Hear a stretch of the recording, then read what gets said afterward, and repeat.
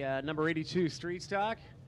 And in the infield there, you can see Patrick Force. We also believe that's one of the Ashford boys and the number 10. We've seen that Street Stock maybe once before, Pete. It's a good-looking car, a new car. Scotty Freed's out there in the 72 Street Stock, of course. You will see a good-looking number 10 Street Stock. I'm trying to find where he is on the track at the moment.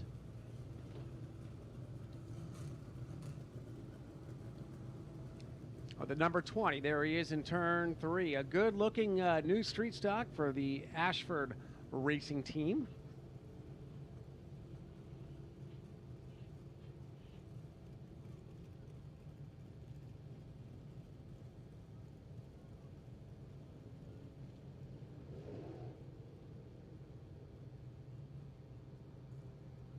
Darren Cox in the 92. In that black Street Stock, making his way on the front stretch. Again, Johnny Carpenter in the 82. Wade Hendrickson in the modifieds has a Toner R10 here tonight. Back with the Rio Brothers R10 tonight. 27 is Frank Venezzi out of Fairfield going down the front straightaway here. Ryan go down, the Ringo's Rocket in the Izzy number 26. Right, of course, he's a 6-time champion here and our defending champ. 7M is Paul Mancini right behind him. That blue number 7M right behind that is the 13T of Anthony Tramontana.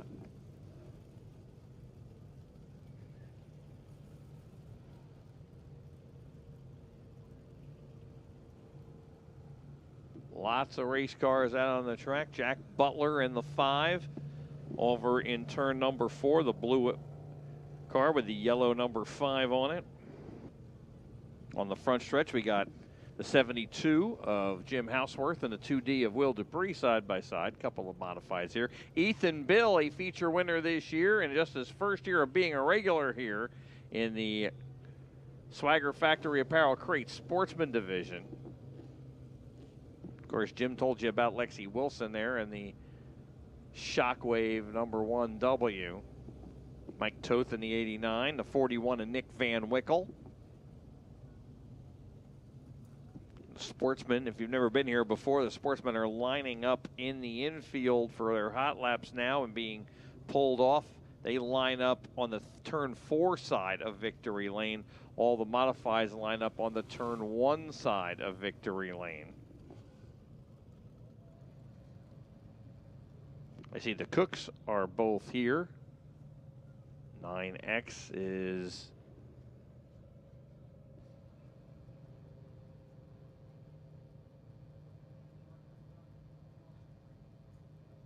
with the 9X and the 28X. 28X is, of course, Zach Cook.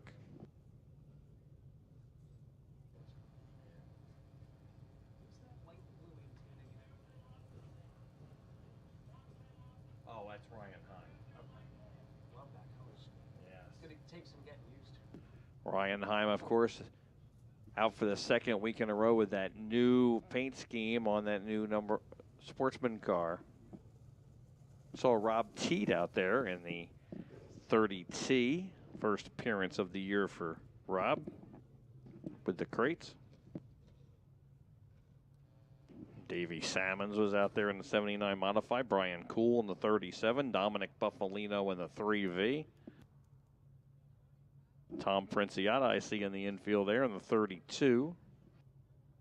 Looking at the modified side, Dakota Kessler in the 449, hidden behind the Victory Lane there behind the trees. You see the front half of the car.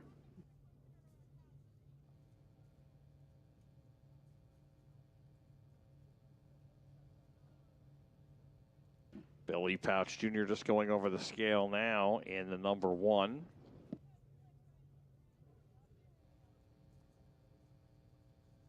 And looks like the 305 Sprint's now going to get pushed off and get heat in their motors. And we'll tell you who's in these as they come by. I do have their lineups. There's 20 of them. They'll run 2 heat races.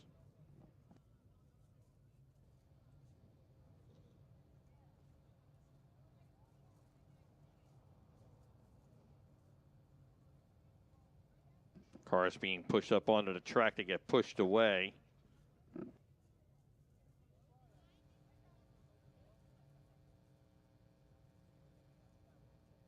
Pushing away the first car, that is the number 45 of Kevin Nagy. Kevin Nagy, he's driven just about every car with a wing on it. He was an SS Sprint star. He has a second on our all-time win list with the SS Sprints here, but also has quite a few sprint car wins.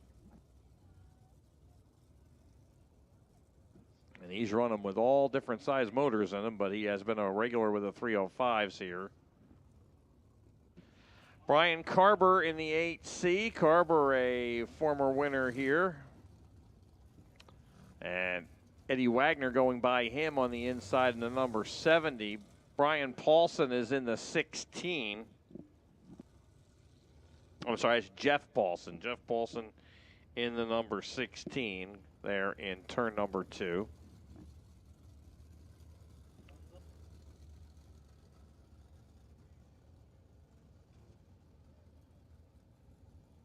Right behind him is the 56T of Andrew Turpin. Here on the front stretch, the 18, of course, is Tim Tanner Jr. TNT. Mark Bittner coming by in the 15, Mr. Twister himself. Dale Eggert on the backstretch in the number 32. Troy Betts going down into turn number 3 in the 22. Betts a winner here last summer. As we go green here for hot laps.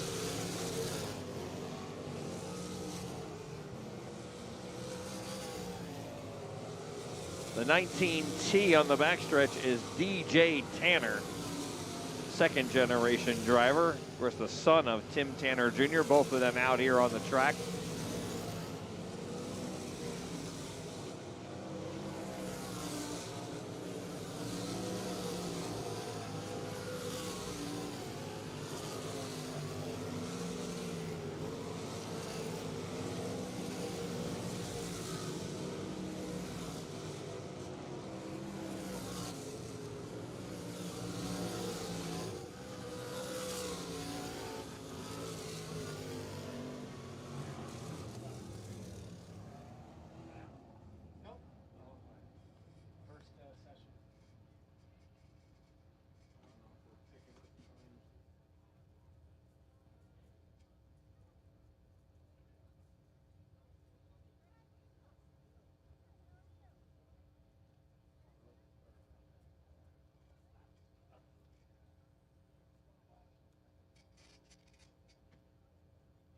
Hot lap session 1 wrapping up. And we'll have one more warm-up session for the Mid-Atlantic 305 sprint cars. Again, 20 of them in the pits. And you will see them start to push in the middle of the backstretch, coming out to the racing surface. We'll try to get you some of the lap times momentarily on our hot lap sessions as soon as we can get that. Here's a very interesting car being pushed off right now, that number 7. Aiden Borden had one of the worst sprint car crashes I've seen in the last 10 years about 2 weeks ago down in Bridgeport. The car was destroyed. 3 cars were completely destroyed in that incident. Aiden walked away, but there was not much left of the car. But somehow, some way, he and his dad and his crew were able to thrash on that machine and get that car rebuilt using the same frame. And he's back with us tonight in the 305 that was trashed just a short time ago. So good to have Aiden Borden back with us. Right behind him, Buddy Schweibens. And whenever we bring the 305s in town, you have to keep your eye on Buddy. he has this unique layout figured out. One of his favorite tracks. He's always fast here, no matter where he starts. He could start in the back, start in the front. But Buddy Schweiben's in the 35 now being pushed off, Pete. Yep, him and Aiden Borden almost simultaneously, and the two cars behind them. First session, Troy Betts had fast time at 16.139. Brian Carver second fastest at 16.169. Jeff Paulson at 16.214. Tim Tanner Jr. 16.287. And Dale Eggert had fifth fastest at 16.319. Mark Bittner sixth, 16.437. Cars going around here. Of course, the 7 is Aiden Borden, the 35 of Buddy Schweiben's, as Jim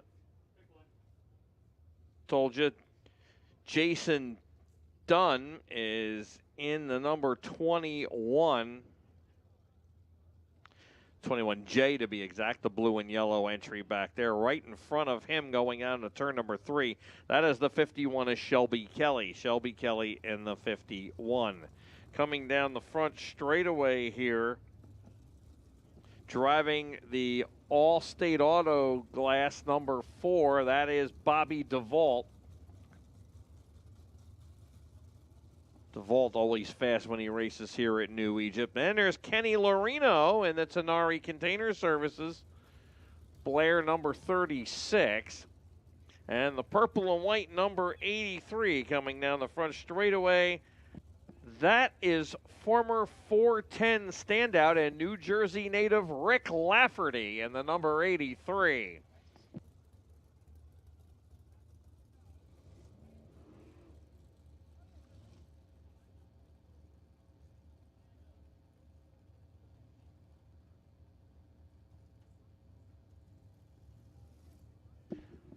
The 24 on the backstretch, of course, that's the Hagenbottom Racing, Belmont's Garage. WDB Construction number 24 of Jared Kreider. Jared Kreider on the backstretch. When Lafferty's away from you on the backstretch part of the track, that is a plain purple wing. He does have the 83 on the right side when he comes down the front straightaway. Another car being pushed off back there, that is Mark Connolly in the 19C.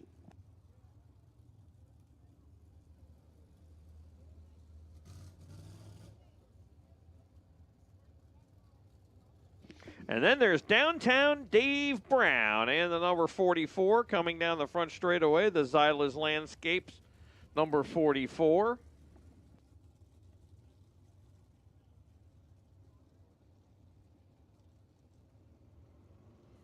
Dave Brown, another one who is always fast here at New Egypt Speedway. As a matter of fact, a win this year back on April 6th.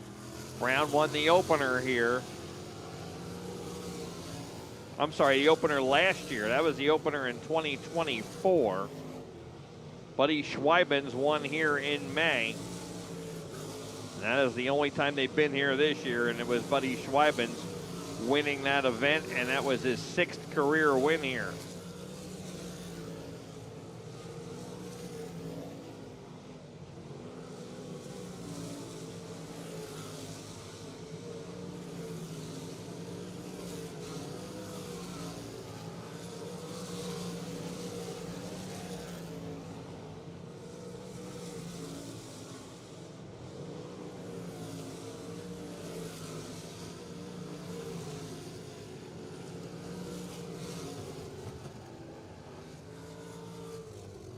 So, checkered flag coming out as the cars will head back to the pits. Give you an idea of some of those sprint drivers. Mark Bittner, second on our all-time win list with 9 career wins. Brian Carver and Buddy Schweiben's are tied with 6, fourth on our all-time win list. Dave Brown has 5 career wins. Bobby DeVault out there, that number 4, has 4, as does Tim Tanner Jr. in the 18. Kevin Nagy with 2 career wins here. And that number 45. As you can see, a very stout field. Eddie Wagner with 1 career win, and he was in the number 70. Aiden Borden out there, and he has one career win as well, and so does Troy Betts in the 22. So probably about 9 or 10 drivers with career wins here at New Egypt Speedway out of their 20 that are here. Nick Van Wickle led out the Swagger Factory Apparel Crate Sportsman for the first hot lap session. He's in the number 41 on the backstretch. Right behind him, the 3WP of Will Protinick. The 17 is Dan Fleming. The 88 is Glenn McIntyre. Dylan Morris is in the 34.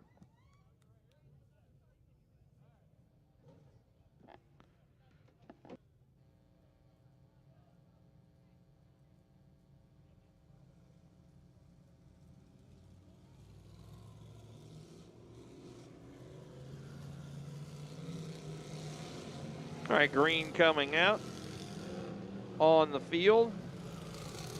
28X is Zach Cook. Pat Walls in the 5W. 72 is Steve Davis, who won here last week. Steve Puglisi is in the 43.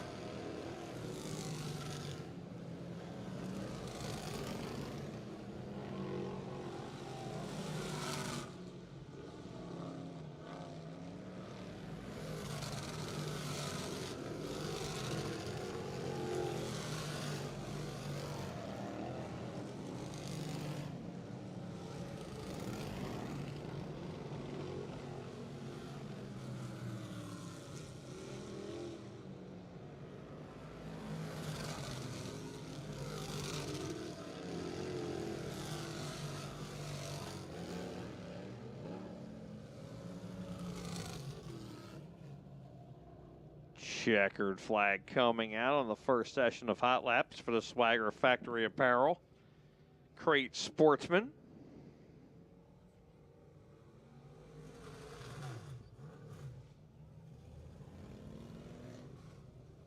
Second session rolling out, led out onto the track by Lexi Wilson in the 1W. She led 21 laps of the 25-lap feature last Saturday night.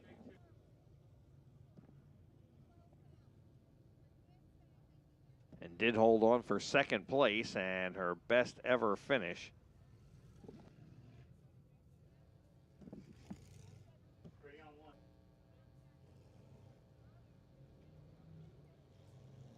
Joe Nappy out there in the 55. The 20 is our defending champ Ryan Simmons coming down the front stretch next to Lexi. Matt Ellery in the 29. John Norcia in the 81. John Scarpati in the S2, Ethan Bill in the 14. James Blewett in the 51. Ryan Heim in the 18. As we go green.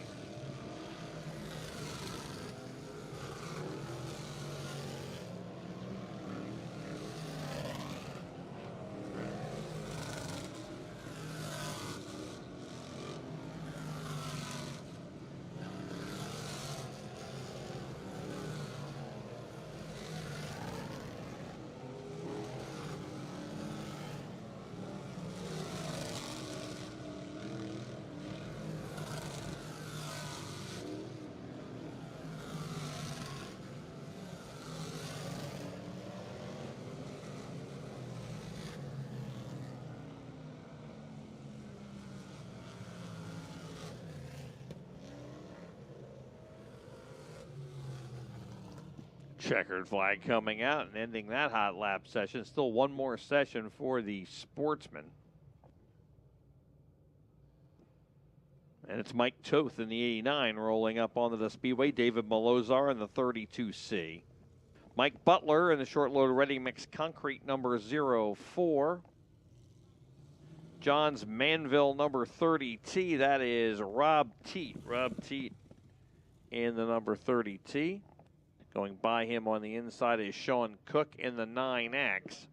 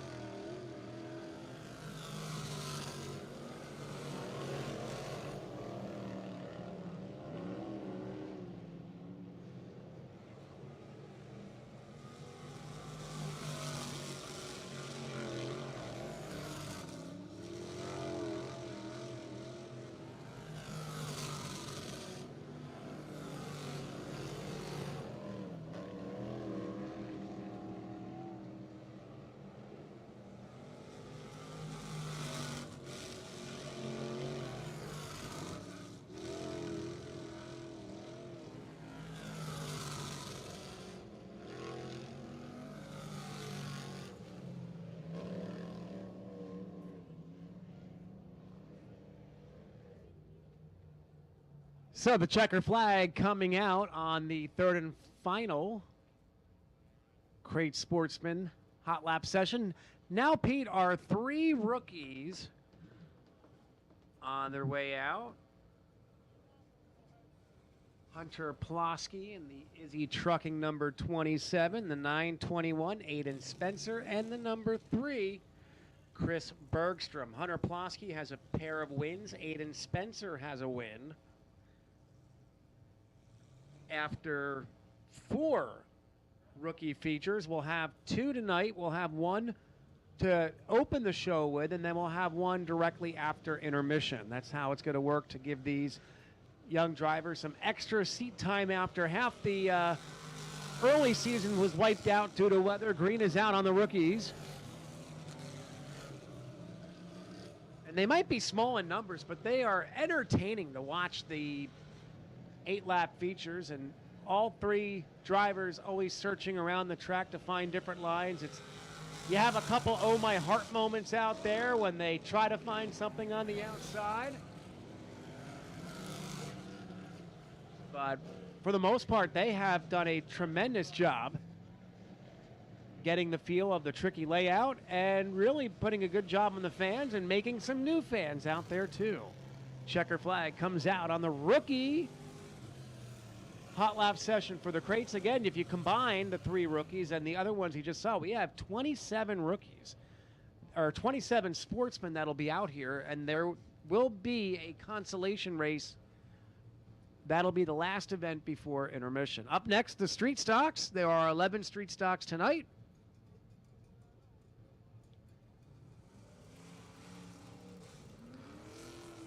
In the number 18, that's Patrick Force, out of Little Egg Harbor Township.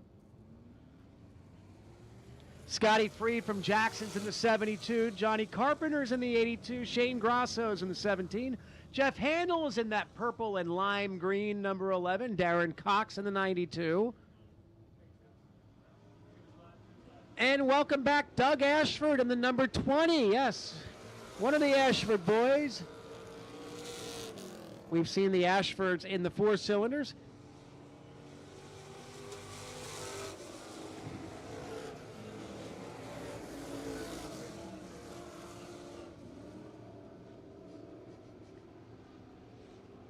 So a couple of cars not making it out for the hot lap session, but you can see who we have on the track at the moment. Other cars in the pits: Brian Ludwig, Chris Allen Sr., Rob Ormsby, Gary Klimchek, all pit side waiting to come out for their heat. So 11 street stocks, pit side tonight as the checker and yellow wave bringing to the end the hot lap session for our street stocks. Fast time, Pat Force fast time.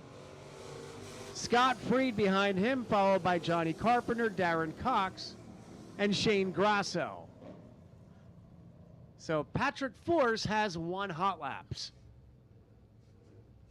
Last but not least, Pete, here come the Mighty Modifieds being led by Ryan Godown. And, of course, last year's champion, he's a 6-time champion here. Ryan Godown is in the number 26. The second car out behind him is the 5J of Joseph Brown. Paul Mancini in the 7M, the blue Mancini Custom Homes number 7M. Will Dupree right behind him in the Spooky Brook Landscape number 2D. Brian Cools in the White House number 37. Then it's the 5 of Jack Butler, the Dave's Equipment Sales number 5. Tom Princiata in the Solarski Racing number 32. Johnny Bangs in the Valco Wheels 323, and also in the Valco Wheels entry, the 928 is Kevin Borden. First of 3 sessions for the Modifieds as the green falls on them.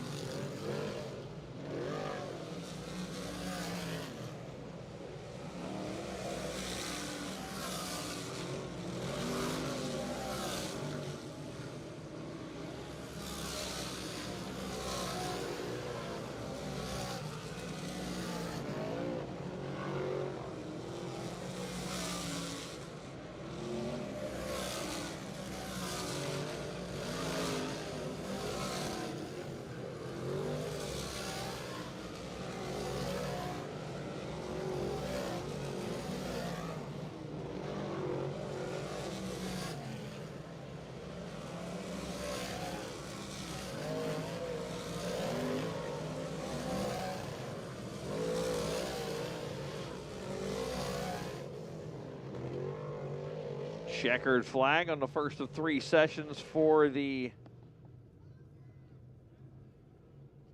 modified. Second set rolling out. And George Garris Jr., first night competing with the modifieds, is the first car out in the Shockwave Racing Technologies, number 92 junior.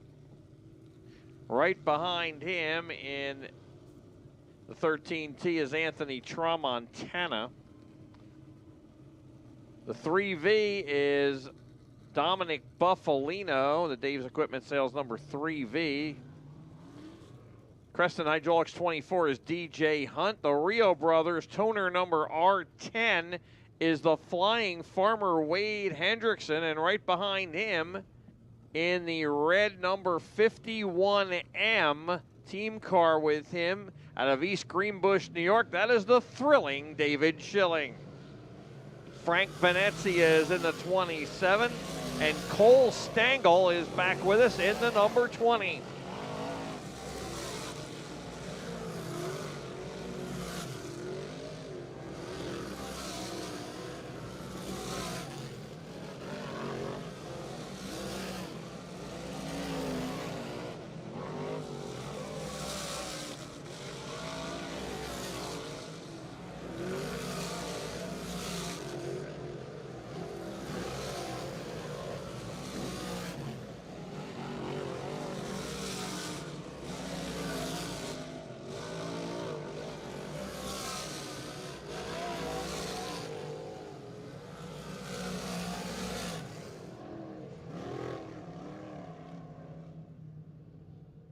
Checkered flag, 2 of 3 in the books. Final session will roll out.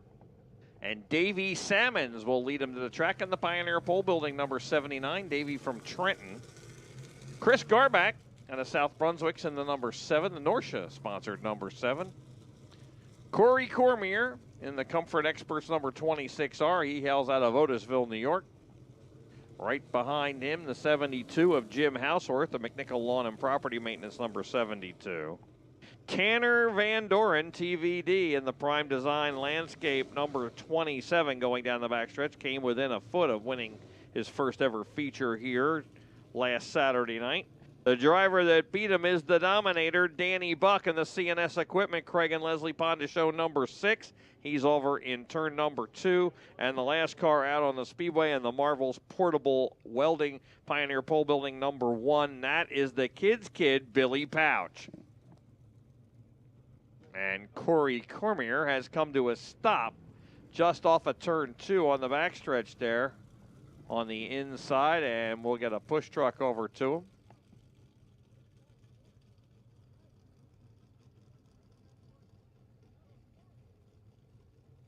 Jim Houseworth, nice looking car this year, that white with the red and black trim, the red numbers.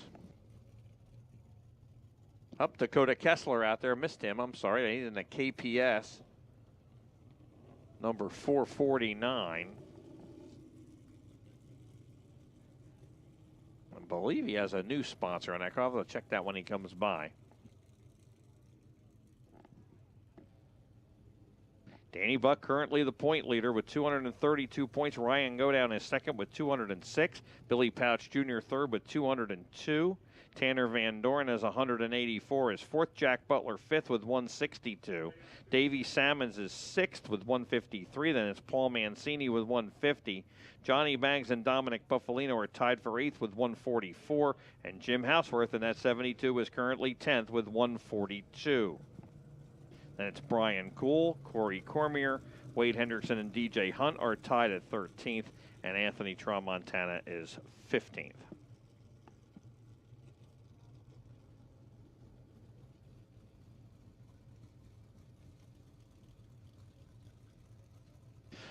Members of the Kids Club, remember your bus will be leaving for the pit area at the conclusion of hot laps, which will be after this session.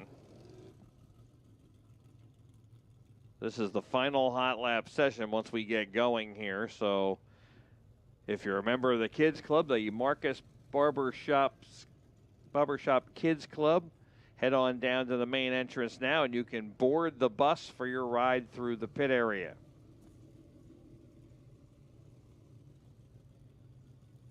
Tough break for Corey Cormier. He doesn't even turn a lap.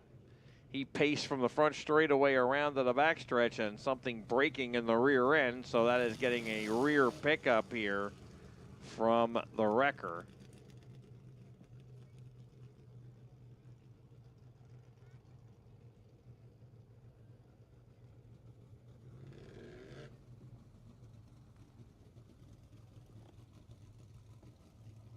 Hopefully Cormier can get that fixed and get back out for his heat race. He is scheduled to start on the pole in heat number 1.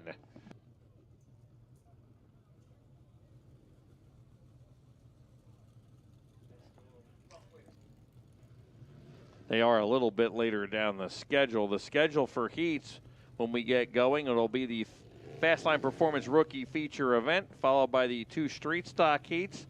The 2 Mass 305 Sprint Car heats will follow that, then the 3 Modified heats, and then the 3 Swagger Factory Apparel Sportsman heats.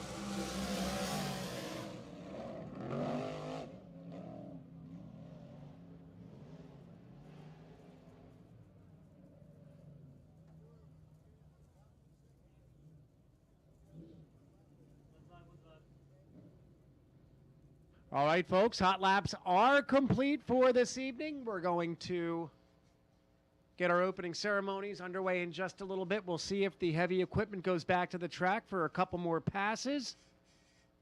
I think I see the boss man himself climbing onto one of the tractors in the infield, so might be a little touch-up before we get underway. We'll see what the track crew wants to do, and we'll check with our officials up in the booth to see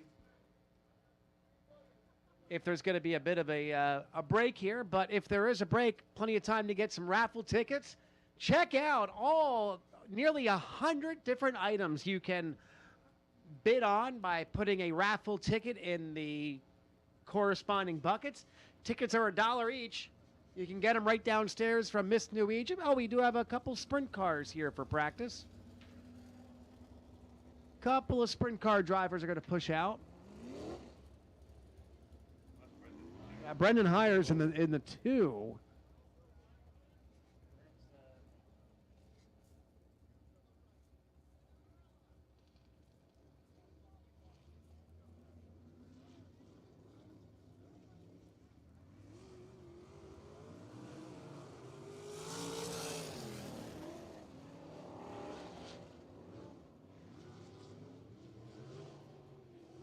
Joey Curley in the 22, the Valco Wheels 22, heading down to turn number 3.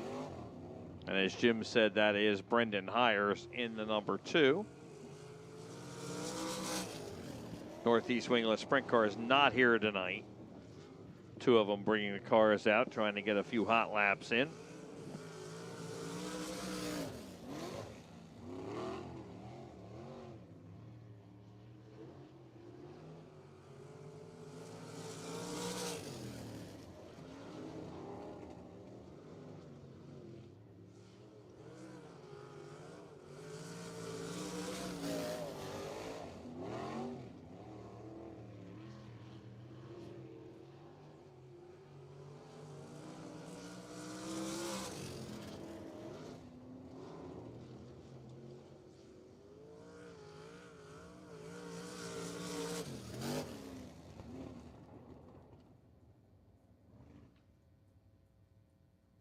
So that will complete our practice sessions. Well, hold on.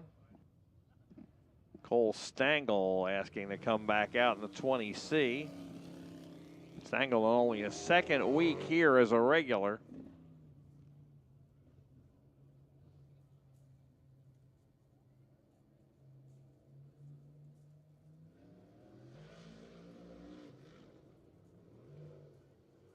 Lights go out and green coming out.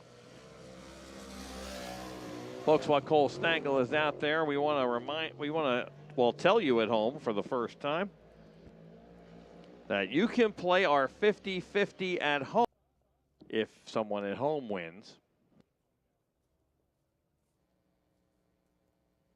And for those of you in the grandstands, they're going to do a quick little track prep here before we get going. As Jim Murdoch will make his way down trackside. But again, people at home watching our free YouTube feed, and you can watch us live every Saturday night, free on YouTube, on our YouTube channel. Make sure you hit that subscribe button. Make us your new best friend. Become our new best friend here. And hitting that subscribe button lets you find it very easily and be able to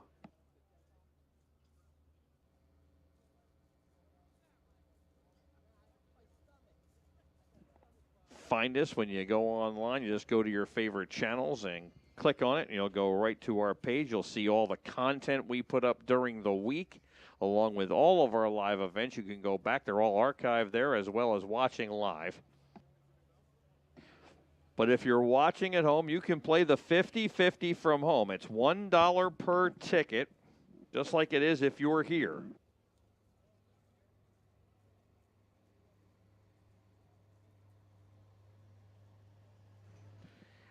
We have two numbers up on the screen, 640-529-5125 and 609-864-7903. You can call either one of those numbers if you want to play the 50-50, and you can use your credit card, PayPal, or Venmo to buy your 50-50 tickets.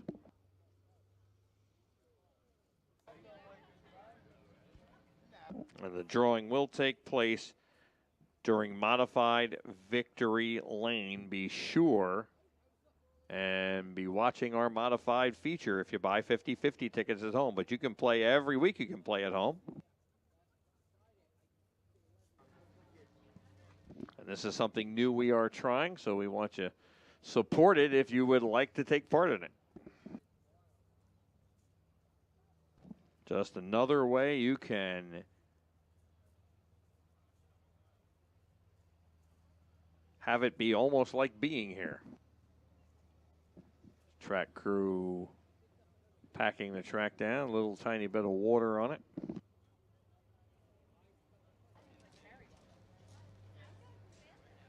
All right, Pete, we're down here at the Christmas in July ticket sales. They are going quickly. So get down here, get your raffle tickets, get your Christmas in July tickets, $1 a piece. Someone's going home with a 65-inch smart TV. Here you go. Start finding what bucket you want to put your items in. I see Kyle Hurley down here. Kyle's helping out. This is a lot of fun, isn't it? Tell us all about how you got involved with the Christmas in July. Well, I'm dating Miss New Egypt, and she needed some help, so here I am. we were off the ticket tonight, but we're here every weekend regardless. We love supporting this track. It supports us, and anything we can do. There's a ton of great stuff here that you can put your tickets in for, and there'll be a lot of happy people come intermission time. And folks, if you're a Kyle Hurley fan, kids, adults, of all ages, get your picture with Kyle Hurley and Miss New Egypt down here. Having a good time. Chris Moore, this is great so far, seeing this turnout down here. I mean, you brought this back. Don't go anywhere. You brought this back. Christmas in July, one of the legendary features about New Egypt. It was a staple Saturday night, trying to bring back those traditions that made New Egypt great. Look at the turnout here. A lot of people still pouring in through the front gates. It's a good night to be a race fan in New Jersey. Yeah, well, hopefully we can, our racers can put on a good show like they have all year, and we can keep them coming back.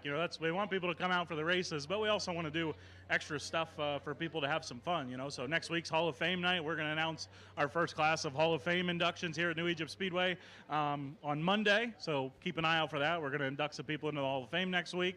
But yeah, Christmas in July, I mean, it's all our racers, and we had some fans donate, but a lot of racers, help out. And really, I'm lucky Allison, right? It's my girlfriend, and she grew up here. She was here when it's in its heyday, so she tells me everything that worked and was good and everything like that. So, yeah, just thanks everybody that helps out, Oliver Communications Group, and they're a big part of everything that goes on here. So, yeah, thanks everybody for coming out, and hopefully you can walk away with some prizes. We're going to try and draw them throughout the night, all 100 of them at one time. We got a lot of gifts here, so throughout the night, Miss New Egypt's going to pull some tickets and send them up to you guys to get drawn. So really so important to keep that entertainment aspect at the racetrack flowing, not just the cars on the track, but there's so much other things to do, and you're really doing a good job behind the scenes, working your tail off in the office, thinking of the creative things to do to get the people back. We're doing the YouTube live stream for free. A lot of interest. People are watching all across the country. They're saying they can't wait to get back here. And now the crowds are really showing up because of events like Christmas in July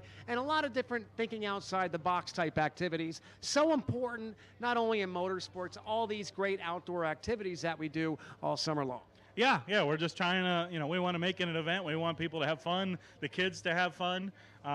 We just want everybody to enjoy themselves, enjoy being at New Egypt Speedway, and then not only that, but tell your friends to come on out and have a good time too. That's we want everybody to enjoy their Saturday nights, and I know the shore is close, but the shore is not for everybody. It's not my favorite place. The shore is full right now. I just came from there. It was a heck of a time trying to get out. The shore is full. Come to New Egypt, right? Exactly. And that's rule number 3 too. You got to bring a first-time fan with you when you come back each week. So it looks like there's a lot of new fans here tonight, so we're gonna have a good time. Yeah, absolutely. Keep them coming.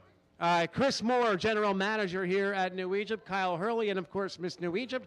Our friends from Dirt Merchant have their little stand set up too, and Buddy Schweibens has his merchandise. We also have other merch from, of course, Billy Pouch Jr. set up along the chain link fence. So get your merchandise, get t-shirts of your favorite drivers, and maybe you can go home with some photos, some toy cars, some great gift baskets. We've even got hanging flowers to give away here, and a couple of modified doors in addition to the 65-inch big smart screen television.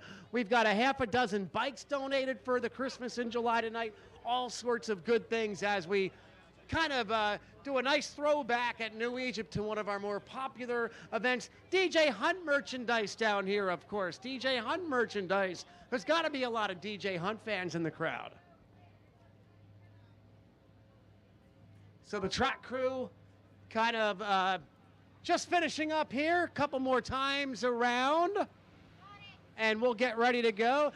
Dina, of course, you work very hard behind the scenes lining up our national anthem singers. You have a special guest tonight too, don't you?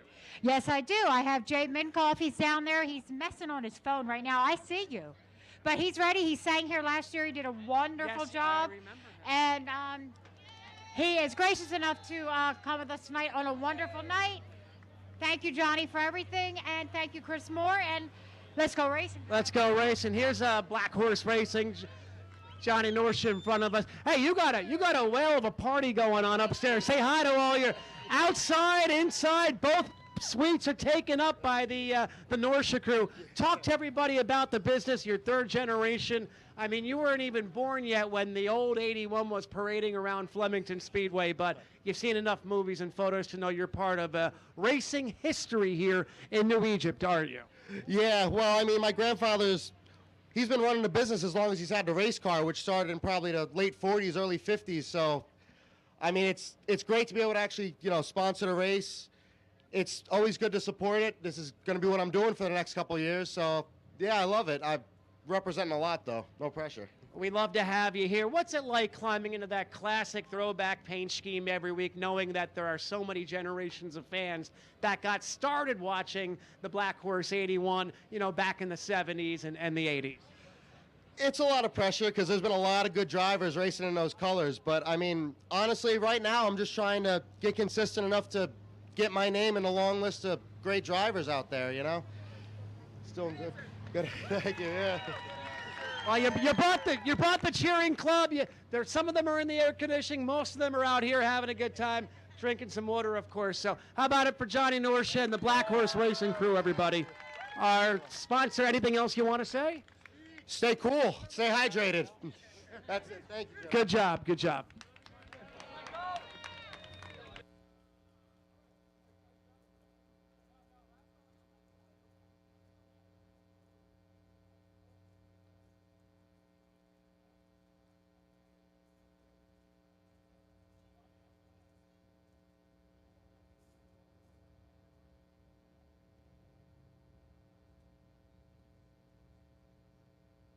Folks, remember New Egypt Speedway has now joined My Race Pass for live timing and scoring throughout the 2025 season. And along with that, they offer lineups and season-long point standings. Go to myracepass.com or download the app to follow along with all your favorite track series and drivers for 2025, including all the action here at the New Egypt Speedway. Upcoming events, remember this Tuesday night is the Short Track Super Series Modifieds Dirty Jersey number 11. 50 laps for the Modifieds. The Short Track Super Series Crate 602 Sportsman South Region will also be here, and the Four Cylinders will be here to put a show on for you as well. That is this Tuesday night, just 4 days away. Actually, 3 days away. And then next Saturday will be Hall of Fame night presented by Training Tales. That is Saturday, July 12th. And the inaugural New Egypt Speedway Hall of Fame class, which will be announced to the public on Monday. Tune in to our Instagram, Facebook, Twitter, and our website at newegyptspeedway.net on Monday to hear who the drivers will be that will be inducted first in the inaugural New Egypt Speedway Hall of Fame class going in on Hall of Fame night here next Saturday, 1 week from tonight. And, of course, 2 weeks from tonight is the Mr. Crate Classic and the return of the URC 360 sprint cars. URC Sprints will be on hand along with the Swagger Factory Apparel Crate Sportsman, the XTP Street Stocks, the Northeast England Sprint Cars, the Vintage Cars, and the Four Cylinders. We'll have everything running but modifieds, but the URC Sprints will take their place as they will headline along with the Mr. Crate Classic for the Swagger Factory Apparel Sportsman.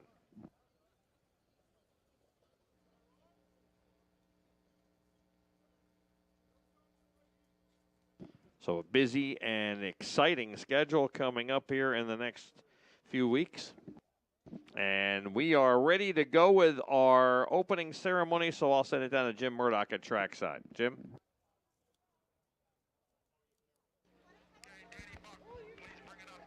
Well, thank you very much, Pete Wortman. Good crowd on hand tonight under some beautiful sunny skies. So we are about ready to kick off Christmas in July night, brought to you by the Black Horse Racing Gang. If you would please, if you're able to, please stand. And if you could remove your headgear as well. Just before we get underway, we had a scary incident last week, and a lot of people witnessed it, and we're happy to say that Penny Dunn has posted on Facebook.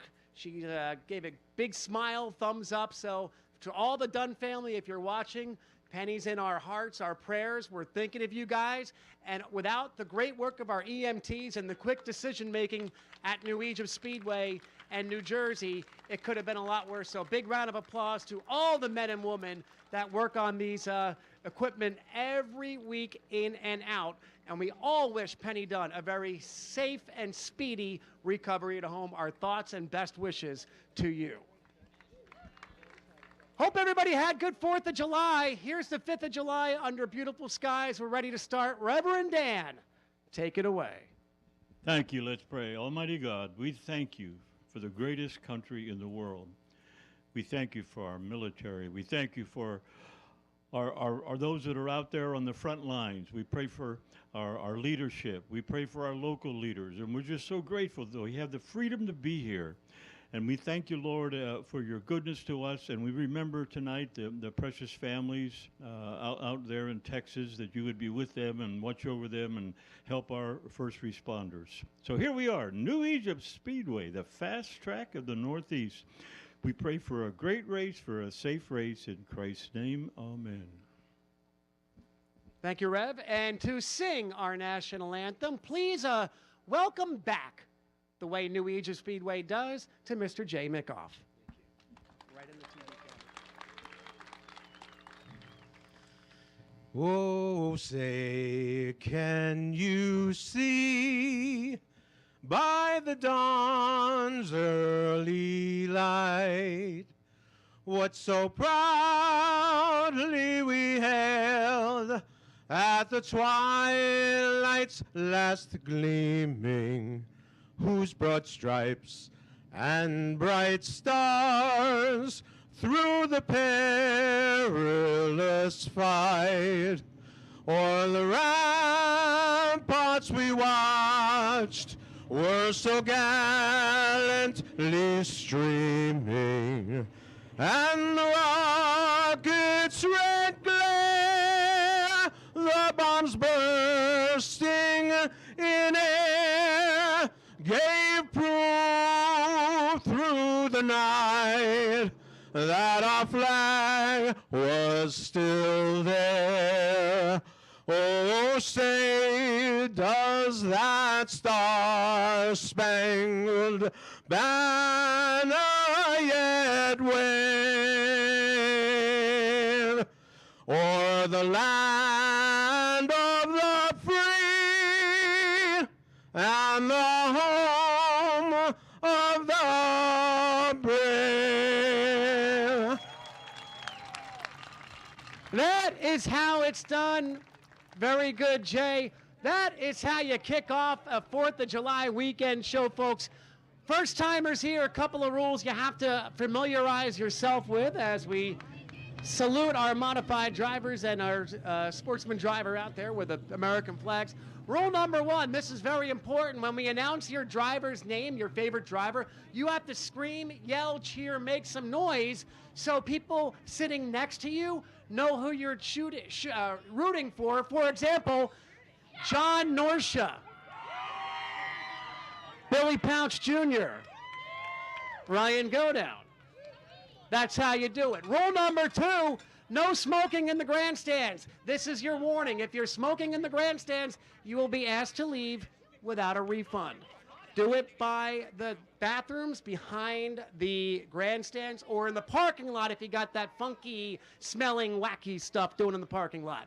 Rule number 3, when you come back next week, bring a first-time race fan with you. We want to pack these stands each and every week because without your support, we wouldn't exist. So thanks, guys. Those are the rules. Now we have a lineup for the first rookie feature of the night. For that, we go topside to the voice of the New Egypt Speedway, Pistol Pete Wortman. Pete, take it away. Thanks a lot, Jim, and we want to thank our 2 drivers, modified driver Danny Buck, the winner the last time we raced, and the driver of the 72, sportsman driver Steve Davis, the winner the last time we raced as well. Both of them carrying the country's colors here on 4th of July weekend during a playing of our national anthem, and a great rendition of that as well. Folks, a little twist on the 50-50 tonight. We are having the competition between 2 drivers, and the 2 drivers are Billy Pouch Jr. and Ryan Godown. So the difference is that they will come out later, and we'll explain that, and we'll sell them. However, our 2 50-50 girls are wearing the shirts. One is wearing a Billy Pouch shirt. One is wearing a Ryan Godown shirt. So if you want to vote and try to win an extra prize here tonight, buy from the driver you want, buy from both of them. The driver that has the most tickets sold, we will draw an extra winner before the 50-50, And you'll still be in the running for the 50-50. And last week it was 2 passes. This week it's going to be a signed 8x10 framed picture of that driver.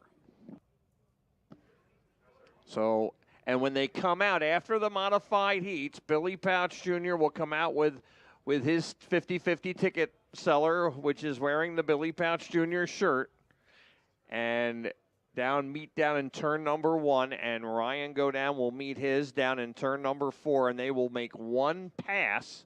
We ask everybody to stay in their seats during the Sportsman heats and wave to them and get them up and buy tickets from them to try to get them to be the winning ticket. And they'll make one pass down the grandstand going opposite directions, so you'll have a chance to talk and buy tickets from both of them. And that's how we're going to work it tonight. But you can support and get those tickets, try to make them win by buying from the proper ticket seller. I see the ticket seller in front of me has the Billy Pouch Jr. shirt on, has purple and yellow tickets. There is another ticket seller with a Ryan Godown shirt on. So a little new twist on it. That way you can support and buy tickets from that driver all night long, whether you buy them from him in person or not. And once again, the one with the most tickets, we will pick an extra ticket out of there. You'll still be in the 50-50 drawing, and you can win a autographed, signed 8x10 framed picture of that driver. All right, rookies are on the Speedway. We are waiting for one, it looks like. I don't see the third one out here. And that would be the pole sitter, Chris Bergstrom, out of Southampton in the number 3. He will start on the pole. Lining up alongside of him will be the number 27 of Hunter Plosky. Hunter Plosky in the Flemington Department Store, Izzy Trucking and Rigging, number 27. And starting third and last on the field in the Shockwave Racing Technology, number 921 is Aiden Spencer. Aiden Spencer in the 921. Spencer and Plosky are tied for the point lead coming into this event. They will have 2 features tonight. They will be the first race after intermission.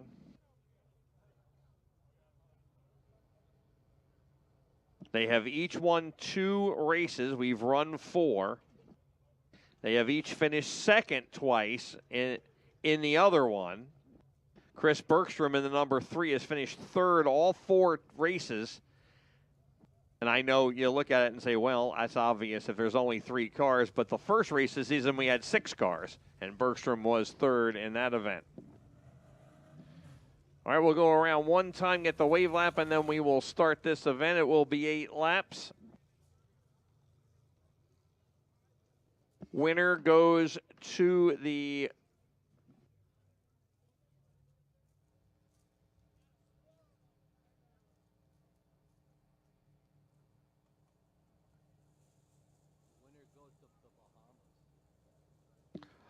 all these rookies are entered into, these 3 rookies, into the Sportsman heats at the back of the field to get more track time. Now they get a free bumper sticker.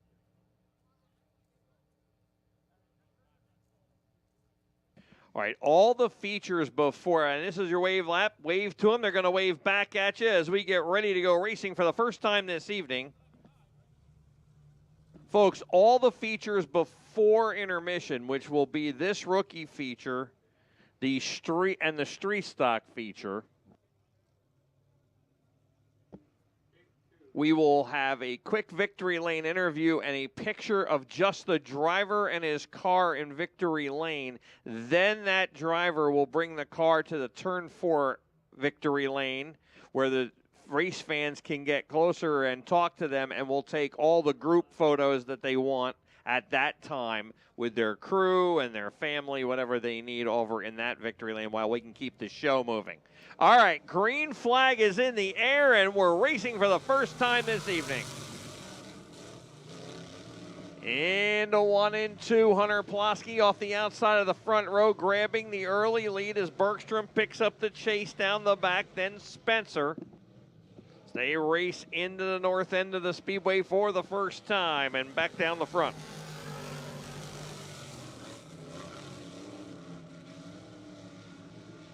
One lap quickly in the books, working lap number 2. Hunter Plosky by about 8 car lengths over Bergstrom and Spencer, who are nose to tail. And for that second position, as Bergstrom trying to hold him off, gets up a little high, but shuts the door on Spencer down the front straightaway. Hunter Plosky rim riding the top groove here so far. Track in excellent condition in the early going. It was a little dry and hot lap, so they fixed that. Of course, that sun always does that as they work into turn number 1. Spencer looks again under Bergstrom. He's all over Bergstrom. That's the battle on the track as Plosky has opened up about a half a straightaway or a little more on the other two. Halfway already, 4 down and 4 to go.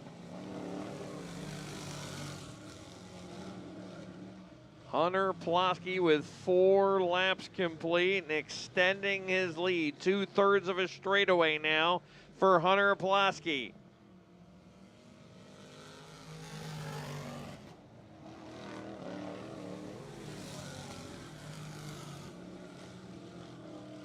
Plosky working down the back here on lap number 6, 2 to go this time by.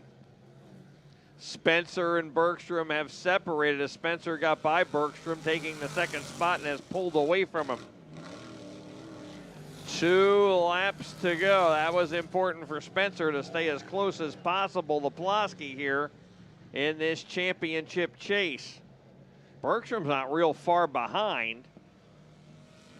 As the white flag waves on the field, Hunter Plosky by almost a full straightaway now over Aiden Spencer. Double checkered flags in the air, and Hunter Plosky is going to win your first Fastline Performance Rookie feature of the evening. Takes the checkered flag as Hunter Plosky takes the win over Aiden Spencer in the 9:21 and the 3 of Chris Bergstrom. And Jim Murdoch will make his way down to get a quick interview. We'll take a picture with the driver in his car, and then everybody, his fans and family, and anybody else who wants to see him and talk to him can meet him down in the turn 4 victory lane. The car will be brought out and put onto that pad down there for pictures and interacting with the crowd.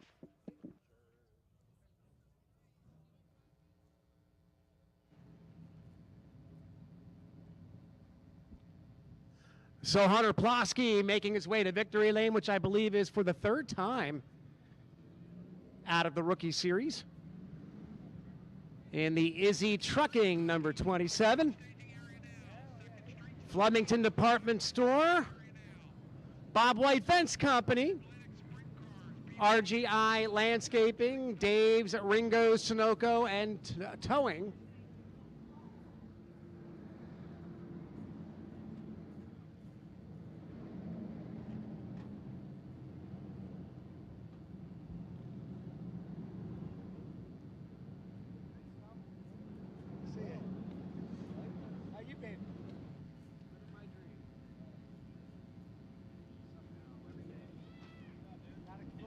Getting the belts off, the helmets off.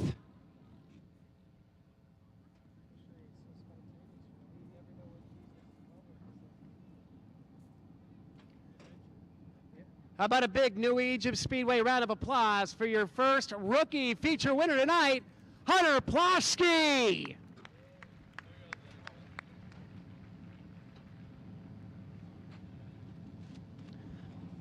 Hunter, I don't know if that was easy or not, but you got the lead out of the first pair of corners out there, and then it was you set sail and you led all 8 laps. Maybe like a hot lap session for the car, feeling things out. You're going to try it in the feature too a little bit later? Yeah, the car felt really good. The track's got some bite. I'm hoping, for the second rookie feature we'll do well, and even with the Sportsman feature. All right, we'll let you get your picture taken and get ready. because you have a lot of racing coming up. One more time, Hunter Plosky, feature number 1 for the rookies, finds victory lane for the 3rd time this year. We'll head upstairs and we'll give you the starting lineups for the pair of street stock heat races.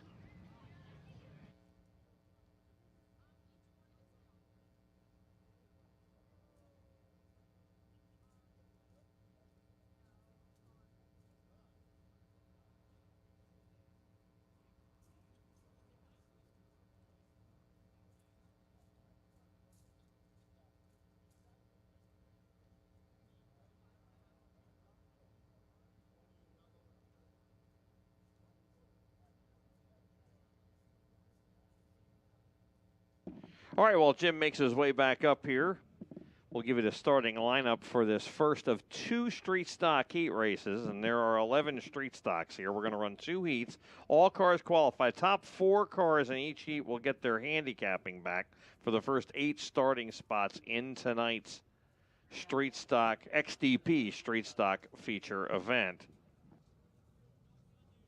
And actually, Jim's here, so I'm going to let him do it.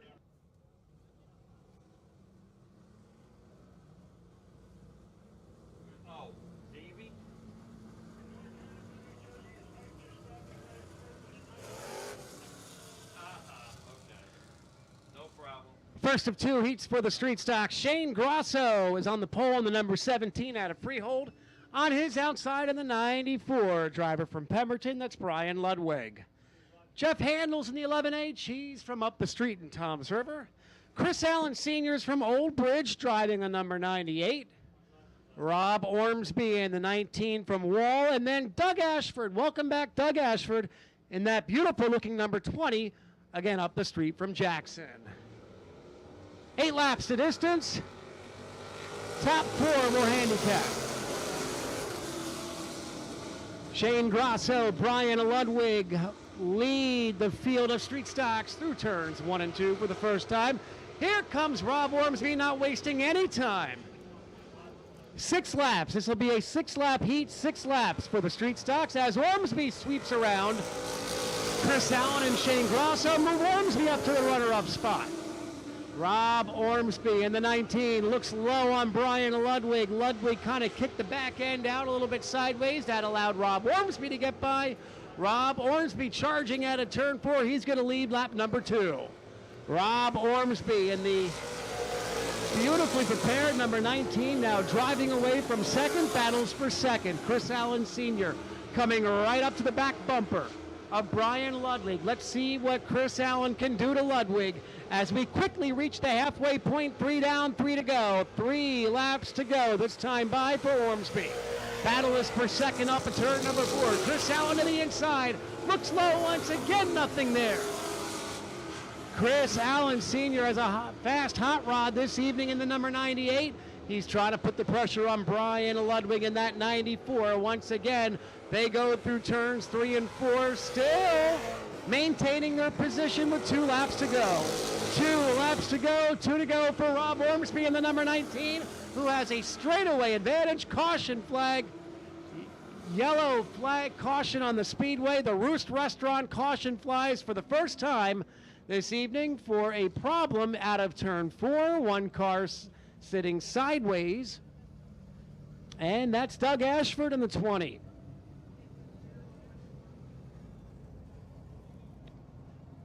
So Doug Ashford getting tripped up a little bit at the exit of turn 4 in that number 20 street stock. He turns it around. He will rejoin the field. Again, Roost Restaurant, the sponsor of our yellow flag. Don't forget, right up the street from the racetrack, bring your wristbands. The first domestic draft beer is on them. A great deal at the Roost Restaurant. So we will double them up, of course, as we like to tell the folks about our operating procedures. All restarts in the qualifying races are double file until the end, and then when we hit the features, they are single file with 5 laps and under to go.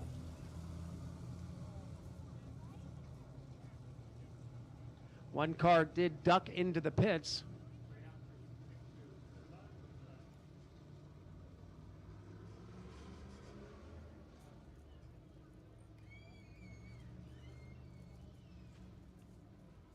Shane Grosso bringing that number 17 into the pits. Do not know what's amiss on that automobile, but we'll see if he can rejoin the pack as they come out of turn 4. This will be a green-white checker finish for Street Stock Heat number 1. Chris Allen Sr. to the inside of Brian Ludwig. That battle continues like it has throughout most of this Heat event. This time by Rob Ormsby. We'll see the white flag. 1 lap to go for Ormsby. Side by side, fender to fender for second position. They slide through turns 1 and 2. This is for bragging rights, and bragging rights only for the runner-up spot, because the top 4 will get their handicap back. Out of turn 4, Rob Ormsby will take the Heat win. Behind them, it's a drag race out of 4. Second place going to I don't know. A photo finish for second. The transponders have Brian Ludwig by a whisker. How about that for a runner-up spot? That means absolutely nothing in the long run. Again, bragging rights in the street stocks there. Good racing. Rob Ormsby picking up Heat number 1. And Brian Ludwig, that runner-up spot in a spirited battle, all 8 laps. Heat number 2 of the street stocks now rolling onto the Speedway surface. In the middle of the backstretch, this is the way they'll go to the green flag. On the pole out of Jackson in car number 72, that's Scotty Freed. Scotty Freed in the 72. On his outside from Little Egg Harbor Township, feature winner this year in 2025, driver number 18, that's Patrick Force, Pat Force in the 18. Row number 2 on the inside, in the number 11 from Chatsworth, that's Gary Klimchek. Gary Klimchek in the number 11. On his outside from up the street in Howell in the black and silver number 92, that's Darren Cox. Darren Cox, driver of the 92. And rounding out the field, welcome back to Johnny Carpenter in the 82. Again, this will be 6 laps the distance. We will go green next time by. Lights are out, field will double up, and we'll get ready for the second and final Street Stock Heat event before their 15-lap feature before intermission. Scotty Freed and Pat Force, row number 1, Klimchek and Cox, and Johnny Carpenter, the 5 cars in this heat race. Green flag comes in the air. Patrick Force, with a good head of steam on the outside, leads the pack of street stocks out of turn number 2. Side by side behind them, battle for third. Carpenter's thinking about making it 3 wide. No, he backs out wisely. Darren Cox and Gary Klimchek wheel to wheel off of 4. Cox and Gary Klimchek now are closing in on Scotty Freed. Out of turn 2, it got tight there. Pat Force loves all this battling behind him. He's checking out at the front. A good 4-car battle for that runner-up on back position. Klimchek now sideways with contact with Darren Cox. Klimchek rim riding the outside groove. Here comes Johnny Carpenter down low. Klimchek up high. Scott Freed has some breathing room for a while in that runner-up spot. Darren Cox, the odd man, out in 5th.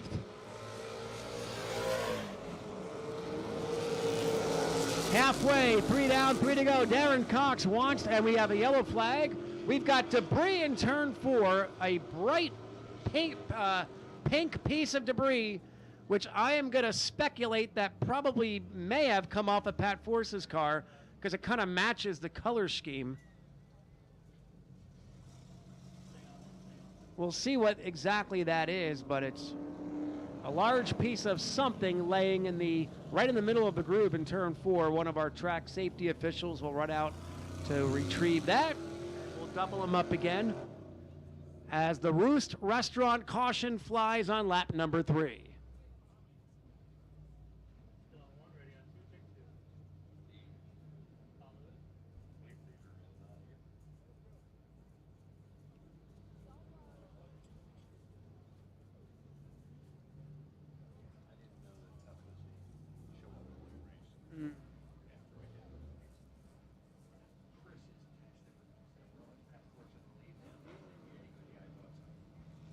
Pat Force, Scotty Freed, Johnny Carpenter, Gary Klimchek, and Darren Cox are back in formation, and we'll go green next time by. We'll finish this street stock heat race.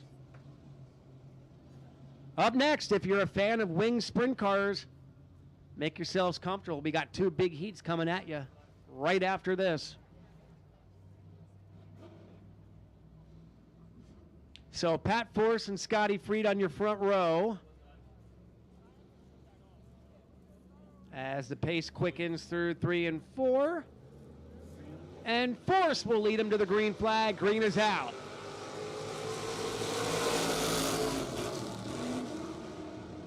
Johnny Carpenter goes to the inside of Scotty Freed. Here comes Klimchek to the outside again, thinking 3 wide. Now it's Klimchek who backs out. This time by, it'll be 2 laps to go. 2 to go for Pat Force in the 18. Battle is for the final handicap spot. That final position, Darren Cox to the inside of Gary Klimchek. There's a battle for second, but that battle for fourth will be very important at the conclusion of this. Who will get their handicap back and who will not? White flag, 1 more trip around the 7/16 mile dirt oval for Pat Force as they're in a pack behind him.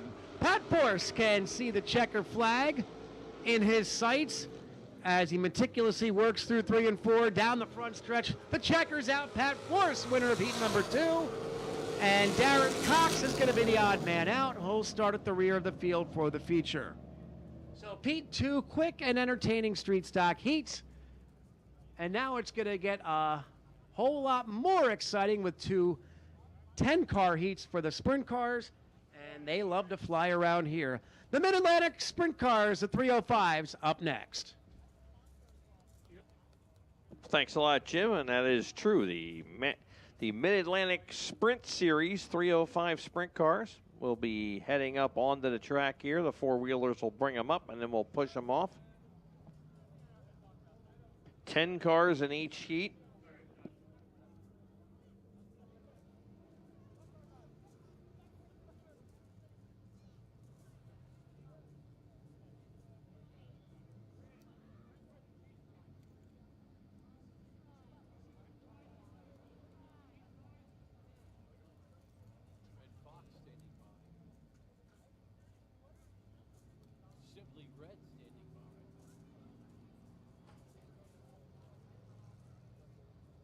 Top 5 out of each of these heat races will redraw for the first 10 starting spots in tonight's Mass 305 sprint car event.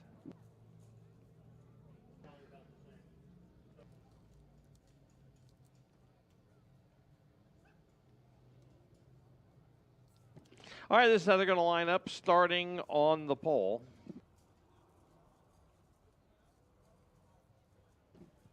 He drives the Betts Garage, number 22. Out of Newark, Delaware, that is Troy Betts. Troy Betts. Betts with 1 career win here, and he's run a lot of races here. And it came last July 27th. And he will line up on the pole. Starting alongside of him, driving the Tenari number 36 is Kenny Lorino. Kenny Lorino in the number 36.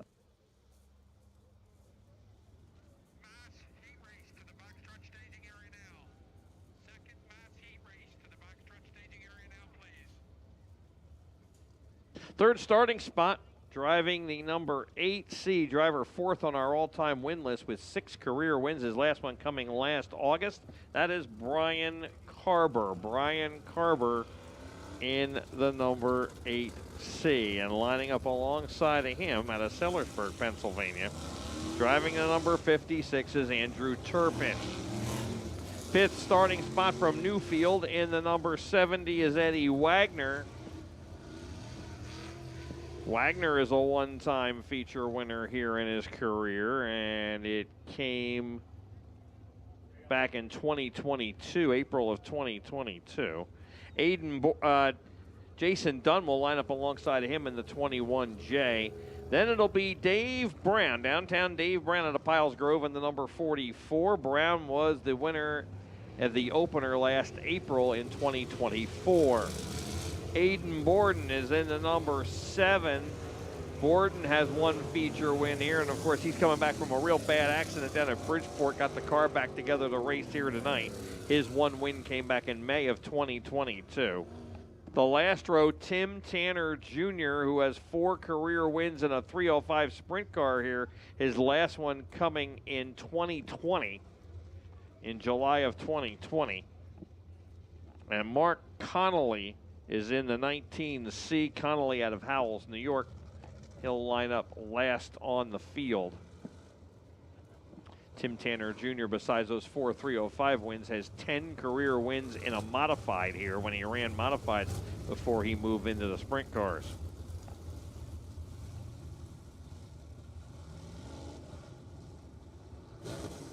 So out of the 10 cars, 6 of them are former feature winners here.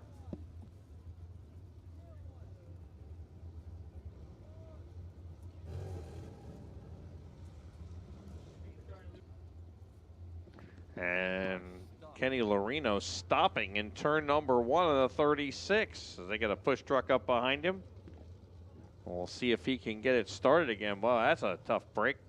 Hopefully just a glitch here and he can restart. Or shall we say start. And Lorino's car fired back up.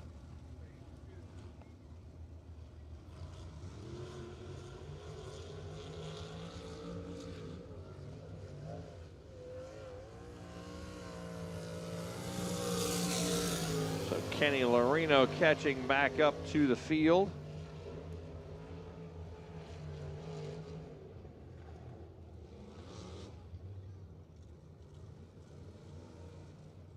So they get the next time by sign, 1 lap to green.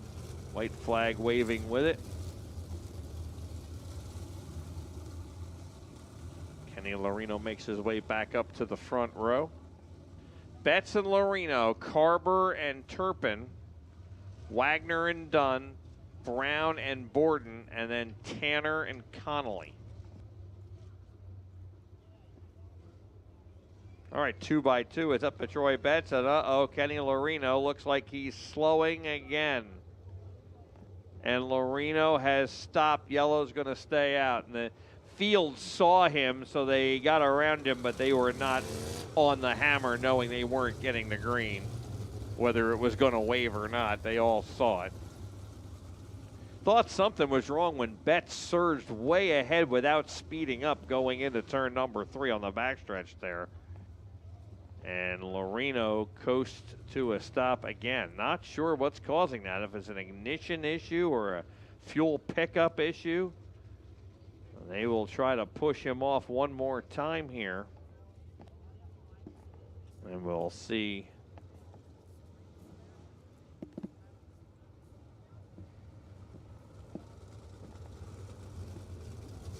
We'll see if he gets his spot back. He is going around the field.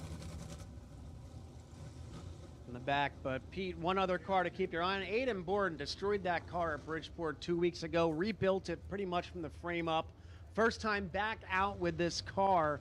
He had a 360 out the other week, but this will be the first time with the 305, and they'll do one more lap, and hopefully Kenny Lorino can keep it lit this time. But yeah, Aiden Borden survived that crash with basically without a scratch. He had some bruises, but besides that, it wasn't too bad considering how that car got turned upside down, backwards, forwards, barrel rolling 20 feet in the air, and that car is put back together. Pretty much a 2-man operation. Aiden and his dad, Ian, thrashed on that for weeks trying to get that ready for tonight. And of course, Ian, a long-time competitor here in numerous divisions.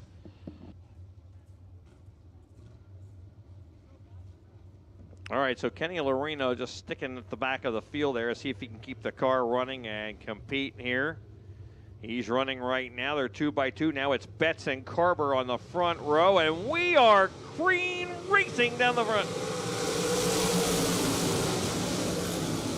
And we're underway as they charge through 1 and 2 for the first time. Down the back, Betts had the lead. Carber charging through on the inside, and Brian Carber will lead him into 3 and 4. Off at turn number 4, Carber's going to lead lap number 1. Dave Brown on the move as Betts is second, Wagner third, Brown up to fourth quickly. Tanner Jr. also on the move. Timmy up to 6 now as they head down the back. Remember, only the top 5 get into the redraw. Back down the front for the second time. Jason Dunn got a little outside there, and it was Aiden Borden getting under him as they race side by side for 7th. Tanner reeling in, Turpin trying to get into the redraw here. Remember, only the top 5 get into that. Carver leads Betts by 3 car lengths as they race through turn number 2. Wagner third with Brown on his back bumper, then Turpin. Turpin is hearing the engine get louder of the 18 of Tanner. Tanner is running them down as they come off a 4. We're halfway, 4 laps complete and 4 to go. Carver by 5 car lengths now over Troy Betts. Carver bringing it back down the front. He continues to stretch his lead just a little each lap. Betts trying very hard to stay with him. Wagner back in the 3rd spot with Brown on his tail tank. Then it's Turpin, and Tanner charged towards Turpin has kind of stopped at 4 car lengths. He can't get any closer at the moment. 2 laps to go, 2 to go. Aiden Borden and Jason Dunn continue to run side by side with Lorino right behind them. Off the corner, Carver getting the white flag down the front. 1 lap to go. Brown all over Wagner. Everybody else is kind of spread out. Final turn, and it's going to be Brian Carver taking the win down the front.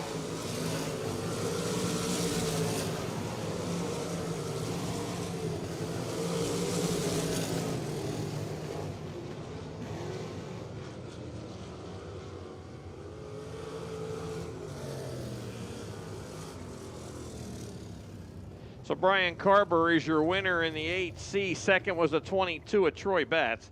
Third, the 70 of Eddie Wagner. Fourth was the 44 of Dave Brown. And finishing 5th, the 56 of Andrew Turpin. That is the 5 cars headed to the redraw. And after the checkered, Kenny Lorino's car shuts off again going down the backstretch. And he is stopped on the inside of the backstretch, but he made it 10 laps before it happened, which is good, and he actually ended up 8th as he got by Aiden Borden there on the final lap, was chasing down Jason Dunn. So 1 of 2 heats is in the books. The second heat getting pushed up onto the Speedway. This is how they will line up while it's quiet. Lining up on the pole out of Tuckahoe, New Jersey. He drives the number 35. He is currently tied for 4th on our all-time win list with Brian Carber. That is Buddy Schweiben. Schweiben's the only winner here this year. They've been here once on May 10th, and Schweiben's was the winner. He has won all 6 of those features from September of 2022 until May of 2025. So in less than 3 years, in 2.5 years, he has posted 6 career wins here. He is very fast. Of course, he's a 2-time champion with these Mass 305 sprint cars. Lining up alongside of him on the front row in the WDB construction, Belmont's Garage, Hagenbottom Racing number 24 is Jared Kreider. Third starting spot out of Ivyland, Pennsylvania, driving the 19T is DJ Tanner. And lining up alongside of DJ, driving that number 4, he hails He has career wins here as well, 4 career wins, but they came between 2011 and 2014. That is the last time he won here was in April of 2014. That is Bobby DeVault in the number 4. He will start 4th. 5th starting spot, former SS Sprint standout here, and he has 2 career wins in the 305 sprint cars. Driving at number 45 is Kevin Nagy. Nagy, a former champion with the 305 sprints as well. And lining up alongside of him, driving the number 16 is Jeff Paulson. Jeff Paulson out of Honey Creek, Pennsylvania. He will start 6th in the number 16. 7th starting position in the number 15, second on our all-time win list with 9 career victories in the 305 sprint cars. Driving the Bittner Automotive number 15, Mr. Twister Mark Bittner. And lining up alongside of Bittner,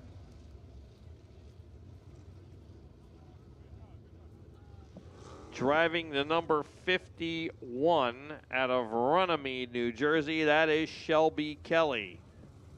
Shelby Kelly in the Chalmings Electric number 51. The last row, the Lee's Emergency Equipment number 32 is Dale Eggert. Eggert in the 32, and starting scratch on the field, driving the number 83, and I believe that's the McVeigh Racing number 83. That is 410 Sprint standout Rick Lafferty.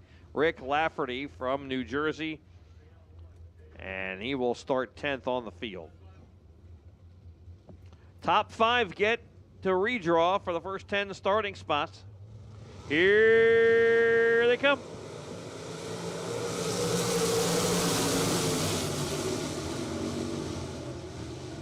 And under green, heat number 2 for the Mass 305 sprint cars. And down the back, it's Buddy Schweibens grabbing the early lead and opening up 5 car lengths quickly on the field as they battle for a second. Whoa, 2 cars get together hard there.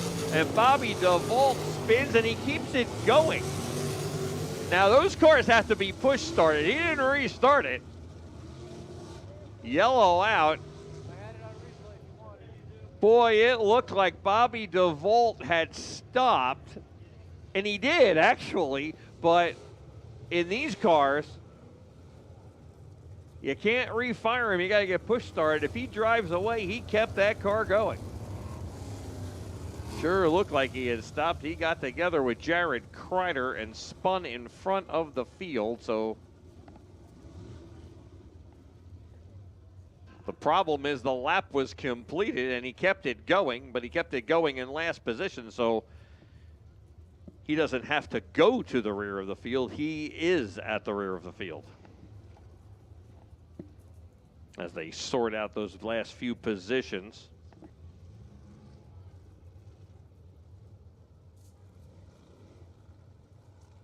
One lap complete. Schweibens and Kreider. Then it's DJ Tanner and Kevin Nagy, and we got 3 cars trying to go for 2 spots here in row number 3.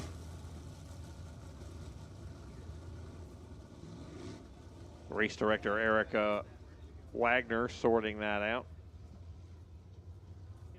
Jeff Paulson is currently 5th with Bittner 6th. Then it's Shelby Kelly and Dale Eggert on row 4, and then Lafferty and DeVault. All right, here they come.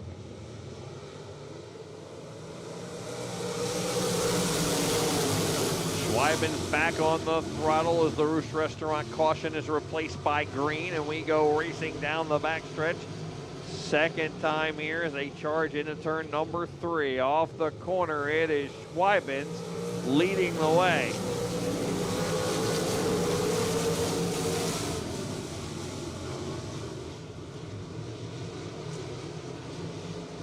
Schweibens running the high side, and he will complete lap 2 down the front. Turns out that they did not count that lap, but DeVault was put to the rear for bringing out the caution flag despite keeping the car going. Off at turn number 4, Schweibens leading the way and opening up almost half a straightaway on Jared Kreider. DJ Tanner in 3rd. Paulson has gotten by Nagy for fourth. Nagy is fifth, and on the bubble for the redraw. DeVault has gone by 3 cars and working on Bittner. He was side by side in turn 2, and he'll pull up alongside of him again. DeVault on a mission here, trying to get back in the top 5. Oh, got a little too far outside on that lap and loses ground to Bittner. Bittner trying to reel Nagy in. Schweibens cruising out in front, almost 3/4 of a straightaway lead for Buddy Schweibens with 5 down and 3 to go. Kreider a distant second all by himself. Then it's DJ, Tanner, Paulson, and Nagy. Then Bittner, DeVault, and Eggert. Lafferty and Kelly at the back in 9th and 10th. 2 laps to go on the field. Schweibens, who is flying high here off of turn number 4. White flag is out for Buddy Schweibens.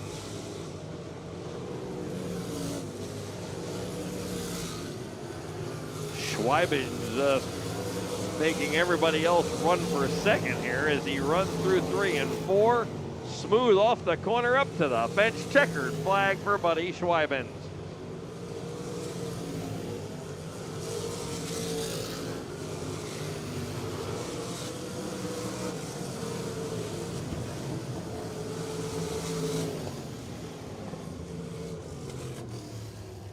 So your winner is the 35 of Buddy Schweibens, second, the 24 of Jared Kreider. The 19T of DJ Tanner was third. Jeff Paulson was fourth in the 16, and Kevin Nagy gets the last redraw spot, finishing fifth in the 45. Folks, you want to get in on the 50-50, but you're not here. You can do it now. You can do it from home. If you're watching on our YouTube Live, you can call the 2 phone numbers on the screen, 640-529-5125 or 609-864-7903. And you can buy your 50-50 tickets. They're $1 each over the phone using Venmo, PayPal, or your credit card. They're $1 each. The drawing for the 50-50 tonight will be in modified Victory Lane. And if you're here at the Speedway, you can compete for another prize because we have 2 ticket sellers. One is wearing a Ryan Godown shirt. The other one's wearing a Billy Pouch shirt. If you buy a ticket from the one who sells the most, then you will have a chance to win both the 50-50 and a separate drawing for a signed 8x10 of that driver framed. And Billy Pouch and Ryan Godown will be out after the modified heats are over to sell themselves with the ticket seller. And we'll just ask it, we'll tell you how that works, but we'll ask you to kind of wave them up, and they'll sell to whoever waves their hands. We just ask that you don't run down and mob them. They will sell to everybody. Just let them walk down the front here and get their sales.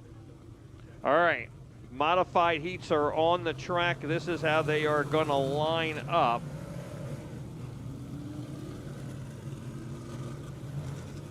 Corey Cormier is scheduled to start on the pole. He got towed off in hot laps, and I do not see him out there. Will Dupree in the 2D scheduled to start outside, so he'll be the pole sitter. Then it'll be Kevin Borden in the 928. The R10, the Rio Brothers R10 of the Flying Farmer Wade Hendrickson. And then it's Brian Cool in the 37. Davey Salmons from North Hanover is in the 79. Ryan Godown in the 26. Tom Princiat in the 32. And the thrilling David Schilling is in the number 51. 8 of the 9 cars making the call. And we're green.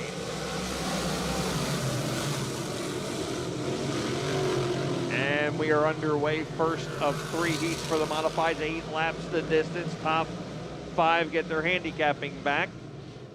They race through 3 and 4. There'll be no consi. All modifieds will qualify as they come down the front. Into 1 and 2, working down the back. Dupree leading the way over Hendrickson. Hendrickson up to second and putting a nose under Dupree, but Dupree will hold him off to complete lap 2. Go down up to third. go down to the third spot. Salmon's fourth. Then Borden holding off Brian Cole, but Cole back underneath them as they head down the back on lap number 3. Cole will get a nose underneath him. That's for the final handicapping spot to start in the first 15 starting spots. Everybody behind that is going to line up outside the top 15 in the feature. Dupree by make it 2.5 car lengths over Hendrickson as Go Down closing in on both of them back in the third spot. Salmons is fourth. Borden continues to run fifth, but only by a car length. Brian Cole again hitting his marks against the inside guardrail. He'll drift back up behind Borden. Schilling behind them, and then Princiato down the front. Hendrickson right on Dupree as he erased the deficit, got alongside. Dupree holds him off. Dupree again going back around him and barely holding him off.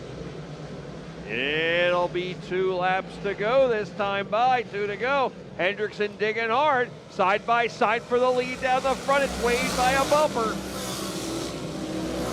Hendrickson nosing ahead at the start-finish line. Dupree shoots the gap between Go Down and Hendrickson to the inside, and Dupree trying to get it back. Will Dupree, a long-time Sportsman competitor for his second season with the modifieds, he grabs the lead back, and Go Down follows him through. Go down on the bottom in second now. Underneath Dupree, Hendrickson was thinking about making it 3 wide. Final 2 turns off at turn 4. Go down on the bottom, and Ryan Go Down will only lead 1 lap, and it's the most important one.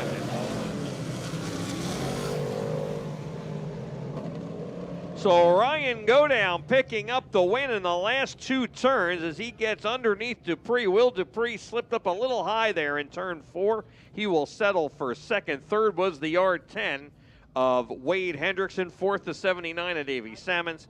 And finishing in the 5th and final handicapping spot, and starting in the first 15 starting spots, will be the 928 of Kevin Borden. So we got 5 cars into that handicapping. This is how they are going to line up in heat number 2 as they roll out onto the Speedway. The Bel Air Transport, number 27 of Fairfield, New Jersey's Frank Venezia will line up on the pole. And starting alongside of Venezia, driving the Norcia, number 7. Of course, Norcia, our sponsor here tonight. They also sponsor this driver. That is Chris Garback. He will start outside the front row in the number 7. Third starting spot. He drives the 5J, the Oliver Communications Group. Number 5J, that is Joe Brown. And lining up alongside of Brown in the Mancini Custom Homes number 7M. Also sponsored by 84 Lumber. That is Paul Mancini out of New Gretna. 5th starting spot, inside row number 3 in the Valco Wheels number 323. That is Johnny Bangs. And lining up alongside of Bangs out of Saraville, driving the Dave's Equipment Sales for Klavichek Racing number 3V. That is Dominic Buffalino. The last row on the inside, driving the Marvels Portable Welding and Heavy Truck Repair number 1. That is the Kid's Kid Billy Pouch out of Frenchtown. And lining up last on the field, only the 2nd week with us, as he has moved over here to New Egypt to make New Egypt his home. Driving the number 20C, that is Cole Stangl. Cole Stangl in the 20C. Stangl had a good run last week in his first time out and starting way in the back. He will start last here as Venezia had an issue on the front straightaway, but gets it fired back up and pulls back up to the front row. 8 cars. Top 5 will get their handicapping back and start in the first 15 starting spots. You finish outside the top 5, you're starting behind the top 15. 6th place finisher in this race will start 17th. 7th place will start 20th, and so on. 25 mods, another nice field of modifieds on hand here tonight. All cars going to the feature. Venezia, it'll be up to him. He's on the front row.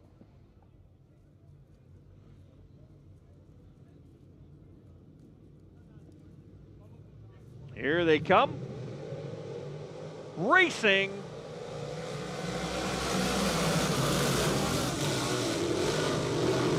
And at turn number 1, working through turn 2 to angle out now and move down the back. Venezia out in front of Joseph Brown, grabbing the second spot. Buffalino along the inside guardrail has pulled the 4th and looking for more. He's inside of Garback. They're side by side. Bangs is 5th. Johnny Bangs making the move up into the top 5. Venezia by 5 car lengths on lap number 2 over Brown. Then it's Buffalino. Here comes Bangs under Garback.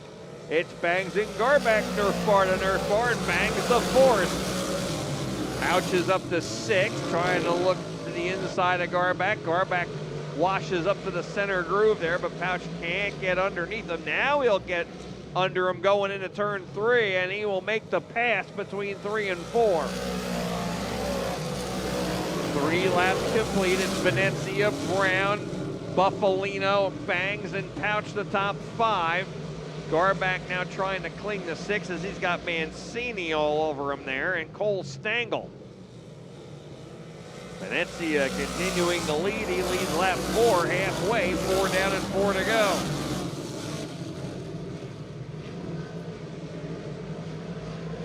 Venezia with a nice lead, about 6 car lengths over Joseph Brown as they head through 3 and 4. Buffalino 3rd, and getting pressure from Bangs as Bangs has caught him.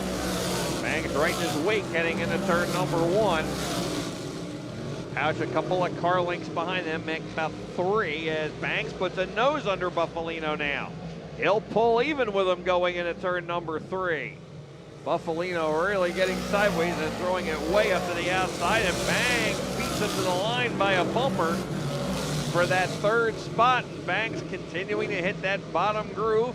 Buffalino back around the outside. Good side-by-side battle going on here. Final 2 laps. White flag is out. 1 lap to go. Bangs and Buffalino side by side. This time Bangs by a wheel. Gets a few more feet on him. Buffalino will try to make the outside work. That's not much of a choice unless he drops back. They head side by side into 3. Venezia is going to win it over Brown down the front. Bangs gets even a better run off of 4, and he'll finish 3rd. Buffalino will be 4th and Pouch 5th as the top 5 pulled away from the other 3 cars there over the final few laps. So your winner is Frank Venezia in the number 27. Second was the 5J of Joe Brown. Third was the 323 of Johnny Bangs. Then there was the 3V of Dominic Buffalino. And finishing in the 5th and final handicap spot, that is the number 1 of Billy Pouch. 2 heats in the books, 1 heat left to go. Once again, 8 cars will go to the grid, and the top 5 will get their handicapping back. And we will go 8 laps. And Hopewell's DJ Hunt, driving the Creston Hydraulics number 24, will line up on the pole here in heat number 3. And starting alongside of him, driving the 13T, the Mancini Custom Homes 13T. He hails from Vineland. That's Anthony Tramontana. 3rd starting spot from Jackson.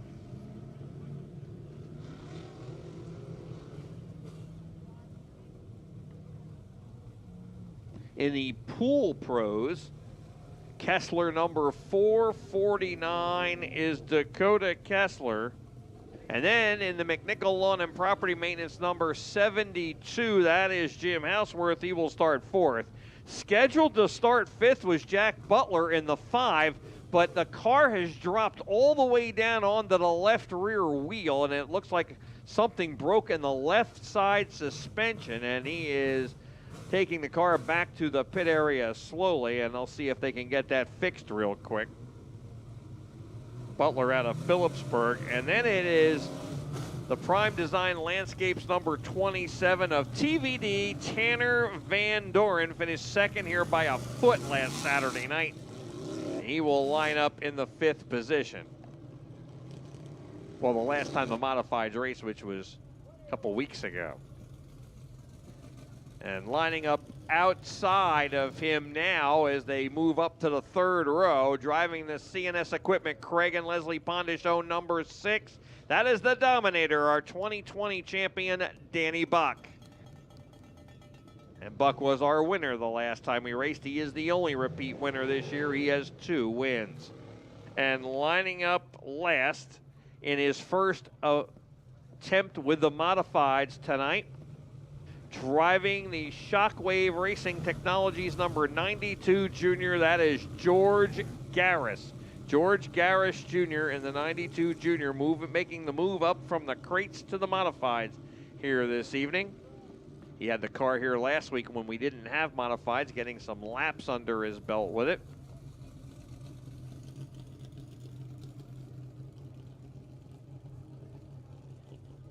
Ryan Godown is tagging way away from the field. That's his short track Super Series car, trying to get a few laps in and see if he can get the setup dialed in for Tuesday night. The Invaders coming in to challenge him as we go green. And we're underway, and Van Doren wastes no time. Van Doren from 5th to 2nd by the time they hit turn 2. Jack Butler makes it out without losing a lap. He is far behind. And he'll hope for a yellow here, and he's going to slow down and stop in turn 2. And the yellow lights are on for Jack Butler.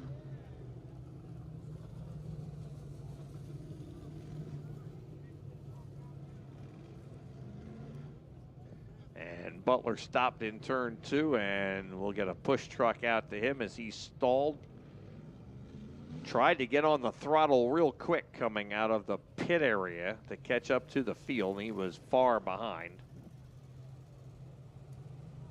A 3 and 4 wide battle behind them. Boy, Danny Buck and Dakota Kessler and Jimmy Hausworth and Tramontano were all there 4 wide, coming off at turn 2, and then the yellow came out. So a lot of different cars to keep your eyes on in this heat race, but I'll be watching that red number 6 back in the pack. He was not afraid to put that car in places that other drivers couldn't do successfully in a heat race. So keep your eye on that number 6 when we go back to green on this double foul restart, Pete.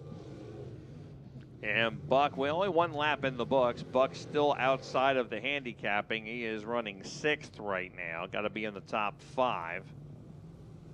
Tanner Van Doren wasted no time as he got down the bottom, charged down the front to the green, got underneath the row in front of him and got them going into 1, and then picked up another spot and went from 5th to 2nd before we had a 1/3 of a lap in. Jack Butler rejoins at the rear. 1 down, 7 to go. DJ Hunt, the leader. TVD alongside of him. It's up to DJ Hunt. Here they come. And we're green. Hunt throws it down in on the bottom there, sliding up to Van Doren. Van Doren all the way out by the fence, side by side. Even going into turn number 3. Great side-by-side battle for the lead. Hunt leading on Van Doren. Van Doren not phased. It's Van Doren by a wheel at the start-finish line. Van Doren on the outside. Hunt down on the inside. Again right up to TVD without touching. Tramontana 3rd. It is Hausworth moving into 4th. And Buck trying to get under Kessler to move into the top 5. Jack Butler right there as well. And George Garris in his first time out has spun in turn 4, and that's going to bring out the yellow with 3 laps complete. Yellow lights are on as Garris will rejoin at the rear. Trying to get the feel of it here. First time out for Garris with the modifieds. Garris, one of the top runners in the crate Sportsman division, making the change of motors and the choice to go modified racing, and he will rejoin at the rear here. Danny Buck still out of the handicapping. Now, if he gets into handicapping, he's probably starting 14th or 15th. If he stays there, he would start 18th. All right, here they come off the corner. Green is out as Hunt again, right alongside of Van Doren. Van Doren gets a great bite. He drives to the bottom, and he will take the lead and open up a couple of car lengths. And now it's Jim Houseworth from 4th, challenging Hunt for 2nd now as he's taken the 3rd spot. And now he's under Hunt and into the 2nd spot. Danny Buck on the chart. Buck down on the bottom and grabbing 4th. We're halfway, 4 down and 4 to go. DJ Hunt going to the high side to try to get around Houseworth. That doesn't work. Danny Buck right on DJ Hunt now as Houseworth chasing after Van Doren. Tramontana on the bubble back there in the 13. He runs in the 5th and final handicapping spot. Van Doren will bring him to 2 to go with a 2-car length lead over Jim Houseworth. Houseworth has stepped up his game here in the 2nd half. Buck down on the bottom of Hunt. Wheel to wheel, side by side, and DJ Hunt gets back around him. Kessler trying to run down Montana to try to get back in the handicapping. Buck down on the bottom of Hunt here at the white flag. Edges ahead of him. They're still side by side. Final time around. Van Doren by 3 car lengths. Oh, Kessler spinning in turn 2. Yellow is out. Yellow out. Hard to finish that lap with him in turn 2 because by the time he got the whole field across, the leaders would be bearing down on him. So we're going to be green and checkered. Hopefully one final restart here in heat number 3 for the modifieds. Tanner Van Doren looking as fast as he did 2 weeks ago.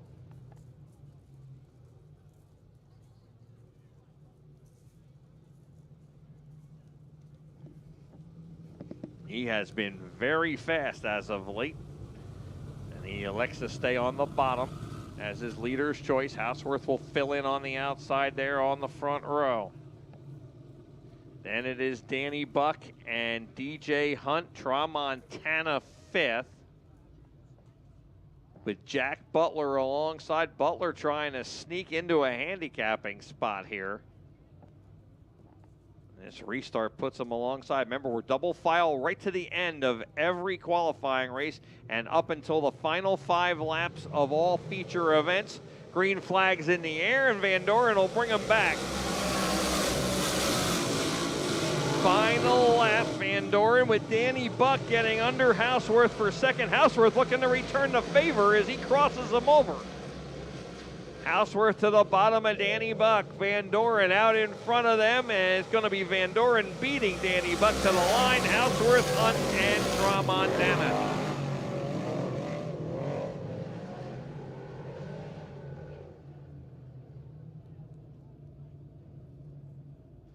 So Tanner Van Doren is your winner in the Prime Design Landscape number 27. He'll take the win in heat number 3. Danny Buck finishes 2nd in the number 6. 3rd was the 72 of Jim Houseworth, finishing 4th at 24 of DJ Hunt. And your 5th and final car headed into the handicapping of the first 15 starting spots will be the 13T of Anthony Tramontana.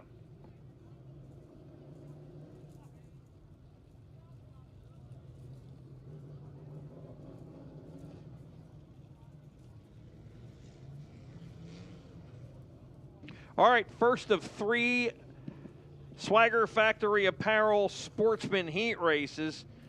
Now we have 27 cars, so it will be 6 to qualify. The top 5 will get their handicapping back. Got to be in the top 6 to qualify, or you're headed to the consolation event. And this is how they'll line up in heat number 1. Starting on the pole in the Spellbound Brewing, number 34 is Dylan Morris. And lining up alongside of Morris in the Flemington Auto Body, number 17 is Dan Fleming. Dan out of Washington, New Jersey. Third starting spot from Hellertown, Pennsylvania in the Elite Pool Services number 89 is Mike Toth.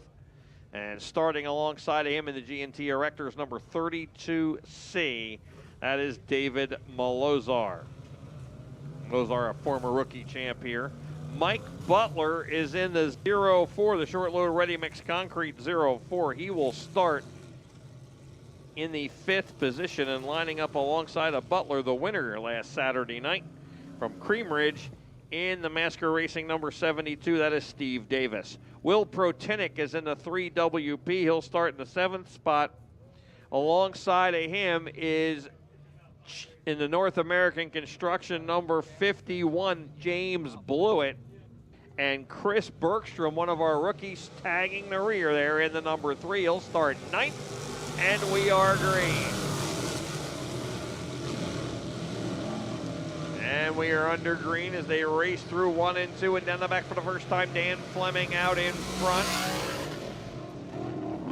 That's Dominic Buffalino getting some hot laps with his short track Super Series car as we are yellow already. Car sideways, that is Will Protinick in turn number 4 in the 3WP. So yellow lights are on with, I believe we got a lap in. We'll see if they count that. The Big Spring Car Wash 126 is Dominic Buffalina. That's his short track Super Series car. And he is looking to get dialed in as well with the short track Super Series invading here Tuesday night, just 3 nights away. Plan on being here. Big night at the New Egypt Speedway. Postponed from 2 weeks ago because of the high temperatures. It'll be warm Tuesday, but it won't be anywhere near what it was 2 weeks ago. But the racing action will be that hot on the Speedway, so be sure and plan to be here as the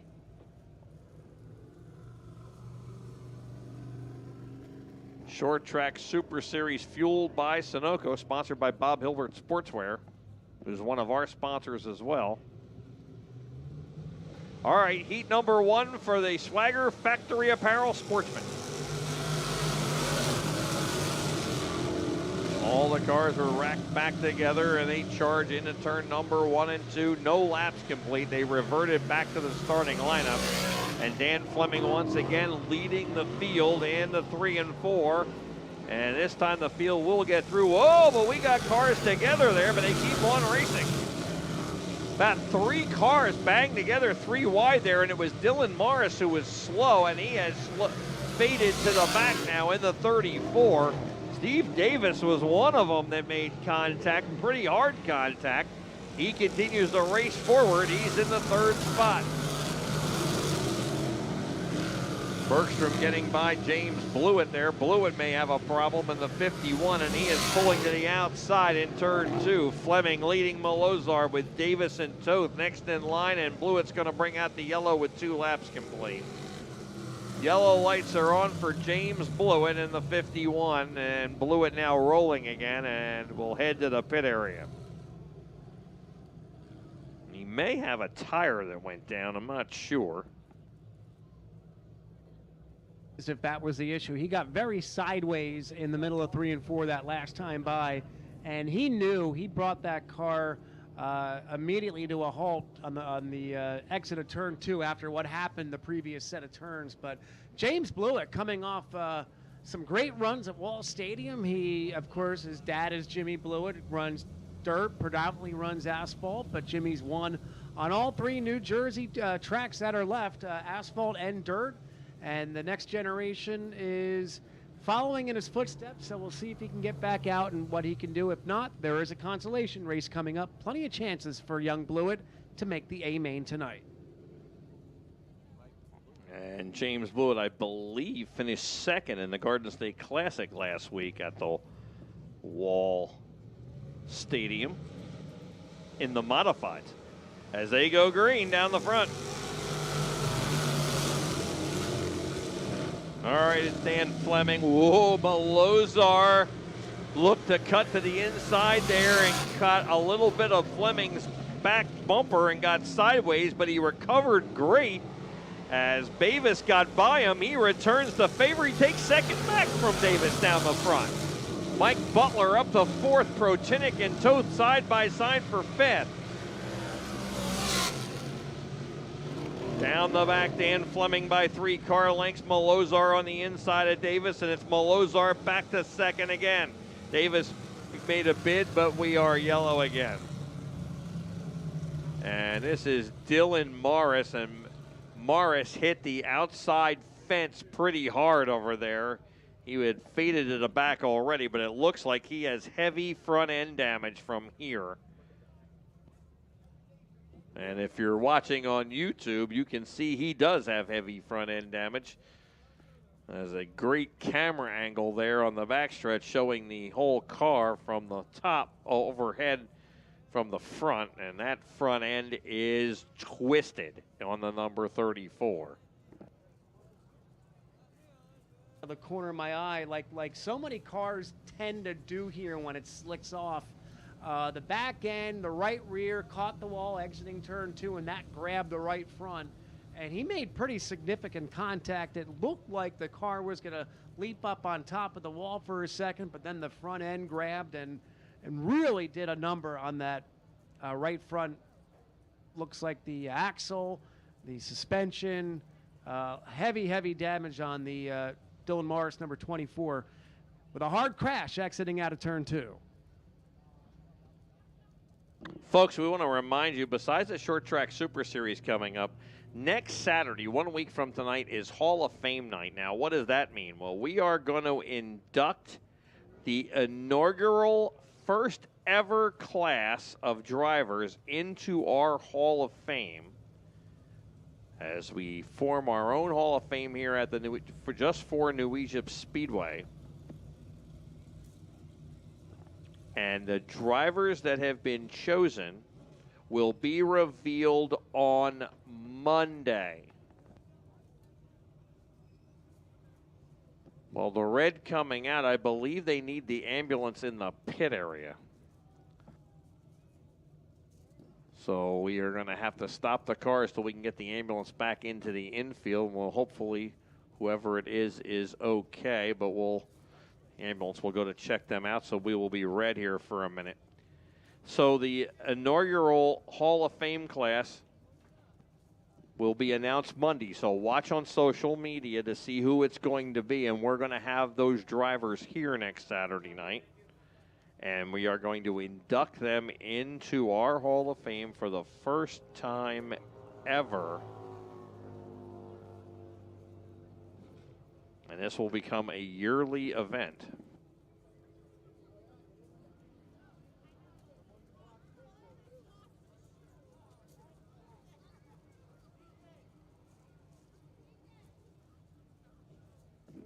Folks, if you're watching at home on YouTube, you can play our 50-50 from home, from the comfort of your living room or wherever you may be watching. There are 2 phone numbers on the screen. If you call either one of those, they will take your order for however many 50-50 tickets you want for tonight. They are $1 each, just as if you were here at the Speedway. They take Venmo, PayPal, and credit cards. And we've had quite a few people call already, which is a great sign. Something new we're trying here, and we want you to be as interactive as possible when you're watching from home rather than just tune in. We want to try to make it an interactive experience, and this is something in our proceeds for the 50-50. So you know, go to our emergency responders in the infield to pay for our fire and first aid coverage here each and every Saturday night. This is a way to raise money for them, so it's a great way to give back and also play the 50-50.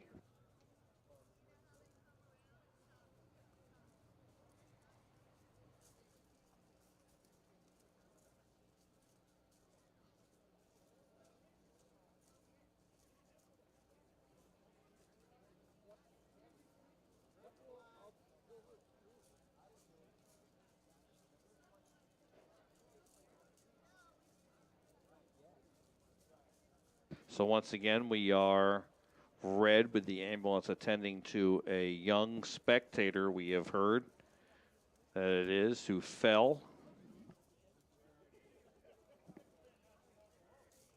So we wish them well. We'll try to stay kind of subdued here on the PA system while this is going on.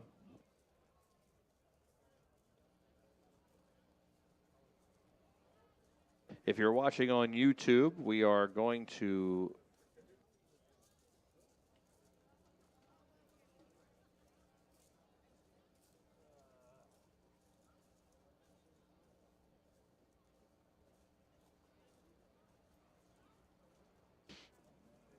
If you're watching at home on YouTube, we want to thank you for tuning in to our free broadcast.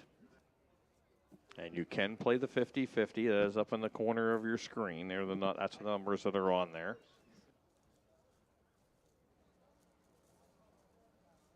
And if you're just tuning in, we have completed our sprint and modified heat races. We are now in the We're in the first of 3 Sportsman heat races. 3 laps are complete in heat number 1. We were under yellow when the ambulance got called for a young spectator who fell, and they are attending to him right now. So we will go racing once we can get an ambulance back here and into the infield. That is what the delay is right now.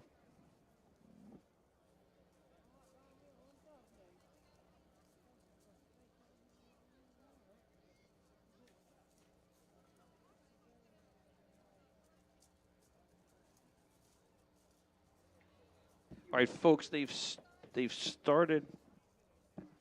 I want to check my phone. They're texting me they have drawn some winners for the Christmas in July baskets. So this is a good time to read them to you.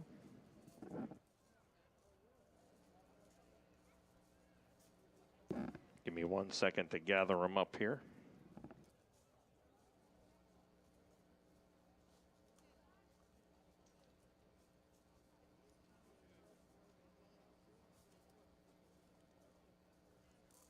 Miss New Egypt, Brianna Hicks is sending us these. The 50-50, by the way, is over $650 so far, and that is more than double the last couple of weeks.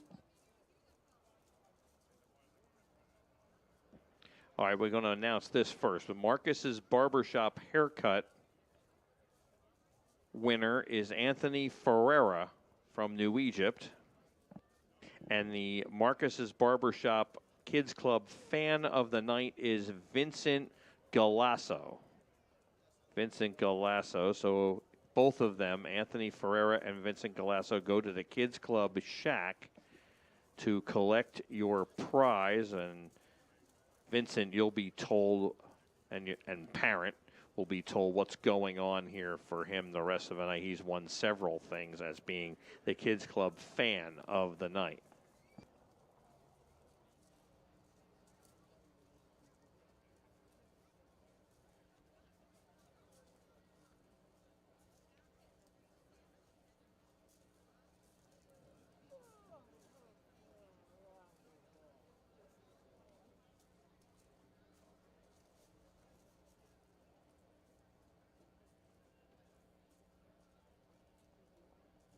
All right, if you're the 2 Kids Club winners, Anthony Ferrara and Vincent Galasso, meet Jess by the main office. That's where you want to go, not to the shack. Go to meet Jess by the main office.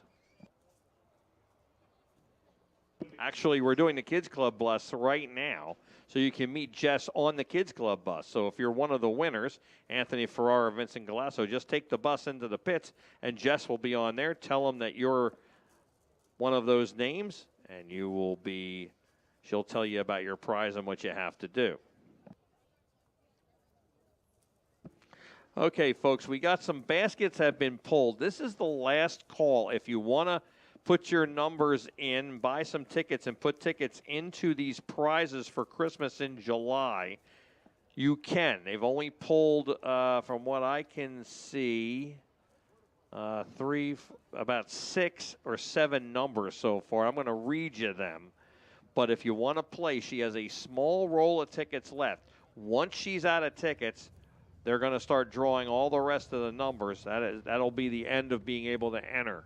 You can still enter. This is the last call for it. If you want to try to buy some tickets and put them into those prizes, you can go down there now behind the turn 4 grandstands along those tables. These are the ones they've drawn so far and the winners. The basket number 12, which is the 4th of July basket, the winning number is 756-9484. 756-9484. If you have that number on the Christmas in July tickets, you've won the 4th of July basket number 12. The gem game, which is basket 16, the winning number is 757-0507. 757-0507. The Lego car, basket number 25, the winning ticket is 757-0396. 757-0396. That's the winner of the Lego car, basket 25. The picture frame, winning ticket is 507-0725. Picture frame is 507-0725. Basket number 10, which is Donna's hair basket. The winning ticket is 756-9328. 756-9328. If you have that ticket, you've won basket 10, Donna's hair basket. If you have any of these tickets, just head straight back to the Christmas in July tables to claim your prize. The Roosh $25 gift card, number 1 is 756-9482. 756-9482. The second Roosh $25 gift card is 756-9481, ironically enough. 756-9482 and 756-9481.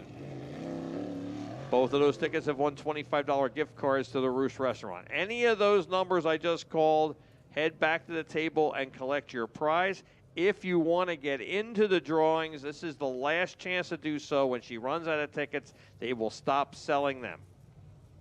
She only has a small amount left. You can head back and get into the drawings for a bunch of different baskets. We only pulled those 7 so far, and there are a lot more.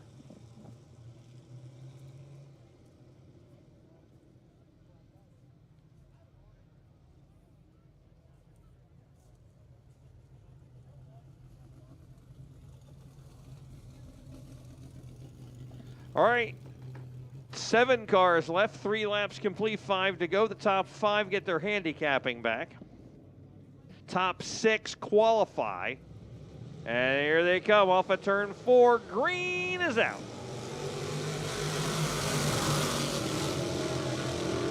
And it's Dan Fleming and Malozar side by side, and Fleming once again edging in front. Malozar sticks his nose next to him, can't make the pass. As Fleming gets back under him, Malozar will try the inside, gets a little out of shape, but he's able to straighten it out. Steve Davis letting him know he's there, tucks down on the bottom, but can't get alongside of him. Mike Butler up alongside of Davis on the outside. Good racing there in the top 4. Protenic 5th now, and then Mike Toth in 6th. They pull away from the rookie Bergstrom. Ryan Godown shaking down his short track Super Series car for Tuesday night. Down the back they go. Dan Fleming by 5 car lengths, maybe only 4, as Davis takes second from Malozar. Malozar right on his back bumper, but Davis gets a good run off of 4, and he gets up alongside of Fleming for the lead. 6 down, 2 to go, side by side for the lead. Davis on the inside of Dan Fleming. Protenic able to get by Mike Butler in turn 2. And it's Steve Davis to the lead. Davis will lead lap 7. White flag is out. Malozar by Fleming for second. Malozar chasing after Davis. Protenic and Butler. Butler trying to get up alongside of him. Now he'll cross over. as he get right in the draft there of Protinic off the corner. Checkered flag is out for Davis.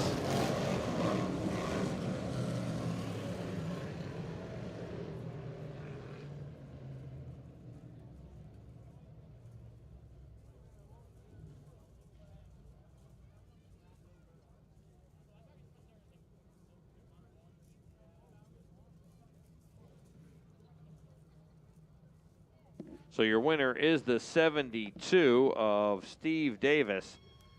Second was the 32C of David Malozar. Dan Fleming finished third in the 17. Will Protinic by inches got fourth in the 3WP as Mike Butler was right on his inside in the 04, and he finishes fifth.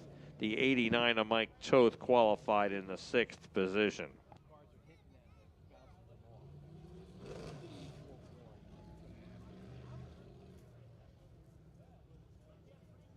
All right, is Swagger Factory Apparel Sportsman Heat number 2 coming out. Stephen Puglisi Jr. out of Beechwood will start on the pole in the 43. Puglisi was our rookie champion last year. Glenn McIntyre in the number 88 will start outside the front row. Third starting spot in the 18 will be Ryan Heim out of Parkertown, New Jersey. And then it'll be Nick Van Wickle in the number 41 out of Jacksonville, New Jersey. Van Wickle starting in the fourth spot in the A. Yaros Industries number 41. Fifth starting spot, driving the 5W is Pat Wall.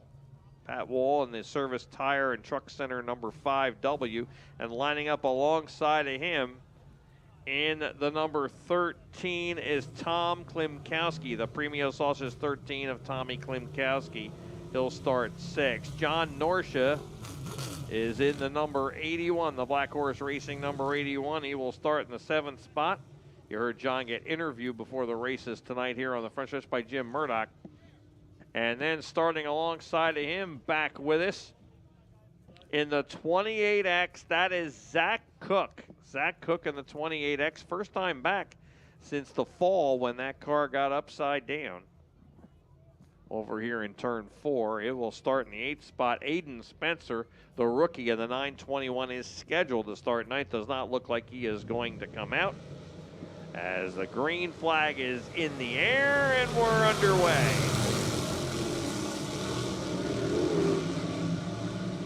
Heat number 2 through 1 and 2, and down the back. Puglisi out in front. Oh, Van Wickle looking to make it 3 wide as Heim is second. Battle for the third spot. Wall, Van Wickle, and McIntyre as they come down the front. McIntyre in at 88 had a great run in the feature last week. He finished 4th, I believe, if memory serves me right, as they continue down into turn number 3 here on lap number 2. Puglisi leading the way. Here comes Pat Wall under Heim for second.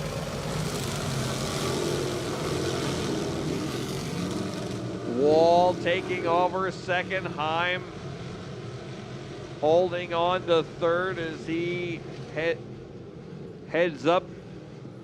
Got in the brakes there last lap on the front straightaway to keep from making hard contact. As Puglisi, Wall, Heim, Van Wickle the top 4, McIntyre 5th, John Norcia in a transfer spot. He's in the 6th and final qualifying spot right now in the 81. Halfway, 4 down, 4 to go for Puglisi as Wall is running them down.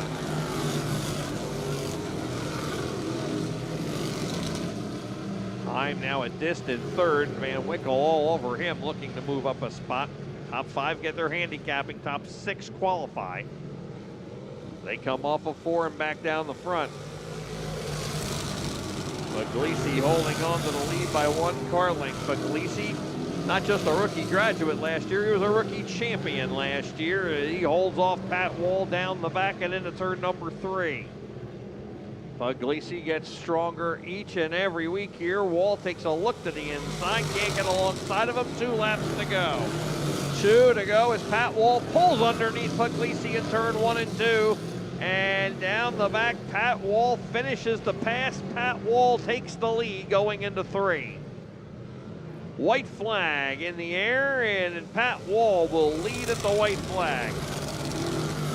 Puglisi high, McIntyre in 4th now as he gets by Van Wickle.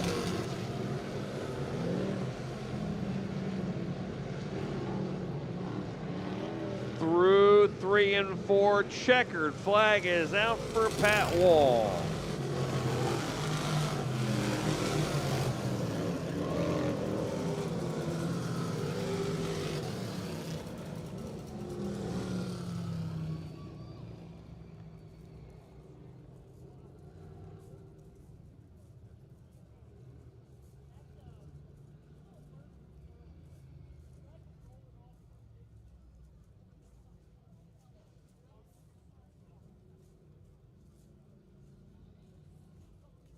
All right, so Pat Wall's your winner in the 5W. Second was the 43 of Stephen Puglisi.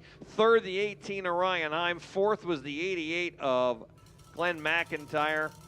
Fifth, the 41 of Nick Van Wickle. And your other qualifier was the 81 of John Norcia. So we got 2 heats done for the Swagger Factory Apparel Crate Sportsman, and your third and final heat rolling out on the Speedway. Once again, 6 to qualify, 5 will get their handicapping back, and we'll go 8 laps.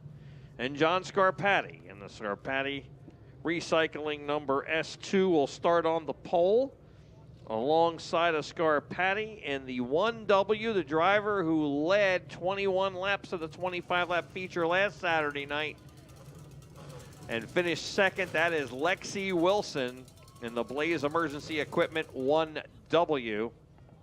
Also sponsored by Shockwave and Wilson Power. Lexi will start outside the front row. Third starting spot from South Plainfield in the Ellery's Neighborhood Pub and Grill. Number 29 is Matt Ellery. And lining up alongside of Matt, driving the Elegant Exteriors, number 20, that is Ryan Simmons. Ethan Bill out of Piles Grove is in the Izzy Trucking and Rigging number 14 and will start in the 5th position.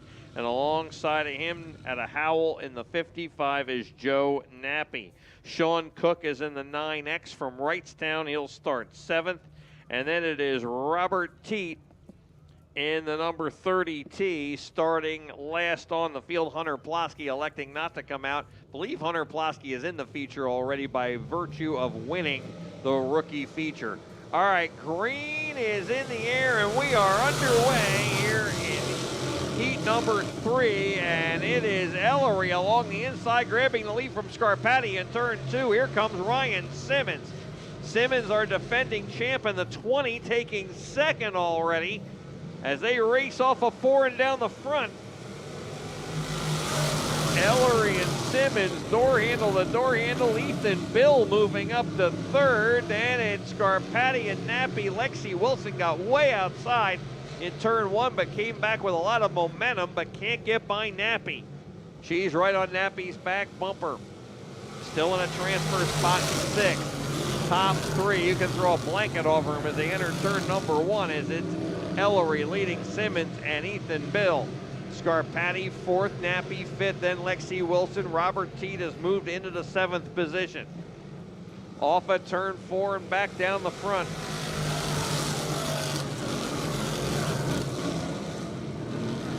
Ellery has a 1-car length lead, but Ryan Simmons keeping the pressure turned up here as he continues to chase after him. He is right on his wake here as they come off at turn 4 and back down the front. Ethan Bill likewise right behind Simmons. That top 3 are pretty much a freight train out in front as they continue to pull away from Scarpati and Nappy. Lexi Wilson trying to close in on those 2 to challenge for a handicap spot.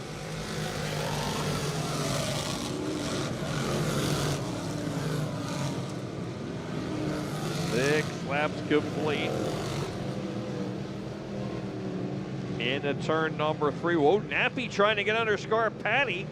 They make some contact, but they keep racing side by side. Scarpati holding them off here. 2 laps to go. That's the battle for 4th. Ethan Bill has decided to try something different. He is way outside through 1 and 2, and down the back he chases down Simmons. Ethan Bill decided instead of following the freight train, he's going to try something different. White flag is out, 1 lap to go, and Bill trying to get a bite up top. And he got a pretty good run, but he's still 3rd. Nappy is by Scarpati for 4th. Lexi still back in 6th. Here's the checkered flag for Matt Ellery. He'll take the win. Oh, Scarpati's backwards. He was running 5th. That's going to move Lexi into a handicapping spot and Sean Cook into a qualifying spot.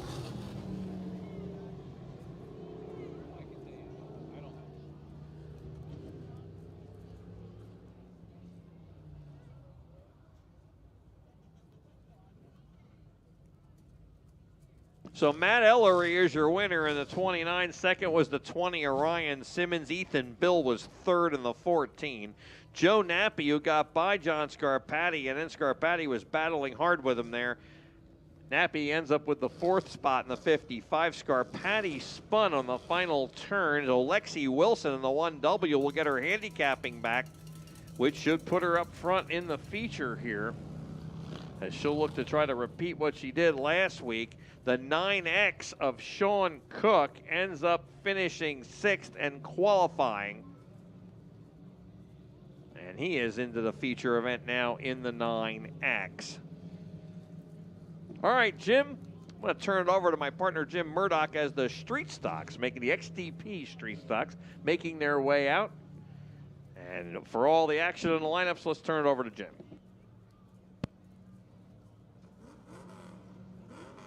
Fendered Frenzy coming at you. This is the way the street stocks will go to the green flag on the pole. You see him right there. In that beautiful patriotic red, white, and blue and black number 72 out of Jackson, that's Scotty Freed. Scott Freed in the 72. On his outside, driver of the number 94 from Pemberton, Brian Ludwig will be on the outside. Inside of row number 2, he's a feature winner this year. Got his first win a couple weeks ago at a Little Lake Arbor Township. And the number 18, Pat Force in the 18. On his outside from Chatsworth, driver of car number 11, that's Gary Klimchek. Row number 3 on the inside, part of the Old Bridge Outlaws, and car number 98, Chris Allen Sr. Chris Allen in the number 98. And on his outside from Wall Township, always a threat here whenever he shows up with his beautifully prepared number 19, Rob Ormsby. Rob Ormsby in car number 19. Starting in 7th position, driver of the number 82, Johnny Carpenter. Johnny Carpenter will be in the 82. And then back with us in the street stock in car number 20 from Jackson, that's Doug Ashford. Doug Ashford in the number 20. Jeff Handel will go from the inside of row number 5 in the 9th position in the 11H from Tom's River. Again, Jeff Handel in the 11H. On his outside, that black and silver number 92 from right up the road in Howell, Darren Cox. Darren Cox, driver of the 92. Rounding out the field, this driver had problems. We hope he can make it out. We'll see. I don't see him out there yet. In the 17 from Freehold, Shane Grosso, with a lot of fans from York, his hometown, original hometown, watching on the YouTube. And Pete, as we're waiting for the street stocks to line up, this is when all the drivers in the modifieds and the sportsmen and the sprint cars go, what do we do to set up our car for the feature track? We've seen it time and time again here. Track is slicked over right now, but it's going to change in a hurry. The sun is down, and I know they're going to soak the heck out of it at intermission. They're going to probably till it up, and it's warm out tonight, so that's going to hold the moisture. But with that sun being gone, it's going to be a whole new racetrack and a lot of decision-making right now back in the pits for the modifieds, the sportsmen, and the Wing 305 sprint cars. Pete, what do you do? How do you set it up? Well, that's the age-old question, isn't it? So I mean, I think the teams have a pretty good idea of what the track does now, depending on when you're running. The Sportsmen have run first. They've run last. Tonight they run last after the modified, so they know the track's going to be a little different than it is earlier. The modifieds run after the sprint cars. But they have the experience. They have the books and the charts on that. They know how this track is prepared at intermission and how the moisture comes back up out of it. So I don't think it'll be a problem. But again, that's what makes dirt racing special compared to asphalt racing. Asphalt, the track doesn't change. You know, the temperatures change. That changes things, you know, somewhat, but it's not like a dirt track. That's what makes it, it's a game inside of a game, race inside of a race. Sure, back there in the pits, they know when the sprint cars are here, the winged ones, they have a whole other set of books that they go by looking for that setup. This time by will be your wave lap with the patriotic red, white, and blue checker flag up there. Chief Starter Terry Branson. Let's send them off, ladies and gentlemen. Wave your American flags, your checker flags, wave your hats, wave whatever you have in your hands. Wave your beers, wave your sodas, wave your water bottles. Keep that wave going all the way into turns number 1 and 2. A big crowd on hand for the 4th of July weekend. We're going to kick it off right now with 15 big laps of full fendered frenzy action in the XDP Street Stocks.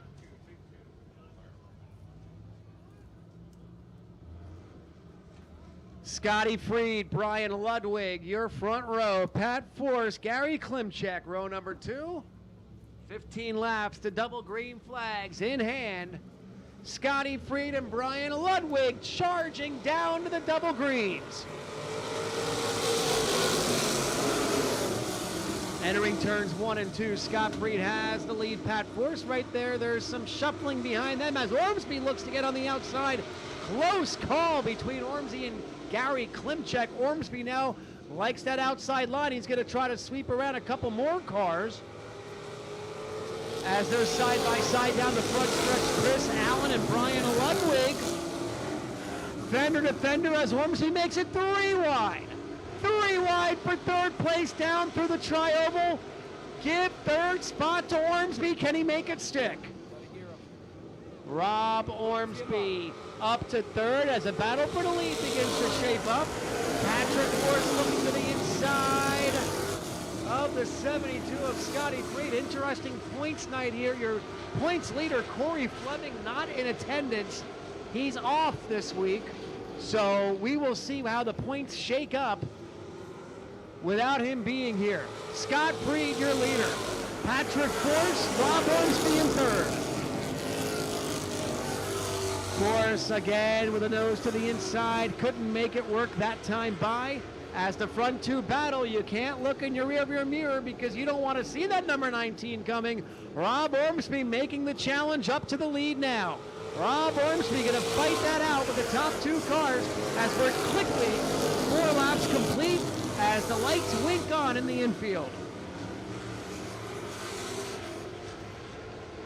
Rob Ormsby now stalking Patrick Force, looks to the outside.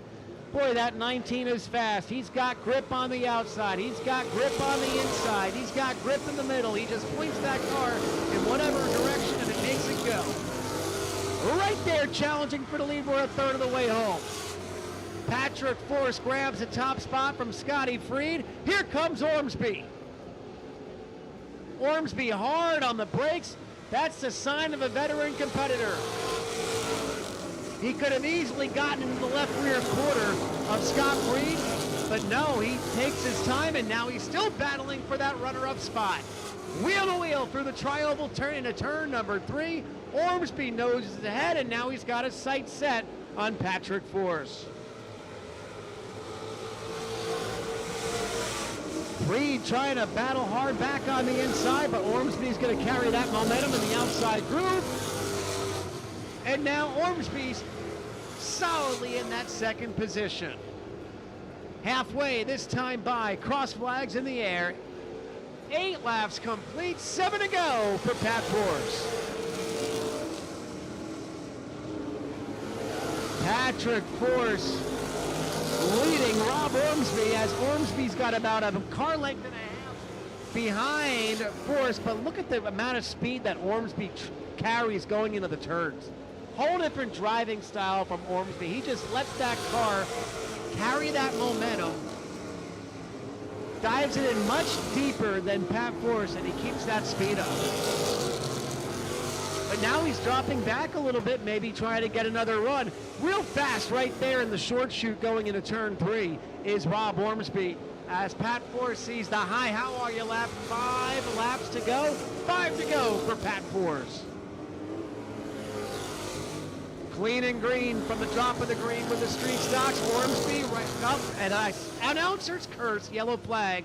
Caution on the Speedway as the Roost Restaurant yellow flag flies for the first time with 10 laps to go. Johnny Carpenter coming to a stop at the exit of turn 4 in the 82, able to get that car refired. This will be a single file restart as we are within that 5 lap to go window. So,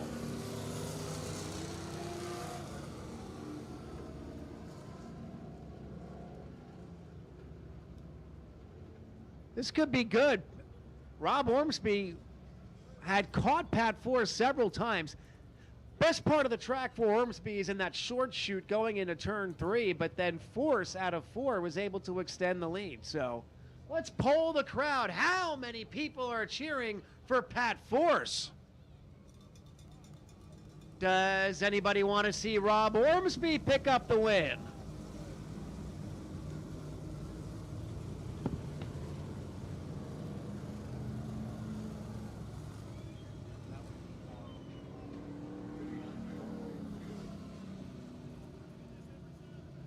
We will find out.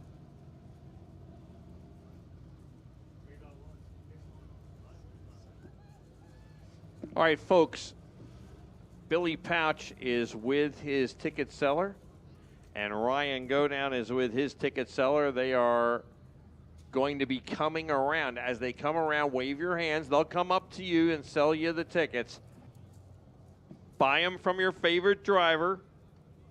That will put you in a drawing for a 8x10 sign autograph picture for whoever sells the most tickets.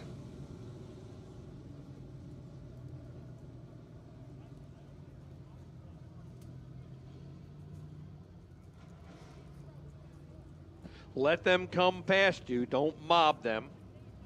Don't run down to them. They will come to you to sell you the tickets.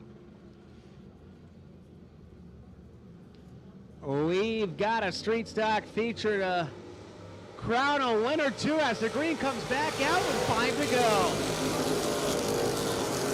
Pat Force looking for a second win of the season. Rob Ormsby trying to get another win as well this year.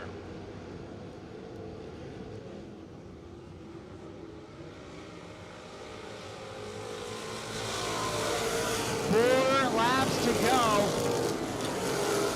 And folks, last time Pat Force won, he thanked Rob Ormsby for helping him set up the car. I'm wondering if Rob is kind of rethinking that help, getting these guys on par with his level out here.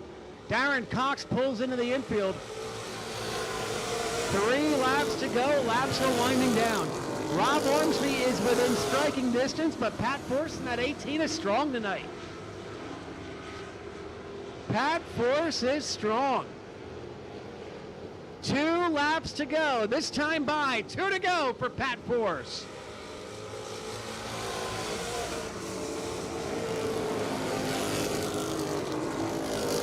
Rob Ormsby trying to keep that momentum up. He got a good run at the exit of turn 2 using that outside groove. A big head of steam through 3 and 4 this time by. One more time around for Pat Force. The white flag waves. Can he hold off a challenging Rob Ormsby for a second career win? Ormsby on the cushion on the outside, nearly into the outside wall. Pat Force here later. Here comes Ormsby. One last chance to get him. Ormsby pulls up side by side. wheel to wheel out of turn 4. Who is it going to be? It's going to be Patrick Force by half a car length. Pat Force picking up the win in a thrilling street stock main event. And this will be a regular victory lane to give the Sportsman guys and gals some extra time to get ready for that consolation race. So regular victory lane on the front stretch. That's the call coming from Jim Mitch. We'll go downstairs and talk to a very happy Patrick Force in victory lane.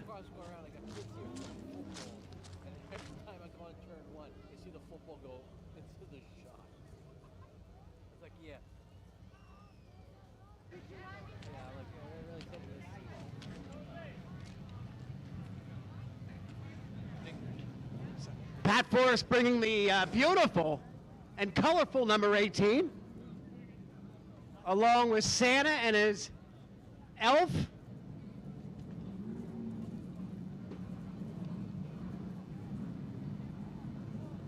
MP Electrical Design, coastalfireplaces.com.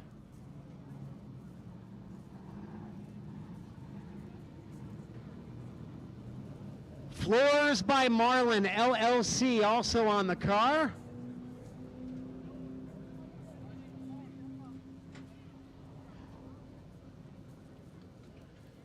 Pat Force holding off one of the best in the business, who, if you remember in Victory Lane a few weeks ago, helped set up this car. Here he comes, big New Aegis Speedway. Round of applause for the street stock winner, Patrick Force.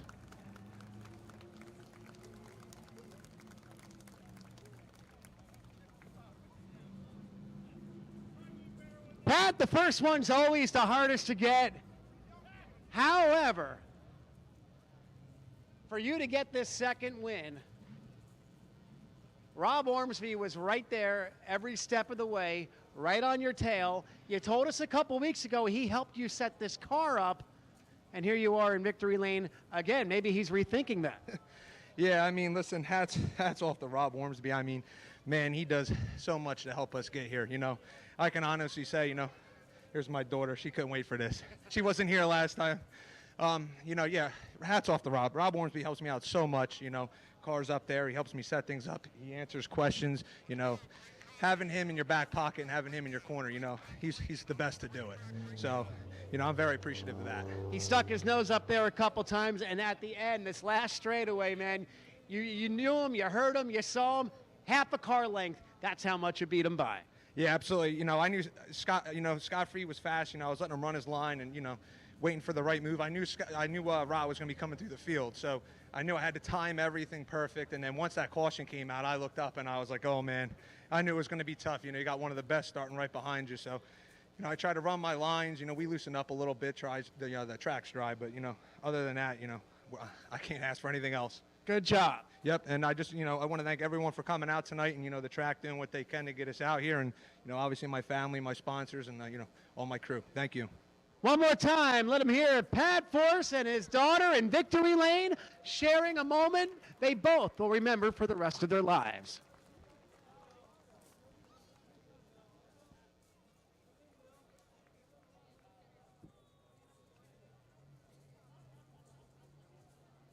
And some pictures in victory lane there with Santa and his little elf.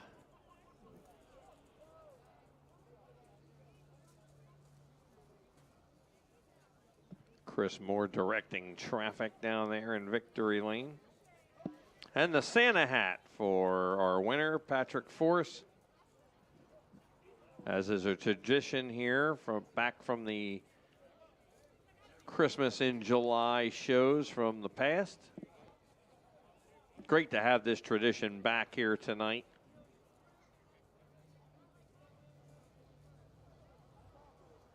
Next up will be our Swagger Factory Apparel Crate Sportsman Consolation event. Last chance to qualify.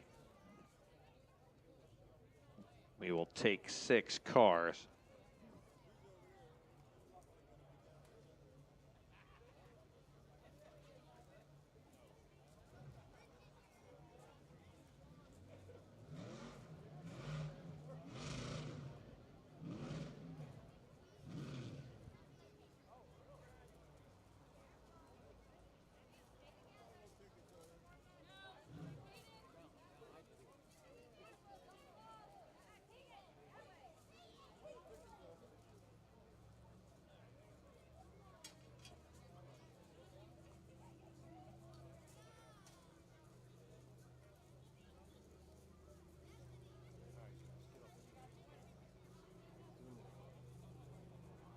So Patrick Force with the trophy.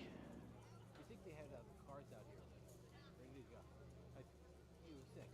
Get them out here. Let's go.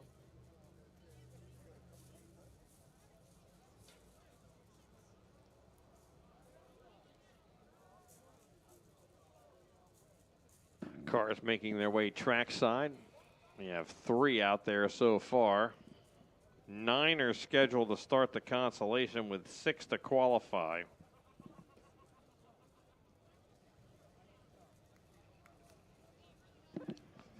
Rookie Chris Bergstrom is scheduled to start on the pole in the number 3, and lining up alongside of Bergstrom, the 13 of Tommy Klimkowski. Rob Teat in the 30T will start inside of row number 2. Then it'll be the 34 of Dylan Morris if Morris can get back out. That was a pretty damaged race car. And I've heard Dylan Morris has scratched from the consolation. He's done for the night with that front end damage. That will move Zach Cook in the 28X up outside row number 2, 4th starting spot. Then it'll be John Scarpati in the S2. I saw him pull out on the track. James Blewett in the 51. He is also out on the track right now. Then it's Aiden Spencer in the 921 and Hunter Plosky in the 27. And we'll see who makes the call here. James Blewett in the 51, scheduled to start 7th. Or what now would be 6th, is out there. As is the 28X of Zach Cook. He's scheduled to start 4th now.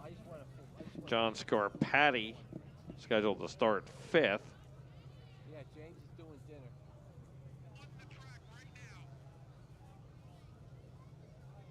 Yeah, no, we're sitting down. We're not sitting at McDonald's. I'm getting a steak. Thanks, James. Appreciate it. No appetizer,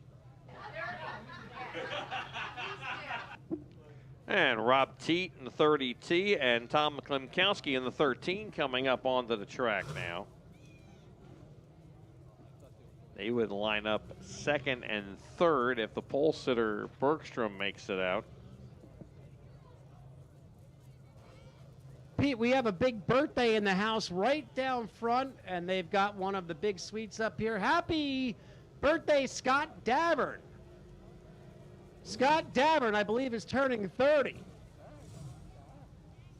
Happy birthday, Scott Davern. All your friends and family are in the air conditioning, and you're out there in the beautiful piney air.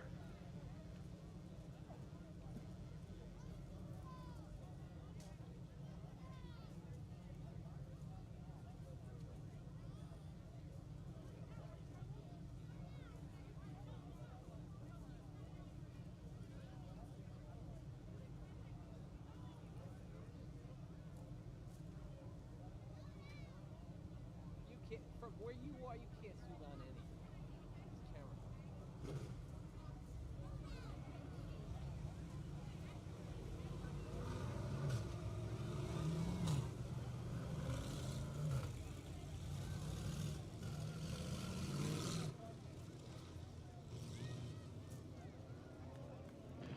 All right, cars pulling back up behind the pace truck. They'll get put into position. All 5 cars are going to qualify here.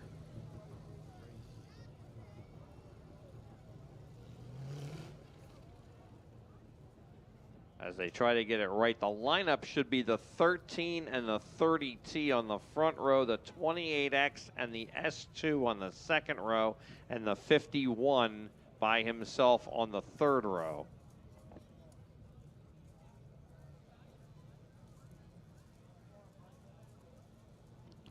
Looks like the 126, the Short Track Super Series car of Dominic Buffalino, out there to take a few quick laps. And Matt Ellery had an issue, wants to see if he's got it fixed. He's out there. They will stay about a half a lap behind the field here.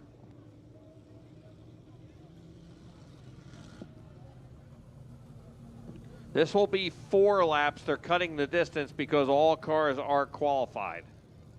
So we will run 4 laps for these 5 cars. All 5 will make it in and start behind the heat qualifiers. All right, here they come. Green flag in the air, and we're underway in the consolation event. Klimkowski, Rob Teat second, Scarpati battling with James Blewett down the back for third, then Zach Cook. They race through 3 and 4 and back down the front.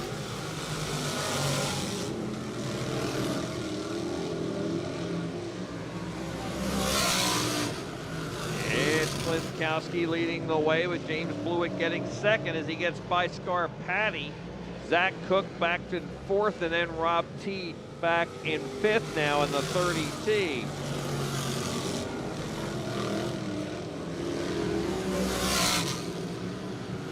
Two down halfway, and now it'll be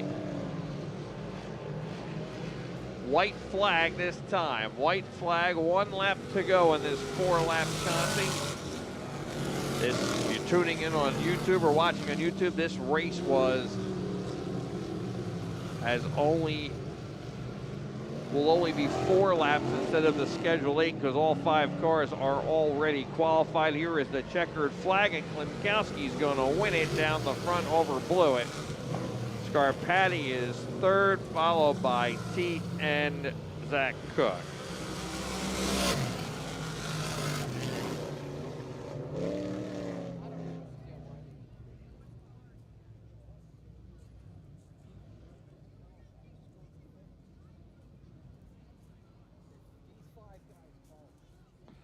So Tom Klimkowski is the winner in the 13, second the 51 of James Blewett. The S2 of John Scarpati is 3rd. Rob Teat in the 30T is 4th. Zach Cook is 5th in the 28X. All 5 of those cars qualify into the feature event for the Swagger Factory Apparel Sportsman.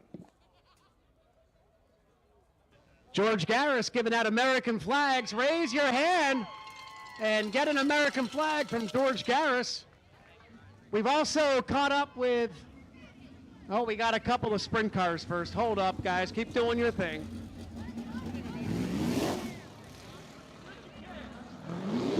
They're from these flags are going to be handed out. They're from Richie Cass and the Freedom Bus. You saw the Freedom Bus in the Turn 4 picnic area, so once these sprint cars do a quick hot lap session, Mr. Godown's going to talk about his 50-50 sailing experience, and then we'll find Billy Pouch Jr. on the other side afterwards. So, who wants 50-50s from Ryan Godown? Raise your hand. Make him walk up there. He's got to, he's going to put his legs to good use here.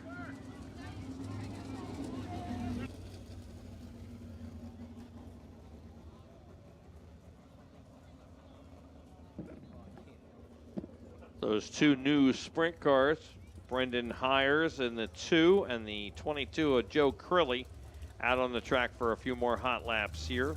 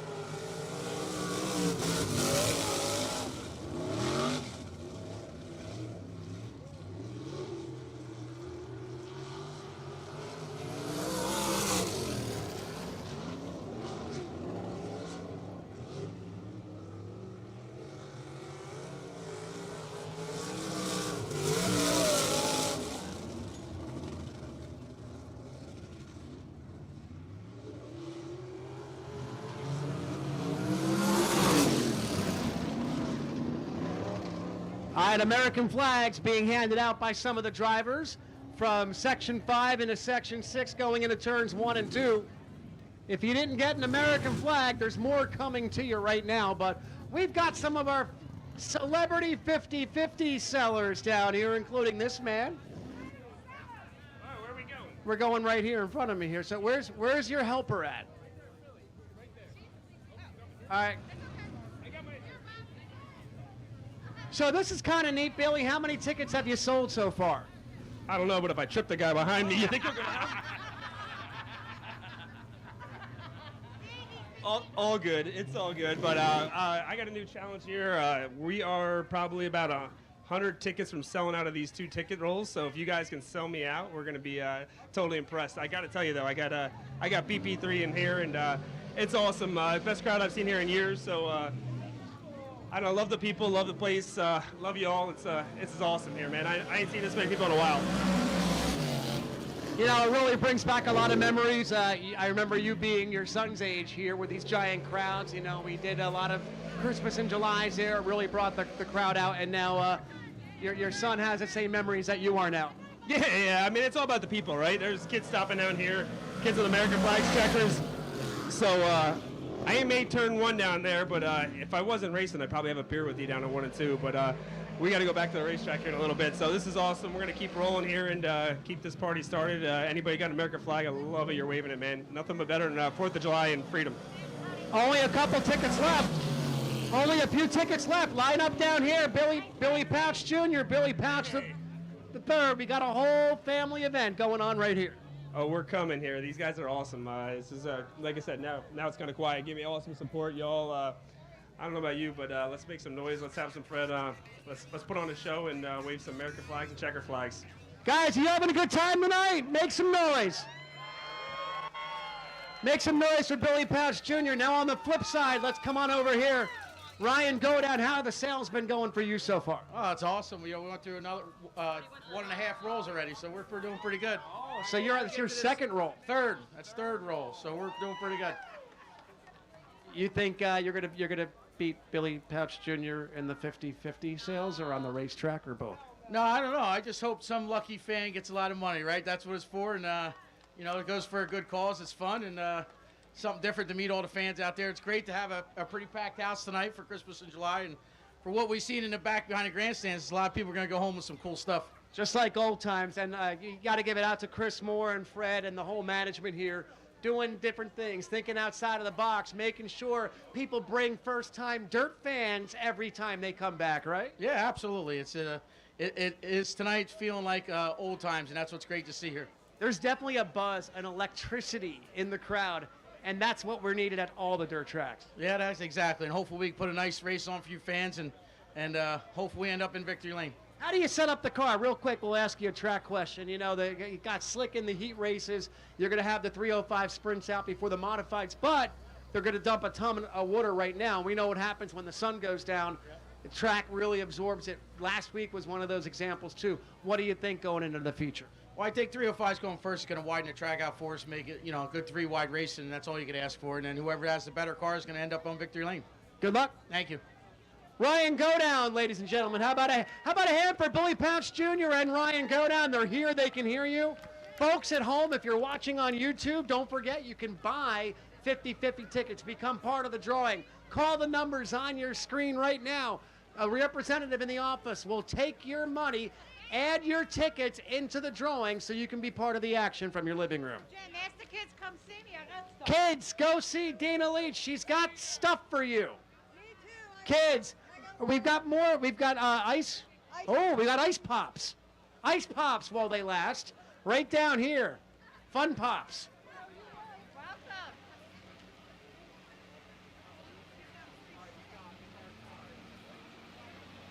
We want to see all your American flags waving proudly when we do our wave laps to start the feature events after intermission. So what do you have, Tina? I have foam sticks. You can use them in the pool or, for good fun with brother and sister beating on each other. So whatever. I love it. I love it. All right, go see Dina Leach, kids. See Dina Leach for some prizes here. Don't forget, Pete's probably got some numbers to rattle off from the the Christmas in July displays back there. So, Pete, if we have any numbers to announce, I'll send it back up to you. If not, we'll come back down here and talk some more. What's up? I have them already. All right, all the numbers have been posted at Christmas in July, so we don't have to announce them. Just go back there. They're all taped to the bins, and you can check your numbers right now at the Christmas in July. Good luck, everybody, and thank you for your participation as we brought back one of the classic traditions here at the New Egypt Speedway. Pete, for now, I'll send it back upstairs to you if there's any announcements, and then we'll take it from there.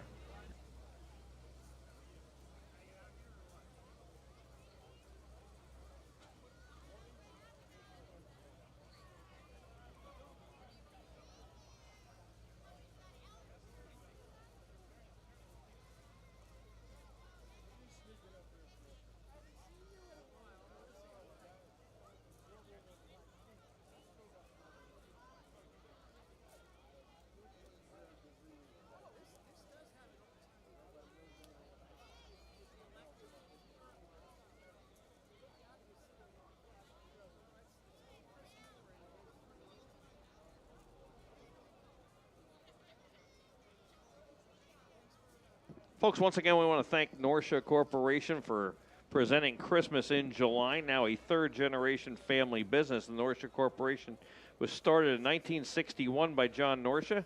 If you recognize the name, he is the man that started Black Horse Racing with the popular black and gold number 81. Last year, it reached its third generation with John Norcia, who is here driving in the Swagger Factory Apparel Crate Sportsman division. Norcia Corporation is not only a dump body specialist, but if you see their billboard right next to the backstretch entrance, they cover all aspects of truck equipment. Norcia Corporation is actively taking applications for a full-time shop employee. So if you know how to turn a wrench or weld, or if you're willing to learn, you can give them a call at 732-297-1101. At 732-297-1101.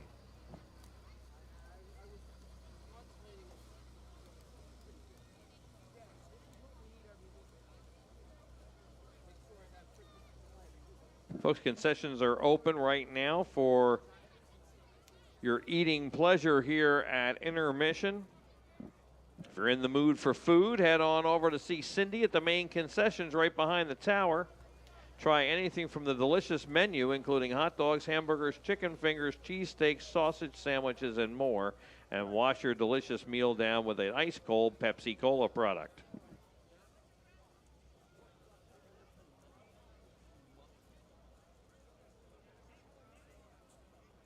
For those of you watching at home on YouTube,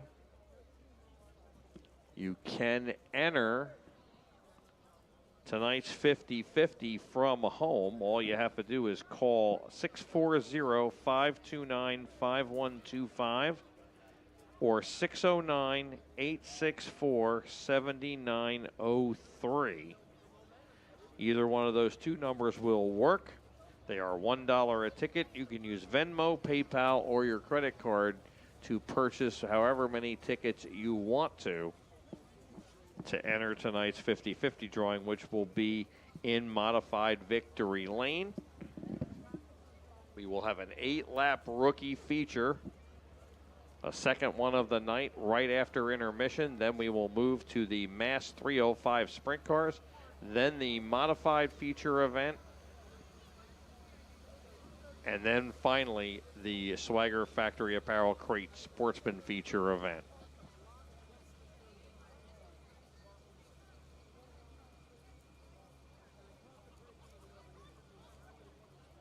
Those features are 25 laps except for the modifieds, which is 30.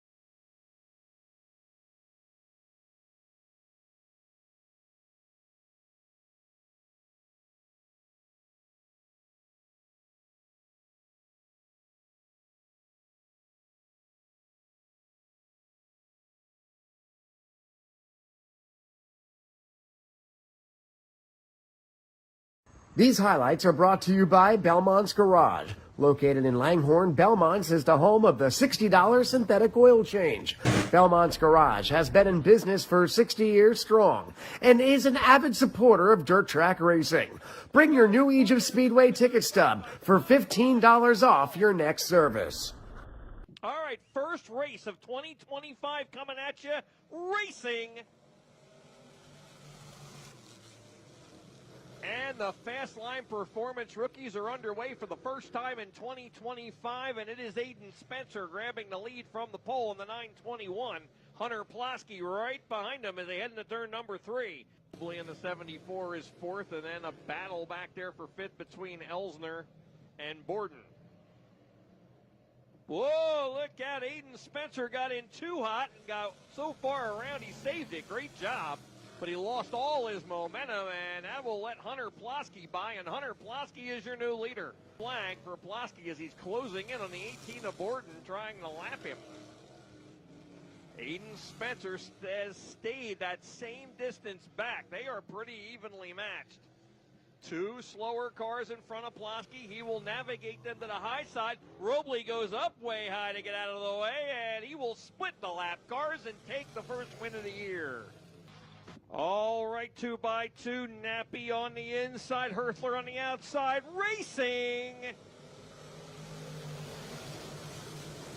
And we are underway with the first Swagger Factory Apparel Crate Sportsman feature event of 2025. Nappy grabbing the lead. Herthler swaps screws with him. Was trying to get by him on the inside and had to think better of it. We're 3 wide back there for fourth as they come off of turn 4. Roost Restaurant caution flag out. Green in the air, and we are back to racing 3 wide for the lead. Nappy's got him on both sides of him. Simmons on the inside, Pat Wall around the outside. He will grab the lead. Simmons is second. Here comes Malozar and Mike Butler from 8th into the top 5. Off at turn number 4, Butler to 4th now as he goes under Nappy. Crate Sportsman field, and they are putting on a show on this beautifully prepared surface. Down the back, Simmons now pulling up under Pat Wall. Ryan Simmons, our defending champion, looking to go to the front here in the Belmont's Garage 14. He's got the lead by a bumper at the start-finish line, but Pat Wall says no, he's going to stay even with him down the back. Wall's momentum carries him back around. Simmons hanging tough down in the mid, what is the inside the middle groove. He'll lean on him out of 4, but it's Wall by a wheel. Malozar still third, then Mike Butler and Steve Davis. Simmons and Pat Wall. You can have a hard time getting a credit card between the two of these cars as Simmons continues to lean on the rub rail of Wall. Wall by a bumper at the start-finish line. 8 laps to go. 4 laps side by side for the lead. It looked like Simmons had him. Wall said, I don't think so, and has been side by side with him, and Wall slowly wrestling that lead back. I think he's been recorded the leader in all but 1 lap. Held that lead on the outside. That's where he wants to be. That's where he is, and we are green. And Wall will use it to his advantage. They're 3 wide back there for the 4th spot with Davis, Van Wickle, and now we're going to be 3 wide at Malozar. Malozar and Davis trying to go 3 wide with Mike Butler as Simmons runs second. Here comes Davis under Mike Butler, and Davis holding on to third by half a car. Mike Butler on the outside is broken free of Steve Davis and is reeling in the top 2. And now Simmons with a run off of 4, and he's the leader by, looked like he was the leader by a bumper. It did not reach. Still says Pat Wall. I must have been, I don't have an exact lineup here, so Pat Wall was still the official leader on the transponders, and he will be leading by a wheel here at the end of lap 18. 7 laps to go here. Simmons digging hard on the bottom. Simmons knows the only important lap to lead is the last one. Mike Butler has caught the top 2, and Steve Davis is right behind him, and we're going to have a 4-car battle here in a minute. As that time, Wall is able to get a car length lead. Simmons was on his back bumper. Out for Pat Wall. Wall by 2 car lengths. Butler sliding up in front of Simmons for second once again. Boy, there's been no shortage of side-by-side racing, and here comes Simmons under Butler. What a battle for second. Pat Wall likes that because he's going to win it by 3 car lengths. Butler will get second. Simmons will hold on to third over Steve Davis. Driver deserves a loud round of applause as he climbs out of the automobile right now. Your winner, Pat Wall.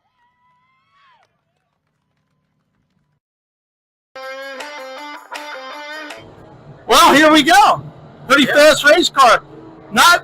You don't get started on the pole very often. So is it harder when you're starting on the pole? When you got to start next to Danny Buck that many times, yes. Well, you guys are like magnets everywhere you go. Yeah, I know. And listen, we talk, and even though we're frustrated, but we still talk, and we still try to give each other the best respect we can. The hardest thing is we're both really hard, aggressive drivers. So we're going to get into it sometimes. It's going to go one way. Some days the other, him. Some days me. But I knew here he was going to give me respect just like I would have given him respect. So obviously tonight he gave me respect on the top. And when the shoe's on the other foot into the season, I'll do the same. And that's all you can ask for. You know, it's some of these other tracks we go to, it's the track gives you a different hand. And sometimes you just make a wrong move. And, and that's that. Well, you couldn't see it behind you. But Mancini and Danny were going at it pretty good. Now, I know you've been helping Paul. And guess what? It's paying off. No, it's good. It's good to see the young kids do good. Obviously he came over. My brother put rockers on his car. So, we try to give these kids and give them a good head start and let them keep learning. You need it because, listen, we're all getting older, Nick. So who's behind us, right? And that's what you got to look at. And you want to keep racing alive. But I'm telling you, it's getting harder and harder and few between than when I was that age. Right. So. Right. Yeah, we got that rain shower, and did that make the track better, right? Yeah, so that's why I said to Mark. I said, Mark, why don't you do that like before hot laps, just like that Mother Nature did? And, so he gave me a look. He said he was a little dry because he was worried about the rain. Right. So, I give them all the credit. They know what they're doing. It's just, and I know they're working hard, know. So that's the biggest thing. It was smooth, had a little bit of cushion. And I'm sure next week they'll adjust something to make it, in their eyes better. But to me, it was good. It was good to start up front, that we don't get to do. But, it's fun when you come from the back also.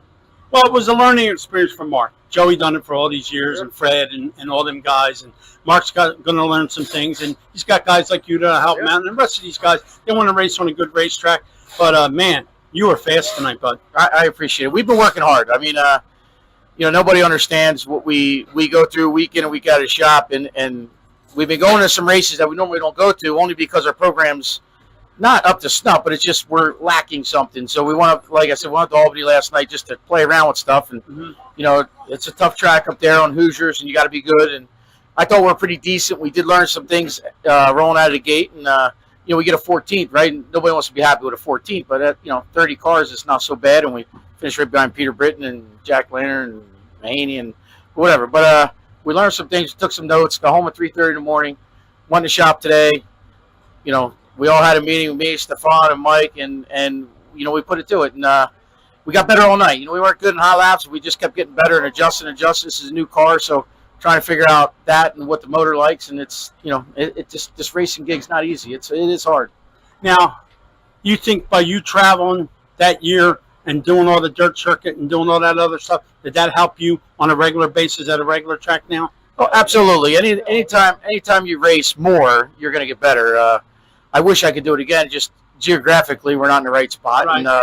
And, we try to race as much as we can. Right. And that's, for the instance, why we went up to Albany last night. So we're going to do certain things, a couple different other tracks just to go to try to learn. When you got a car sitting there, we're not going to run that big block to Georgetown in another week. So we had time to get it prepared. And we had a couple of rainouts, so everything in the shop was pretty good. So, we just got to keep in the shop now. We got to just keep tweaking and tweaking. We can get better. We just got to keep getting there. And I just can't thank all my guys.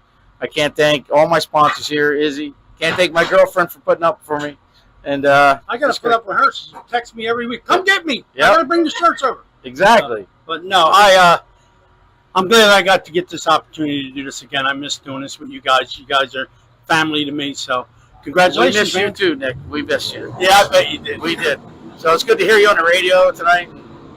All right, brother. I appreciate it, Rod. Congratulations, man. And hopefully you'll get a few more. Yeah, hopefully. Don't worry, Liz. I got your back. These highlights are brought to you by Belmont's Garage. Located in Langhorne, Belmont's is the home of the $60 synthetic oil change. Belmont's Garage has been in business for 60 years strong and is an avid supporter of dirt track racing. Bring your new Egypt Speedway ticket stub for $15 off your next service. Are you ready to feel the thunder in the pines? The modifieds are ready to go racing.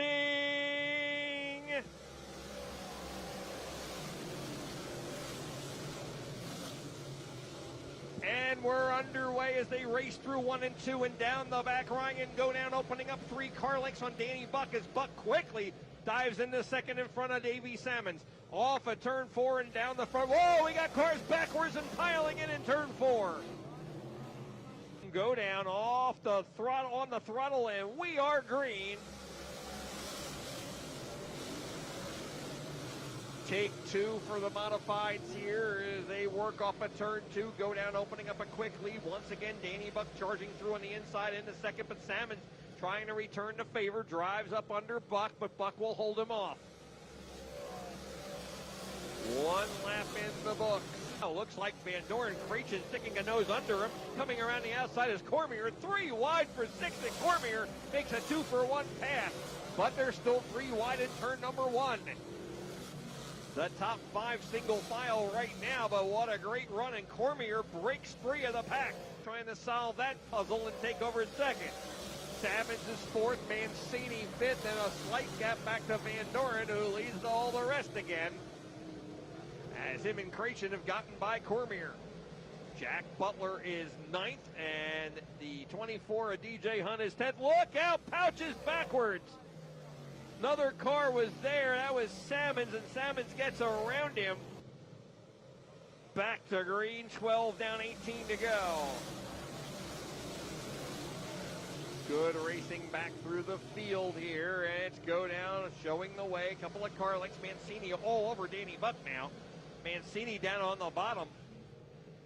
Paul Mancini looking strong throughout this race so far. He's driven a good race so far with that top group. I have eyes down there. All right, here they come. 2 by 2 go down on the throttle. Whoa, Buck getting poured over as he gets way outside, trying to find a bite, but he does get a bite, and he comes right back to second, although Mancini side by side with him. 4 car lengths behind go down. Pouch did come back out behind the field. So he is out there too, 16 cars.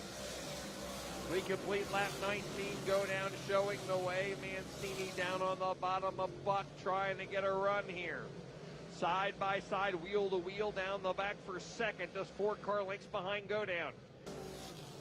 The Ringo's Rockets setting a very fast pace here. The checkered flag is in hand. Go down, high, wide, and handsome. Off at turn number 4, the double checkered flags are out, and Ryan Go Down has won the first point race here, and once again is our point leader. And he's out of the car and can hear you. Let's hear it for Ryan Go Down.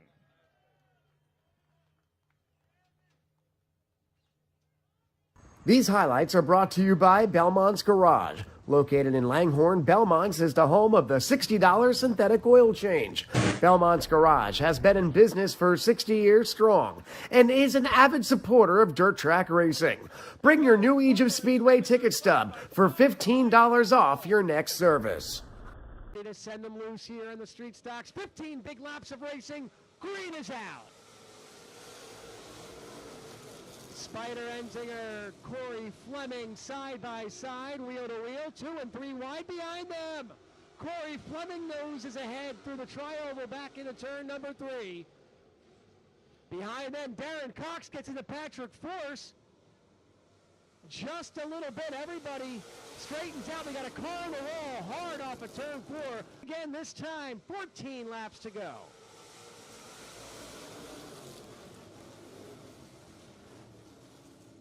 Rob Ormsby putting the pressure as they're 3 wide behind them. Oh, wow. Darren Cox and Patrick Forrest just got close out of turn 2 that time. Everybody straightens out. Corey Fleming leads lap number 2. Into the restart zone. Green comes out. And Ormsby noses ahead immediately. Now he's going to drop down and take the line away from Corey Fleming. Rob Ormsby, we've seen it before, pulling away in the 19. Fought battle. Cox once again coming back is going to try a slide job on him. Nothing there as the white flag comes out. The entertainment's far behind the leader as Patrick Force now joins a 3-car battle for third.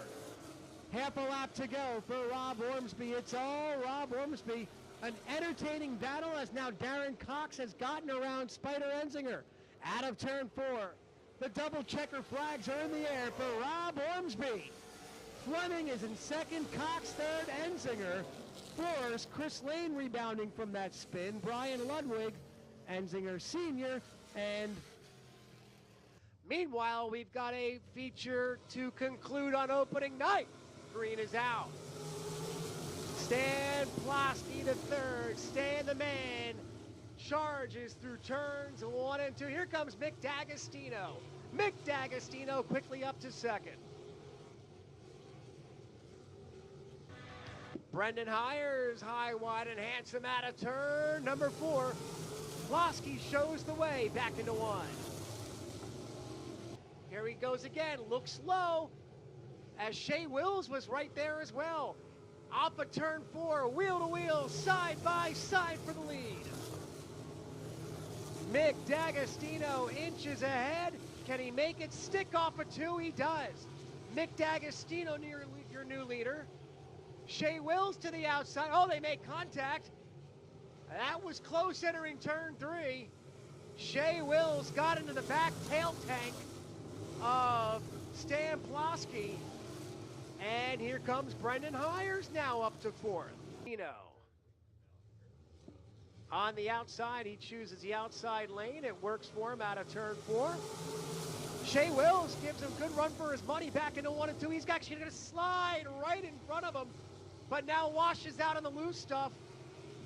Maintains the lead over Mick D'Agostino. D'Agostino's going to have to work for this one as Brendan Hires nearly put that right rear into the outside guardrail through the tri-oval.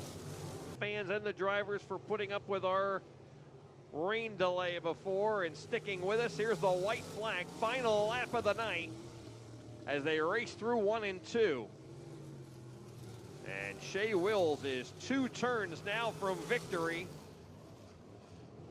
First victory of the year, his first. He'll be first in points as he takes the checkered win number 4 of his career here at New Egypt.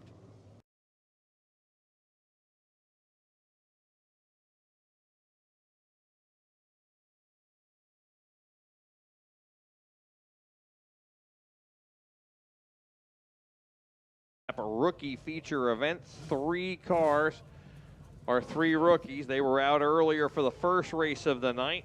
Now this will be their second feature, and we'll see if they end up tied at the top of the point standings once again after this race. Your wave lap will be next time by, and then we will go green as they pace behind the pace truck. Corey Cormier finally got the rear end problem fixed. He didn't make it out for his heat race. He broke in before hot laps even started, so he'll tag the back, as will the 126 of Dominic Buffalino. That's his short track Super Series car as he prepares for Tuesday night. All right, this will be your wave lap. Sprint cars coming up after this, the Mass 305 sprint cars, then the modifieds, and then the Sportsman. If you're watching on YouTube, we want to welcome you back. You can play the 50-50.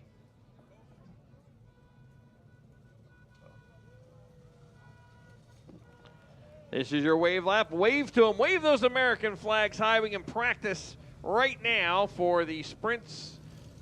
We got 3 more opportunities to do the wave lap, with 3 more divisions coming. All right, lights are out. We're ready to go rookie racing here. 8 laps the distance as the pace truck makes the left turn into the infield. Lights are out. It is up to Chris Bergstrom in the number 3. He is the pole sitter. He kicks the wheel, but he is loose in turn number 4, and Aiden Spencer gets to the green first, then Plosky, then Bergstrom. In the 1 and 2 and down the back, Spencer leading by 4 car lengths over Hunter Plosky as they head into turn number 3. Plosky trying to reel him in. Whoa, Plosky getting way outside and up by the fence. He's able to reel it back in as Spencer opens the lead up down the front as he completes lap number 1. Bergstrom reeling them back in as Plosky a little out of shape there in turn 2, but he gets it back underneath the track a little slick here as they race through 3 and 4. Back down the front, Aiden Spencer really widening a lead here, and Bergstrom smelling a chance to get into the top 2. He has not finished better than 3rd so far in the first 5 races this year. Through 3 and 4, this will complete lap number 3 down the front as Aiden Spencer really opening up a lead. Hunter Plosky staying down on the bottom. He'll slide it into 1. Bergstrom 3 car lengths behind him. This will be halfway. 4 down and 4 to go. Spencer way outside that time, but maintains his momentum.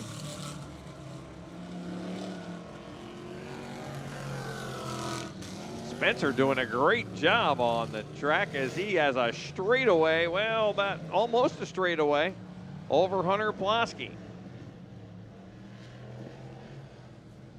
Spencer brings it way up high by the fence and down the front straightaway to complete lap 5. We have 3 laps remaining. Hunter Plosky is pulled away from Bergstrom here. Working through 3 and 4. It is Aiden Spencer coming back off the top and down the front. 2 laps to go, 2 to go.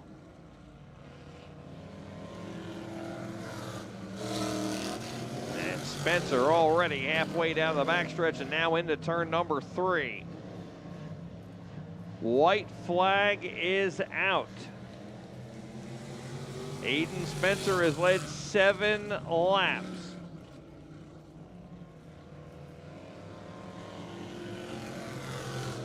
Rookie feature winners automatically get into the Sportsman feature. Hunter Plosky's already in, and Aiden Spencer is gonna stamp this one with a huge win, and he takes the victory down the front. Hunter Plosky will bring it off a 4. He will finish a distant 2nd, but it doesn't matter. Same amount of points. He finishes 2nd, and him and Spencer are tied once again at the top of the board after 6 races. Jim, we'll send it down to you. So a game of cat and mouse going on. Well, after each feature, someone's got the lead, and now they're all tied up once again.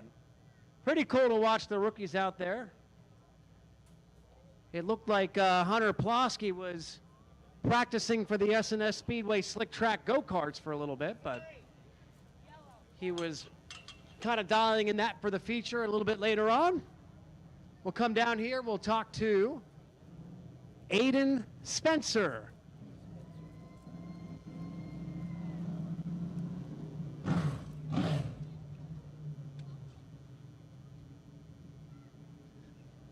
SRT Shockwave. Over the Rainbow Child Development Center, John Blewett, of course, Scrap and Waste Recycling in Howell. Lions Construction, Valco Racing Wheels. And Aiden Spencer parks the 921 in Victory Lane. Getting all the equipment off. It's still a little slick down here too. Whole different animal is the racetrack. He's got the earbuds out, the helmet comes off. climbing through the window, Aiden Spencer, your rookie feature number 2 winner.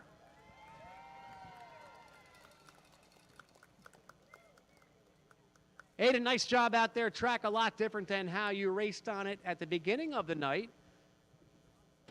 Are you going to try the feature as well coming up? I'm not too sure. That's up to the car owner. But me and Hunter have been battling out all season. You know, opening night, he got me because I screwed up there going off 4. You know, Memorial Day weekend, we picked up the win, and we split ever since. So we're tied up again. Hopefully we get the racing in next week, and hopefully we don't tie. How cool is that, though, going back and forth with your fellow rookie competitor, really making a race out of it? It's fun, you know. It's difficult, but because whoever gets out front first is really going to win the race because it's hard to pass with 8 laps, you know. But I can't thank everybody enough that makes this happen, you know, Mom, Dad, George, John, everybody in the crew, all the sponsors. But hopefully next week goes well and we would end up with the championship. Good job, young man. Thank you. Aiden Spencer tied up for the rookie championship. I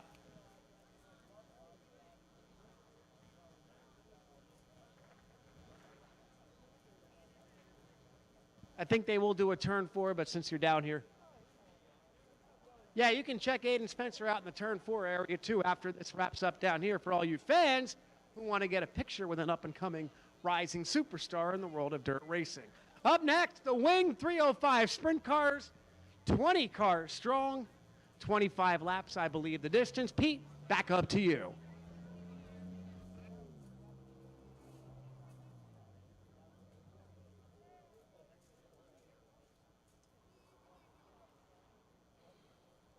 Thanks a lot, Jim. And the sprint cars are due out next as the four-wheelers now bringing them up onto the Speedway surface.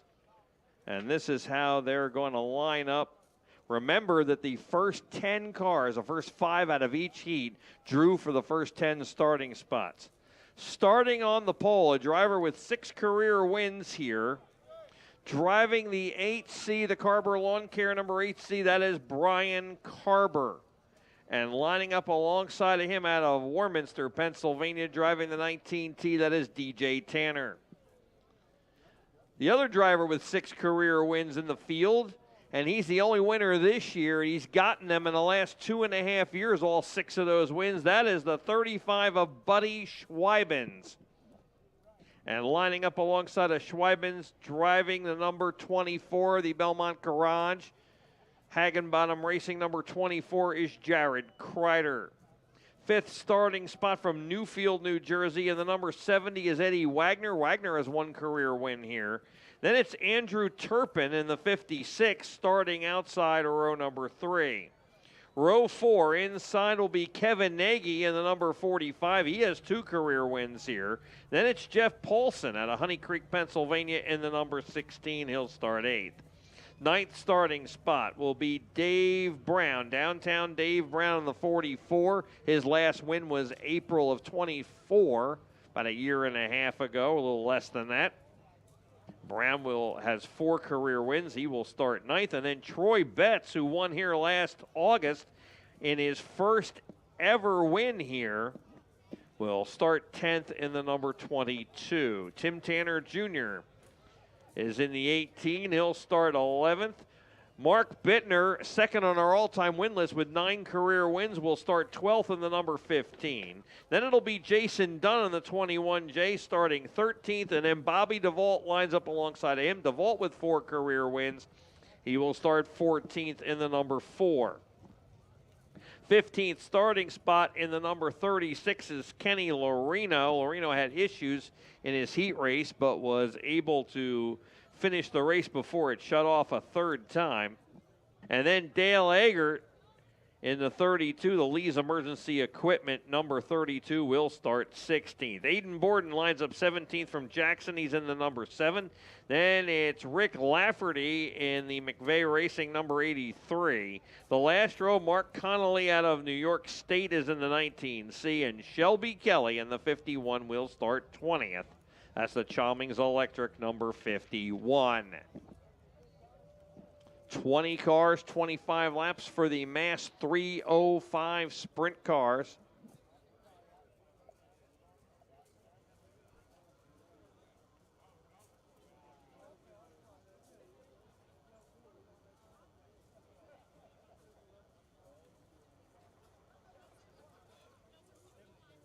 Hey, you're missing a nice fireworks display that I'm watching.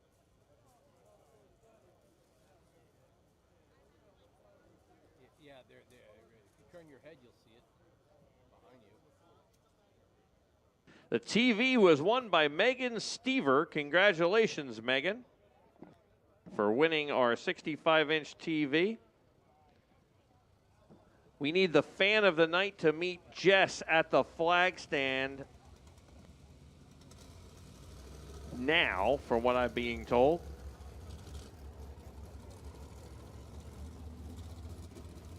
And we have multiple prizes that have not been claimed. And you can come down there and see if you've won. We have the tickets out with the prizes. And you can come by and claim your prize. If you are one of the winners, you can go check your tickets at the tables behind the main grandstand.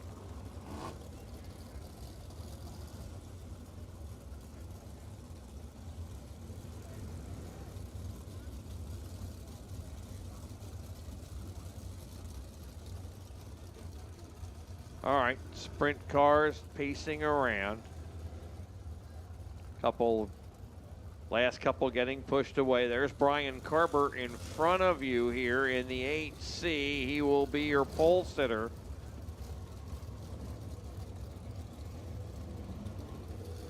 Carber with 6 career wins, his last one coming last August 31st. His first one came back in 2011.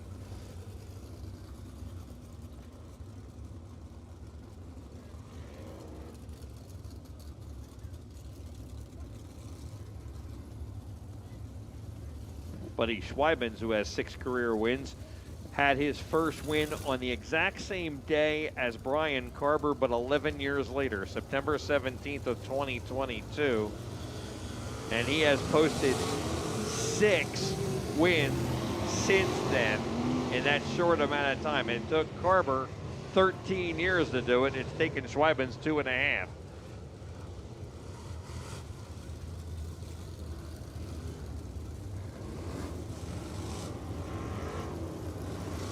Mark Bittner with 9 career wins, but his last one came on May 4th of 2019, so it's been 6 years, over 6 years since Mark Bittner's been in victory lane. And he is starting pretty far back in this feature event.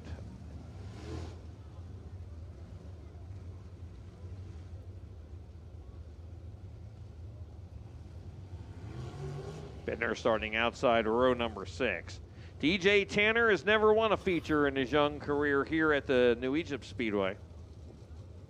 Neither has Jared Kreider. They're starting 2nd and 4th. Tanner up there on the front row. And Schweibens and Kreider, Wagner and Turpin. Turpin also never won here. Nagy and Paulson on that 4th row. Paulson's always up front in the 16. He's starting 8th. He has never won here either.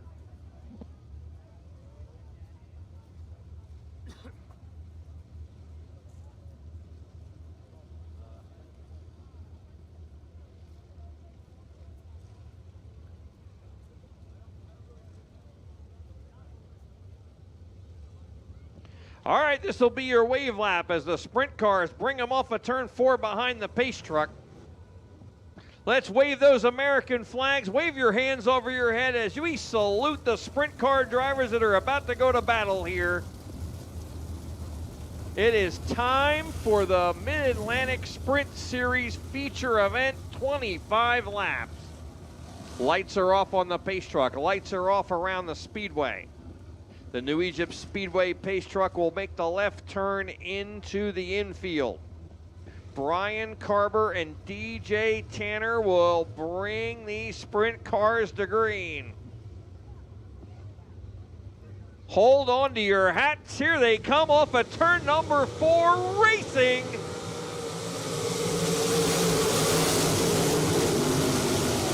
Three wide, almost 4 wide back there for the 5th spot as they came down the front straightaway for the first time. Everybody looking for racing room, and they soared out going into turn number 3. Your leader is DJ Tanner as he jumps out to the lead from the outside pole.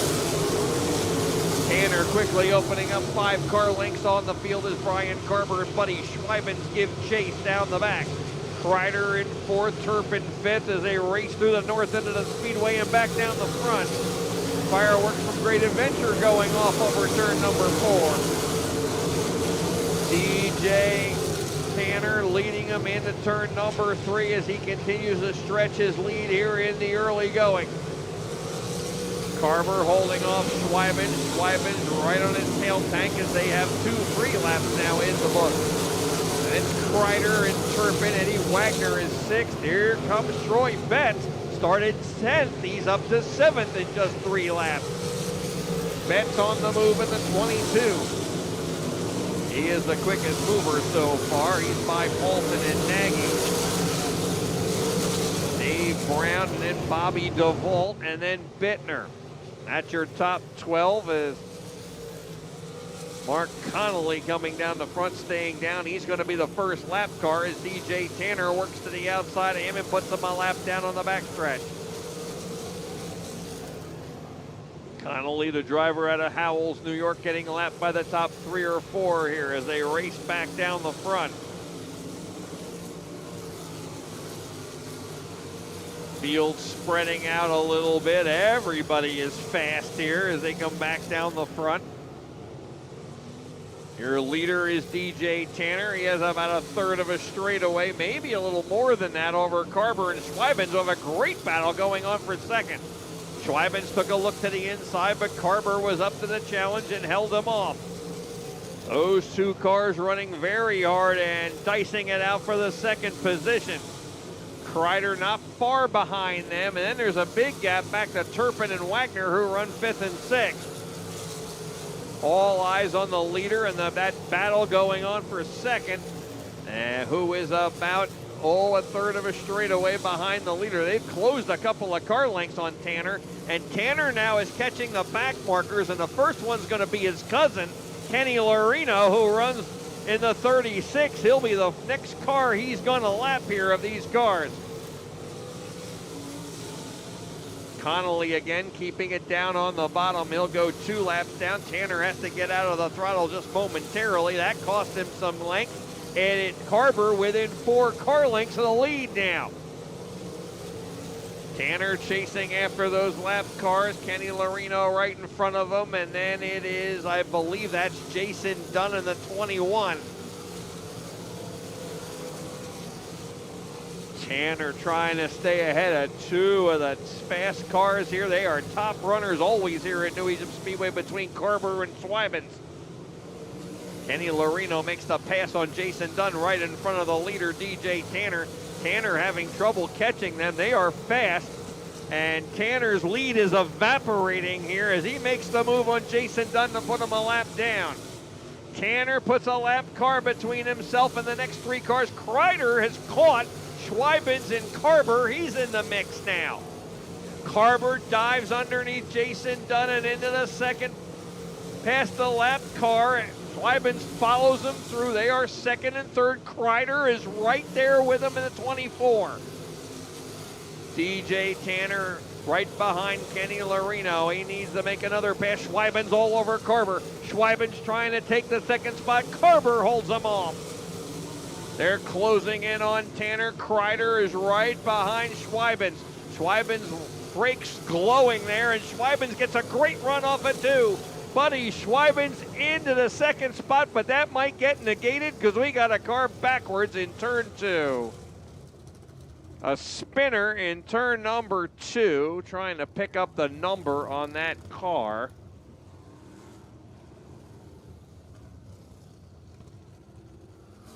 It's the 21J that just got lapped. That's Jason Dunn.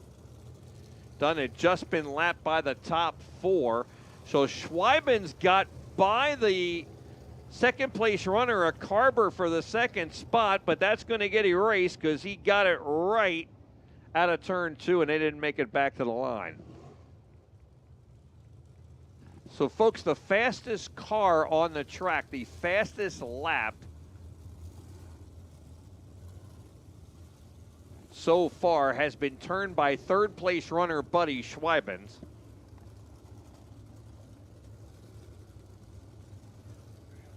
And the fastest average of all the laps combined is Jared Kreider in the 24 at 16.618, which is just slightly faster than Buddy Schweibens' average of the first 15 laps. We still have 10 laps remaining.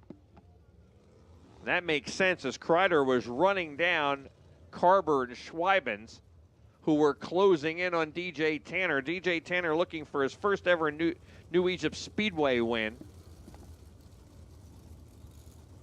Pete, so this might be a single file restart, so that'll string the field out, which means when you're single file, there's a good chance in 10 laps they will catch lap traffic being single file. But what a race. The top 3 make it top 4. We're all about to be accordion together with those lap traffic.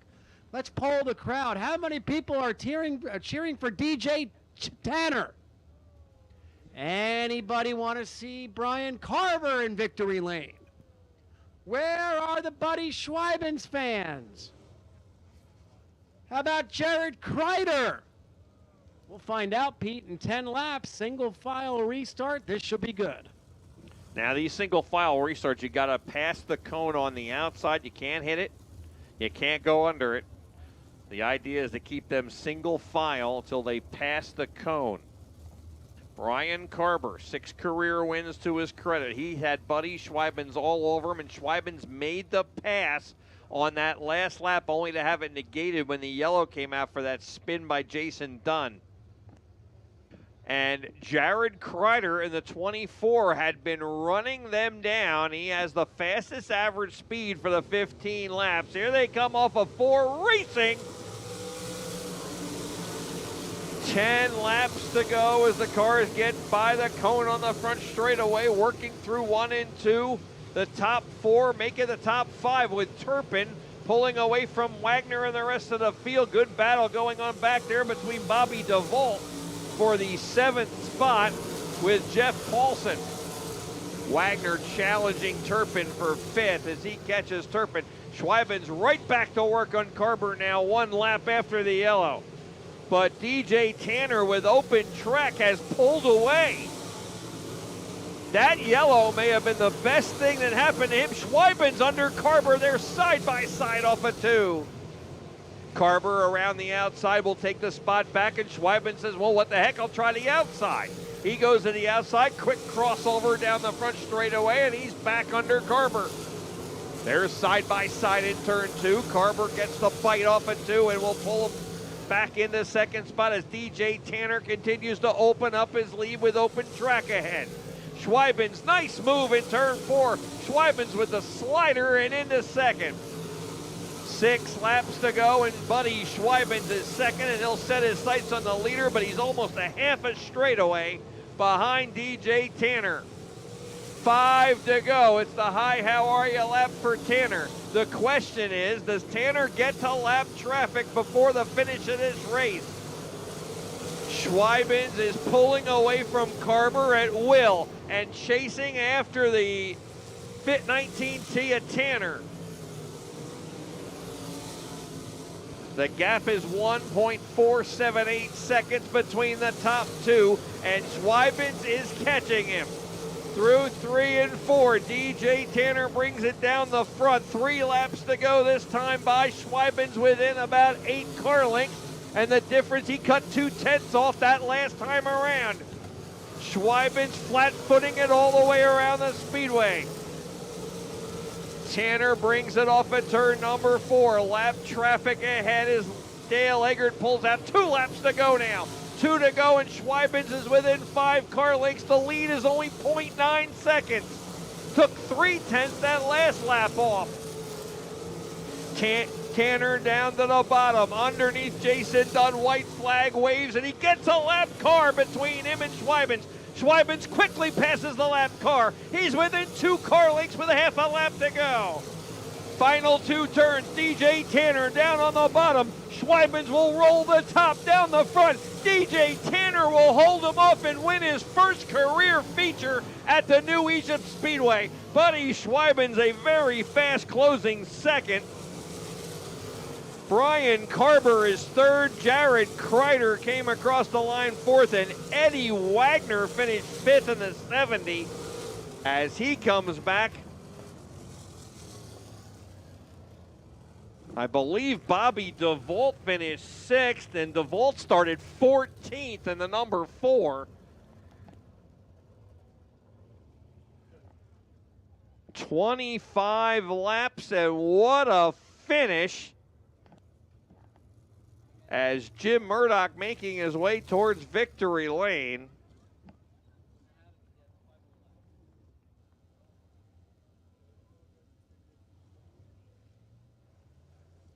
DJ Tanner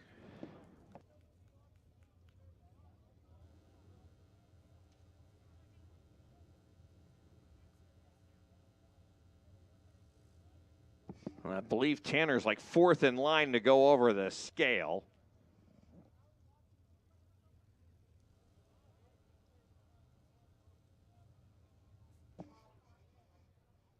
What a race by DJ Tanner. His final, he had a 1.4 second lead with 5 laps to go, and he won by 0.44 seconds. Schweibens cut a whole second off of that lead over the final 4 laps, but fell short at the end. Schweibens, who won the only race so far this year here. And DJ Tanner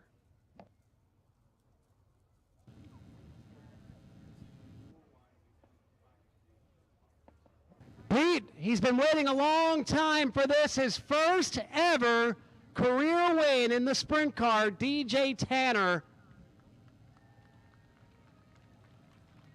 First ever career win, and it was a good one.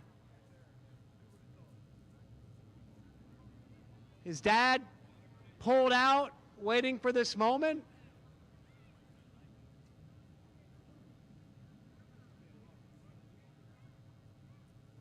We don't know if that yellow with 10 laps to go is what made the race, but I think he was a pretty darn good driver, too, in those last 10 laps. So absolutely deserves this feature win.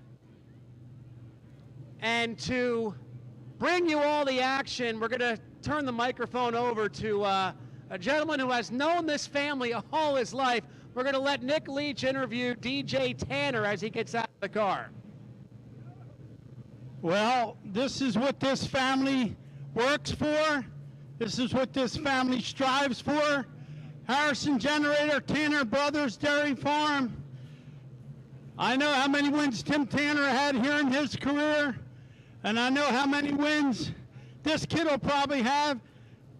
His cousin's coming down here, Kenny Lorino. It's all a family affair here, gang. Tim Tanner, he got her done, buddy. Yeah, he smoked him. I'd have to say he's been running really good, and he's been having brake issues, and we put a whole new brake system in the car for tonight, and this is the first he got to drive the car with the brake system working right. And he had some pretty good company up front, and I think he smoked him. Well, you know what? I interview you a lot here at New Egypt, and now I get to interview the kid. You interviewed my first win, and no better to have you interview him for his first. Ladies and gentlemen, DJ Tanner!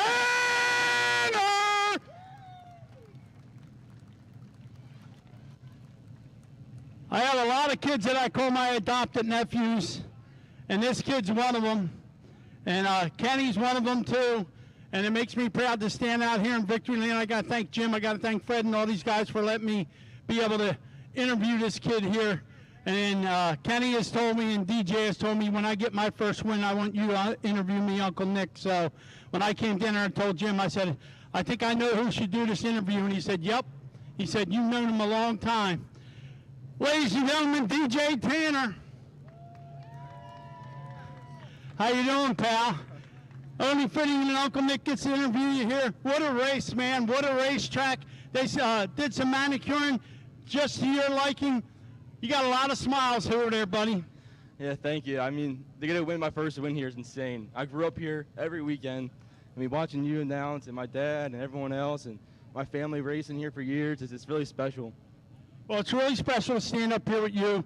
And, you know, the caution comes out with a couple laps to go. You got Buddy Schweibman, you got Brian Carver. These are guys that you look up to in your division, and now you can say that you beat the best. Yeah, to beat these guys in mass. I mean, they're the best of the best around here with 305s. I mean, you can't get any better around here. So, I mean, to beat them, especially here, I mean, I've had my struggles here definitely, but it worked out tonight.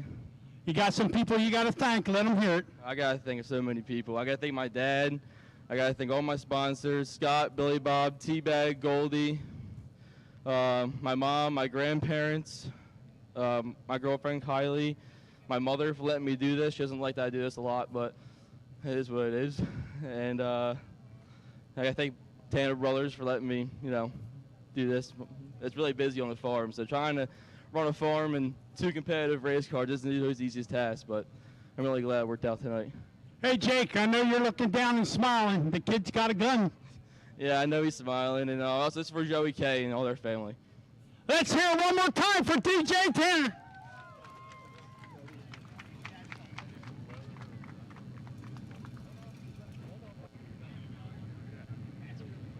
Thank you. No problem. All right, an emotional victory lane down here with the Tanner family. There's tears in their eyes.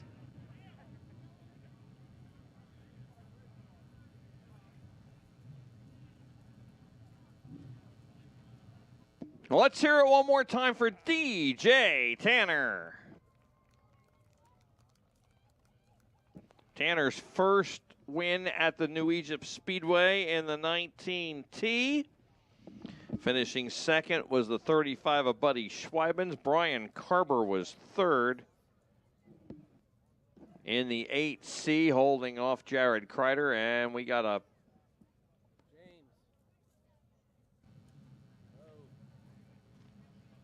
all right, Jim Murdoch is going to draw a ticket here.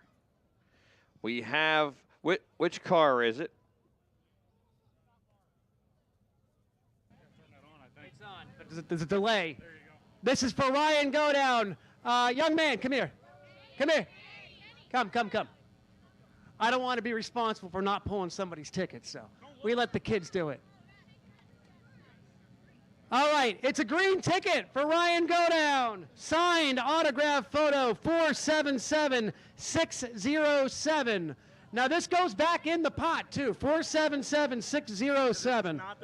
This is not the 50-50. This is for the Ryan Godown 477607. All right, I need another person. Close your eyes and dig in deep. Please. We got it. We'll get you next time. All right, 50-50 for Billy Pouch Jr. The picture, purple ticket 231203. 231203. Come to the main office. Come to the main office and do it in a hurry because he's have to go back in the pool. Yep. And then the modified winner. And the modified winner is going to draw the overall purse. If you have those numbers, go see Chris in the office. Pete, back up to you for the rundown. Well, thanks a lot, Jim. If you have those tickets, go back there and claim your signed 8x10 framed picture of Ryan Godown. The other winner was Billy Pouch. Those tickets are going to go back into the overall 50-50, which will be drawn by our feature winner in Victory Lane here for the modifieds tonight. And that feature is up next. So DJ Tanner beating Buddy Schweibens, Brian Carver, Jared Kreider, and Eddie Wagner, the top 5, I believe. This is the way they're going to start in your modified feature. 25 cars, 30 laps. This is the way they'll line up starting on the pole out of Fairfield, New Jersey. Driving in the number 27 is Frank Venezia. And lining up alongside of Venezia and the Creston Hydraulics number 24, DJ Hunt. Row number 2 on the inside, the Spooky Brook Landscape number 2D of Will Dupree.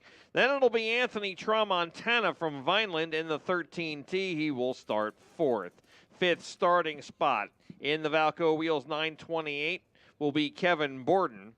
And lining up alongside of Borden out of New Egypt, driving the 5J, that is Joe Brown. Joseph Brown in the Oliver Communications Group 5J. He'll start 6th. 7th starting spot in the Rio Brothers number R10. That is the Flying Farmer Wade Hendrickson. And lining up outside of Hendrickson, 8th starting spot in the McNichol Lawn and Property Maintenance number 72 is Jim Houseworth. 9th starting position, the Valco Wheels 323 of Hamilton's Johnny Bangs. And lining up outside row 5, 10th starting position out of North Hanover Township, driving the Pioneer Pole Building number 79, Davey Sammons.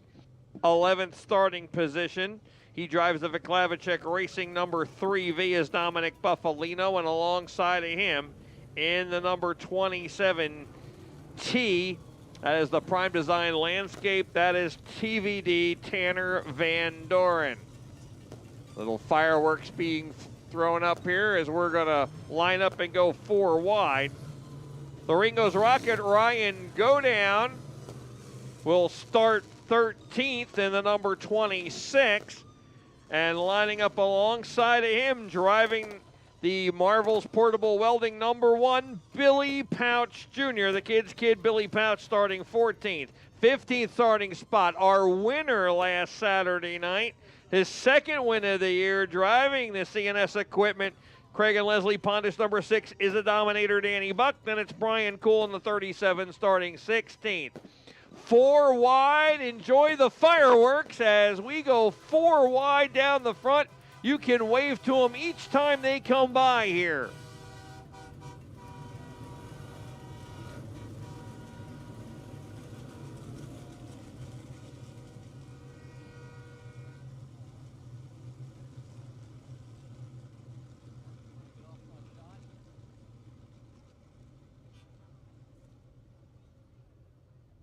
All right, that was your practice. This is your official wave lap. We now have them 4 wide. The front row is getting kind of caught up there.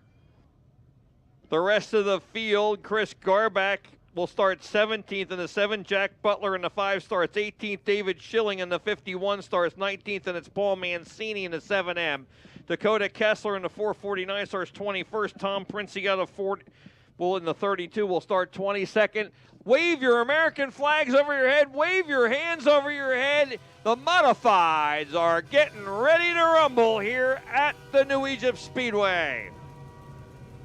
Cole Stangl is in the 20C. He'll start 23rd. George Garris Jr. in his first modified feature will start 24th in the 92 Junior, and Corey Cormier will start last, 25th starting spot for the 26R. All right, cars will get back into 2x2 here. Venezia and DJ Hunt on the front row. Will Dupree and Anthony Tramontana on the second row. The 928 of Kevin Borden and the 5J of Joseph Brown on row 3. The R10 of Wade Hendrickson, the 72 of Jim Houseworth on row 4. As they catch back up to the pace truck here, we'll make sure the lineup is correct.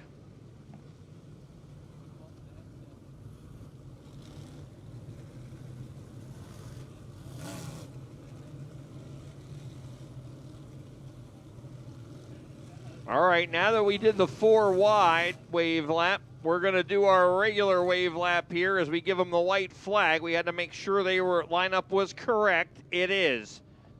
We will come by and give them the white flag, and then we will go green next time by. We want every American flag waving when they come down. Stand up, get on your feet, let them know you're there. It is time for the Mighty Modifieds at the New Egypt Speedway. 2 by 2 down the front. We will go green next time by here on 4th of July weekend at the New Egypt Speedway. Lights go off on the pace truck. Lights are off around the Speedway. The New Egypt Speedway pace truck will make the left into the infield. Race fans, are you ready to feel the thunder in the pines? The modifieds are now ready. They are ready to go racing.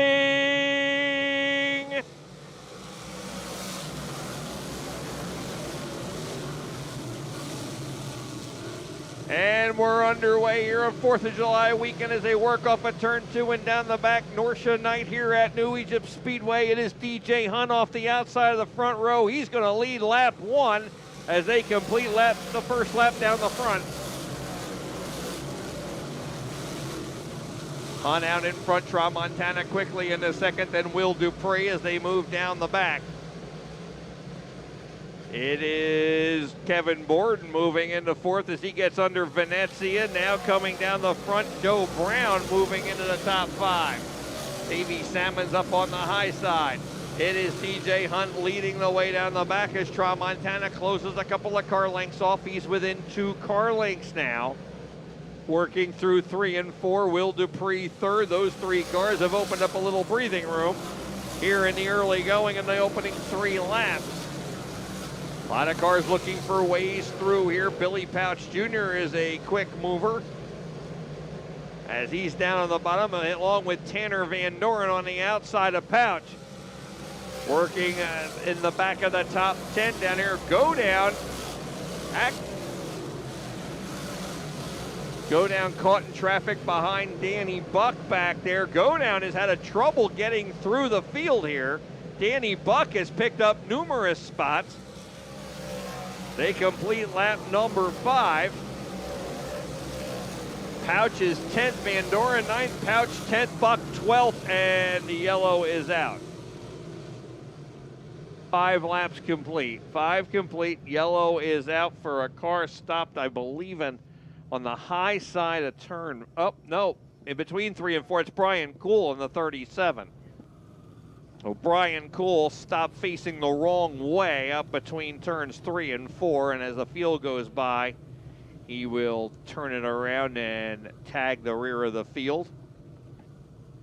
So 5 fast and furious laps there for the modifieds, and Brian Cool ends up facing the wrong way.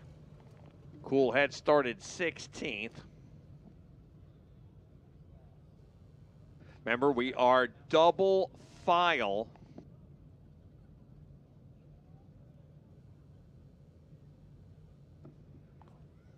We are double file here. DJ Hunt had a 3/4 of a second lead there when the yellow came out.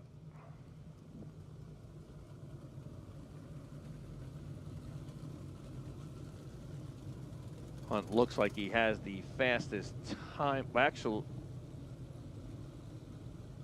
looks like he has the fastest time so far. It's hard to tell, but he has the open track, which makes sense here. A lot of battling going on there.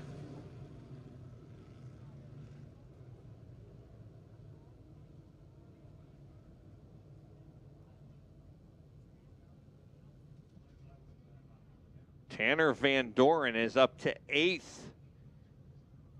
Pouch up to 10th. Buck to 12th. Go Down is still 15th here. Go Down actually has backed up 2 spots. He started 13th.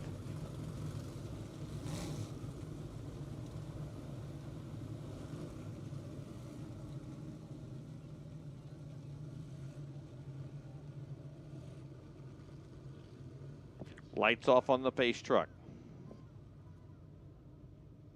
New Egypt Speedway pace truck making the left turn. We're ready to go back to green. 5 down, 25 to go. DJ Hunt and Anthony Tramontana side by side. Hunt picked the inside of the front row, and we are back to green. Hunt down on the bottom. Davey Salmons with a bold move there down on the bottom, and he grabs second spot.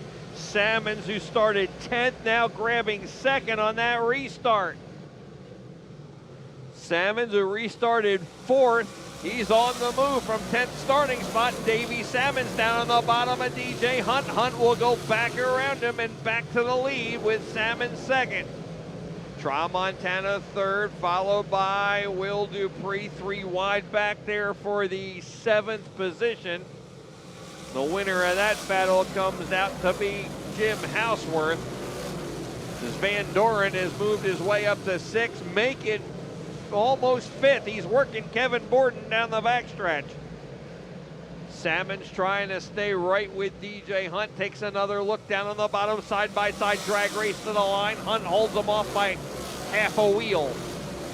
Tramontana, Will Dupree, and Borden, and it's Tanner Van Doren, followed by Houseworth, then Pouch and Buck battling for 8th. Off the corner and down the front, Houseworth in a tough battle with Tanner Van Doren. Van Doren working the outside. Davey Salmons under DJ Hunt again, and Hunt comes back around him. Boy, Salmons is throwing everything he's got at DJ Hunt. Hunt has been up to every challenge so far. Hunt leading lap number 10 out of turn 2 and down the back.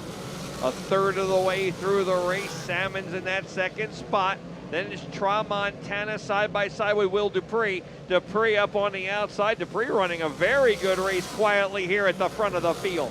Tanner Van Doren in 5th, followed by, as he gets by Borden. Borden now being worked on the bottom side by Billy Pouch.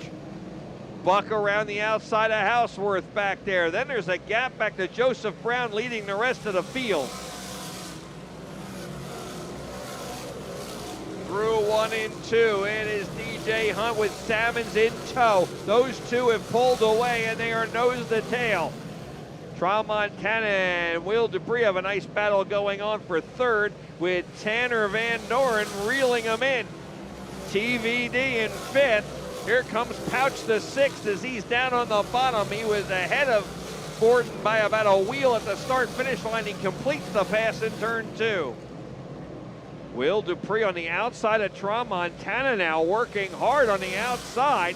Dupree up top here as they're side by side at the line. Halfway is next time by. DJ Hunt cannot shake Davey Salmons. Tramontana surges back ahead of Dupree. Tanner Van Doren trying to pick a lane here because they are side by side in front of him. Davey Salmons again here halfway. DJ Hunt leads at the halfway sign. He's led the first 15 laps. Davey Salmons got 2 wheels under. Oh, look out. We got a car backwards. It's Will Dupree in the middle of the backstretch. Everybody taking evasive action on Will Dupree there, and nobody gets into him. Dupree bicycling on the backstretch there as he spun. 2 laps ago, he was almost around Tramontana, and he got so close to the fence, he lost some momentum, and I'm not sure if he rubbed it or if he backed out of it a little bit, and that had Tramontana surge back in front of him. We got to have a replay here on YouTube coming up here as Dupree gets the car and it drives away here in the 2D. Well, Pete, when you see this replay, we almost had something a lot worse than just a car spinning out, if we can gather this up. Okay, so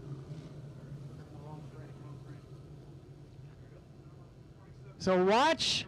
There's contact right there, and my goodness, that modified almost took a ride. Can we show that one more time, please? We got Jimmy on the director's chair up here. Now watch at home right there. It looks like Tanner Van Doren made contact. And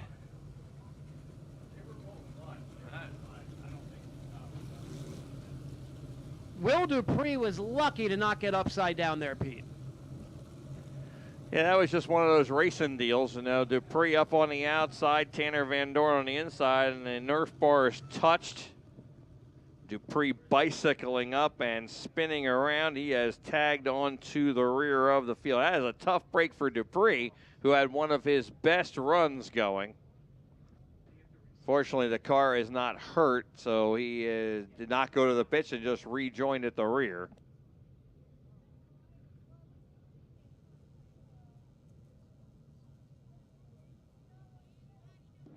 Looks like 23 of the 25 starters are still out there.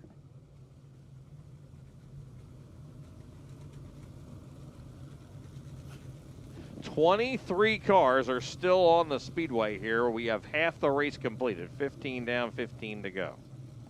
DJ Hunt, your leader. Davey Sammons has been right with him for the last 10 laps. After he made a surge up into second, he started 10th. Anthony Tramontana next in line, then Tanner Van Doren and Billy Pouch the top 5. Kevin Borden runs 6th. Danny Buck is 7th. Jim Houseworth 8th. Wade Hendrickson, and then Joe Brown. Here they come. Off a turn 4, green, back to green, 15 down, and now we start the second half of the race.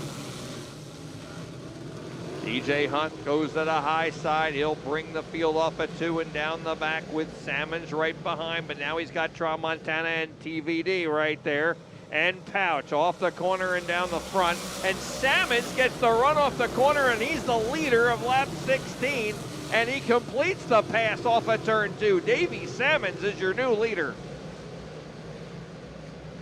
Down on the bottom, Tramontana trying to find a way by. He gets underneath the 24 of DJ Hunt down the front.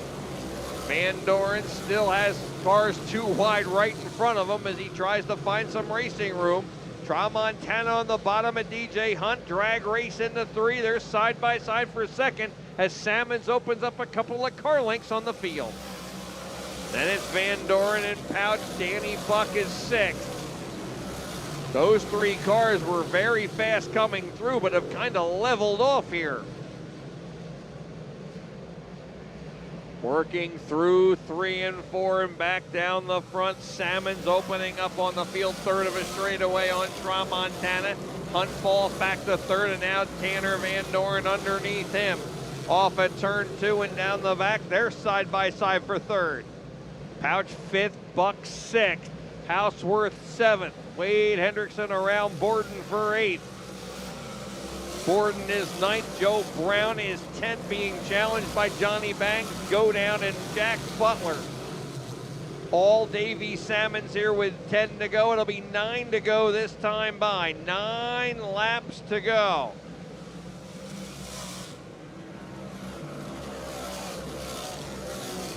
Through 1 and 2 and down the back. Tanner Van Doren chasing after Tramontana. Tramontana's pulled away. Anthony Tramontana by a couple of car lengths as Sammons brings it back down the front. Tanner Van Doren to the high side now. Pouch working the high side of DJ Hunt. He gets around him and into 4th. Pouch to 4th, then it's Hunt with Danny Buck on the outside. Couple of cars trying that outside groove here as we have 7 laps to go. Davey Sammons has opened up a sizable lead here, half a straightaway on the field. Tanner Van Doren going to the and Van Doren, something must have broke because he went in very high and tags the turn 3 wall and the yellow lights are on. Yellow is out for Tanner Van Doren, who was running 3rd and had shifted to the outside groove. And when he went into turn 3, his angle didn't look right. And it looked like suddenly he slowed before he made contact, and then he made very hard contact in turn 3. I think something must have broke on the car because he kind of went straight in, even though it was a glancing blow. The car would not turn on that high side unless he got over the cushion.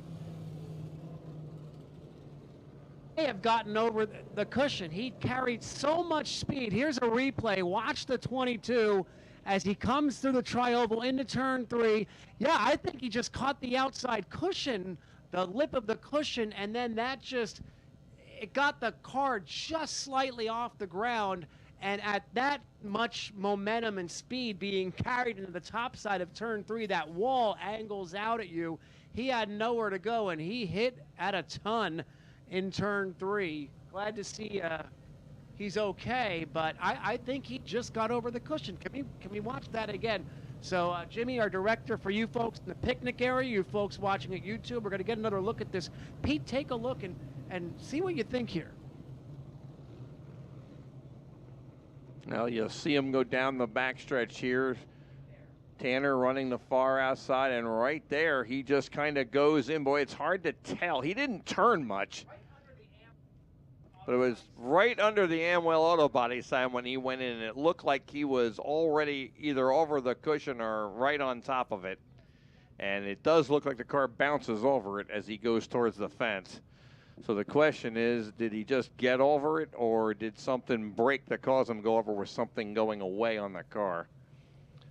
So we have 7 laps to go. The cars are single file currently. They will be doubled up. This is going to be a double file restart. It looks like Davey Salmons wants the outside on the restart.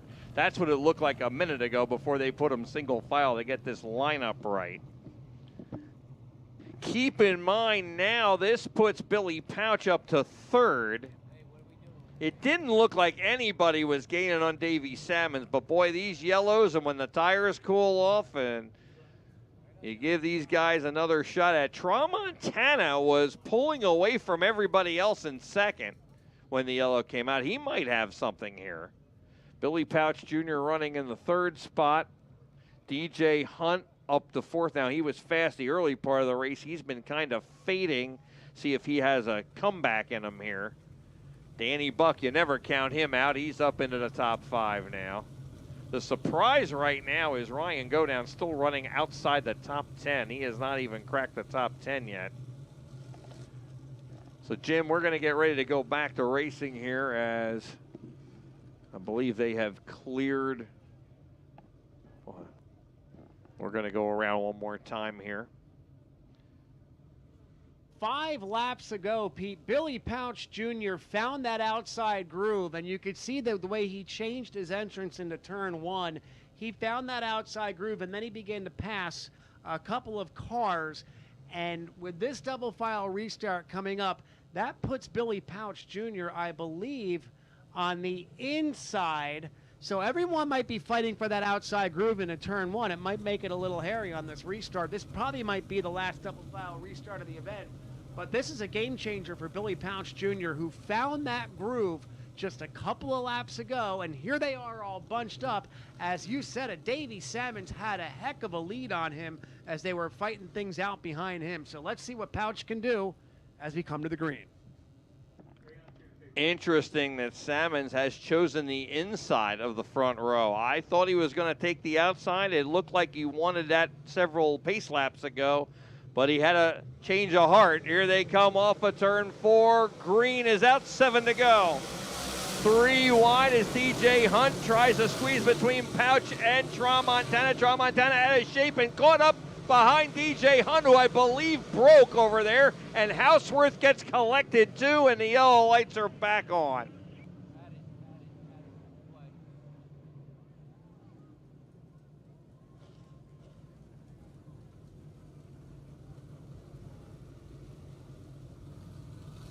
DJ Hunt going from the outside, trying to squeeze in the middle there, and they were 3 wide. He actually got ahead of Tramontana, and then they hooked bumpers and locked together. They didn't shake apart till right at the end there when they came to a stop. So DJ Hunt and the 13 of Anthony Tramontana and the 72 of Houseworth was on the outside and really had no place to go except for to spin it to keep from piling into him. In July to Billy Pouch Jr. That'll put him on the outside if Davey Salmons chooses the outside. We're going to try to get a replay of this for you folks watching at home and in the picnic area. This began when they go 3 wide right here into turn 1. Pouch on the inside, and that puts Hunt and Tramontana, and they locked bumpers. Tramontana's front just got locked into Hunt's. I don't know if Hunt lost power, but the three cars were going into a space only meant for maybe a car and a half. And Billy Pouch Jr. won that battle. Unfortunately for a couple of our top runners, major issues with 7 laps to go, really shuffling up the top 5. Yeah, and it wasn't that DJ Hunt squeezed in there. He was side by side with Pouch. They had started 3rd and 4th. And Tramontana got up so high going into turn number 1 or down the front straightaway that it was able to be 3 wide there. Just good racing. Go down up to 8th now. He picks up 3 spots because 3 cars in front of him dropping back to the rear. DJ Hunt has rejoined. Houseworth has rejoined. Tramontana has rejoined. Or, no, I don't see Tramontana out there. Lights are off. Salmons decides to stay on the inside. Pouch on the outside. Buck on Salmon's back bumper. Davy's going to have to work for this one. Here they come. Through 3 and 4. Up to Salmons. Buck down the bottom. No start. No start.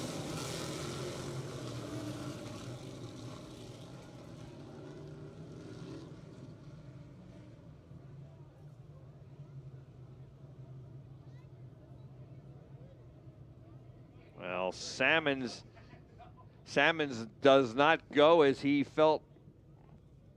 As it was no start, he saw that there was no green in the air. Drivers being told it's up to the 79 to start the race. Everybody regrouped here. We'll get them back into position here. Still 7 laps to go. Lights are out.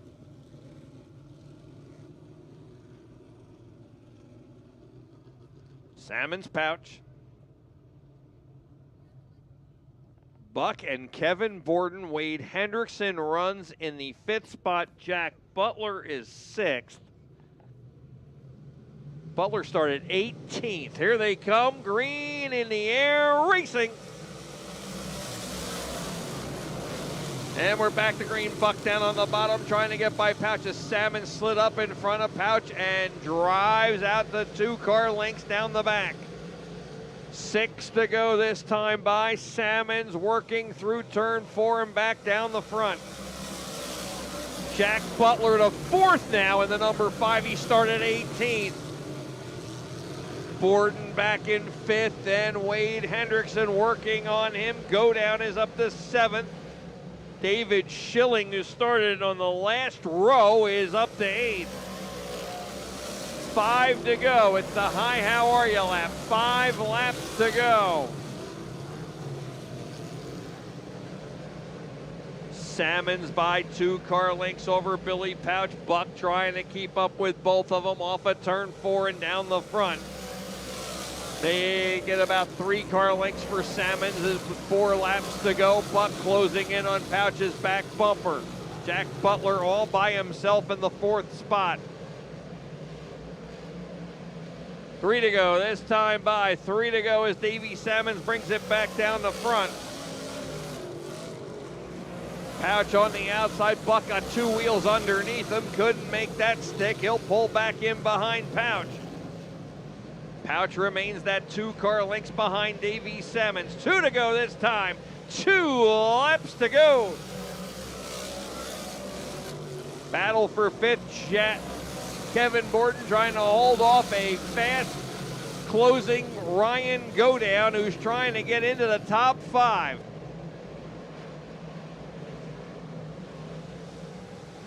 White flag is out down the front for Davey Salmons. Final time around, he's increased it to 4-car lengths over Pouch and Buck.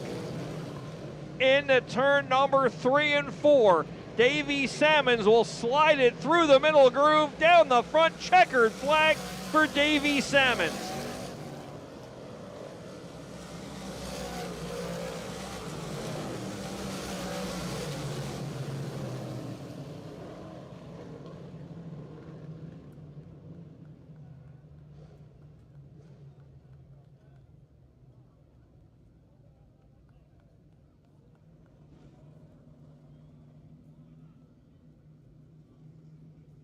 So Davey Salmons comes home your winner. Billy Pounce Jr. second. These are unofficial.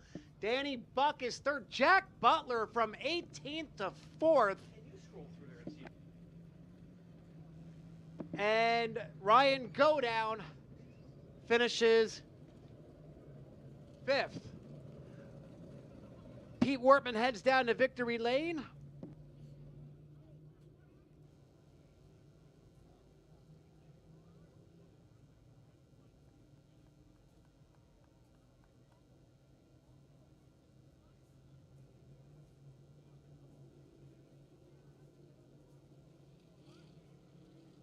This is Davey Salmons' first win, we believe, since the 2019 season, since September 14th of 2019. First win in almost 6 years for Davey Salmons. We'll send it downstairs.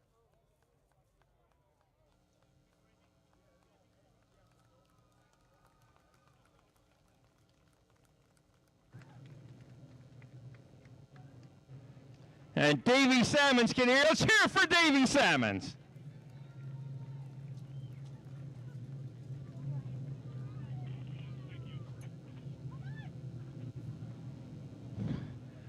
Davey's first win since 2019, and we'll get in here. We'll get a picture first.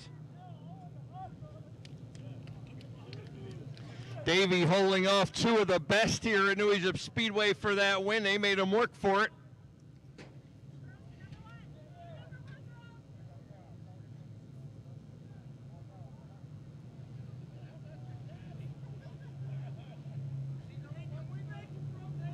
Pioneer Pole Building, of course, Bicknell Racing Products, Campbell Electric, Newell's Plumbing and Heating.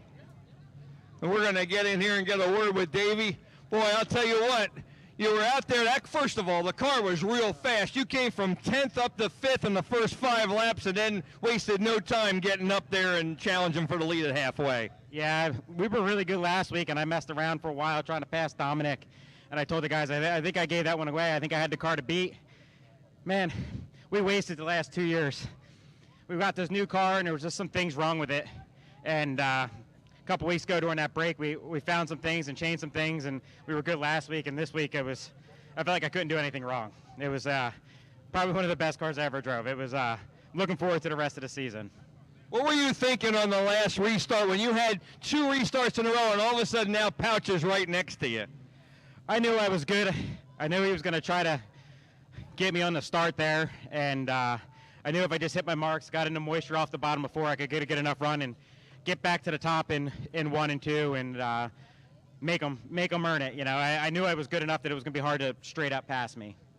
Davey, that was a heck of a run. I know the crowd was loving that, and they loved it at the end. Who do you want to thank? I know a lot of people help you behind the scenes. I got to thank my crew, Tom, Carmela, Charlie, Joe, Pioneer Pole Buildings, Jimmy Blewett, John Blewett Inc. You know, there's my wife, my kids, my dad. There's a lot of people that put an effort. The Campbell Electric. It's been a trying couple years here for us all, but I think we're on to something. Davey, love seeing you in victory lane. Thanks a lot. Great job. Thank you. Thank you all for coming out. Great crowd. I hope you all enjoyed it. Let's hear it for Davey Salmons. Great job, man. The winner of your modified feature event tonight. Let's send it back up to Jim Murdoch. Jim's got the lineup for the Sportsman feature event. I think you have the 50-50 going to be drawn too, Pete, down there, the 50-50.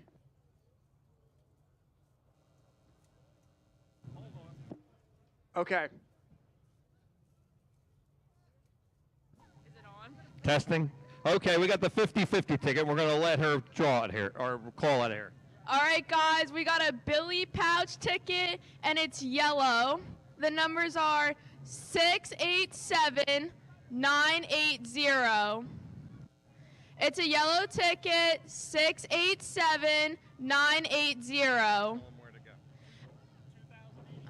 The final pot was $2,085. And if you have the ticket, go to the main office.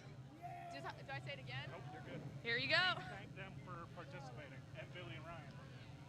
Folks, we want to thank Billy Pouch and Ryan Godown for participating in the ticket selling, and one of our biggest 50-50s in several years here.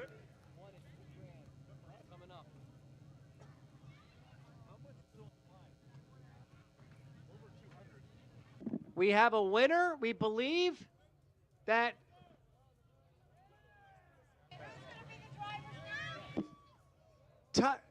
Top Row John, your 50-50 winner, Top Row John. A man I sat next to for a quarter century goes home with the big money. Congratulations, John. We love you. Couldn't go to a better person. Thanks to all of you at home as well for playing on YouTube, for phoning in your 50-50s, but we have a giant crowd here tonight. $2,000 going to Top Row John from right up the street in Whiting. Congratulations. Pete Wortman making his way back up here, and he'll give you the lineup for the Sportsman feature as Victory Lane ceremonies continue on the front stretch. From a very happy Salmons family.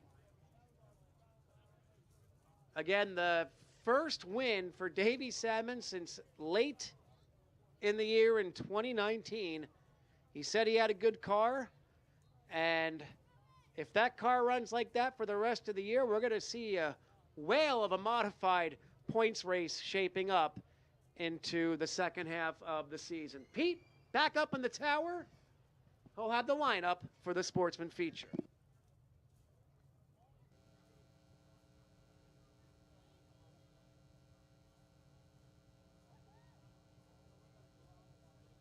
He's buying dinner.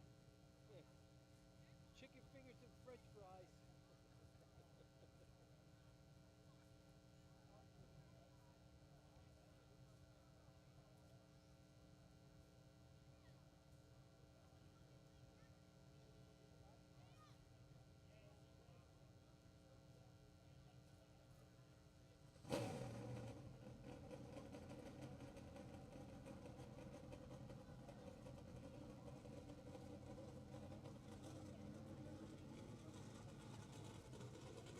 So once again, we also want to thank all of the fans here for participating in the 50-50. $2,085 to the winner.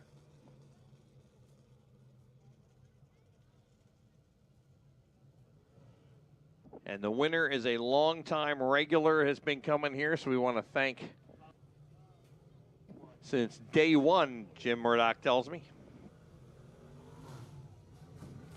For Salmons, his fourth career win. He had 3 wins in 2019. And that was his only 3 career wins. He picks up win number 4 here tonight.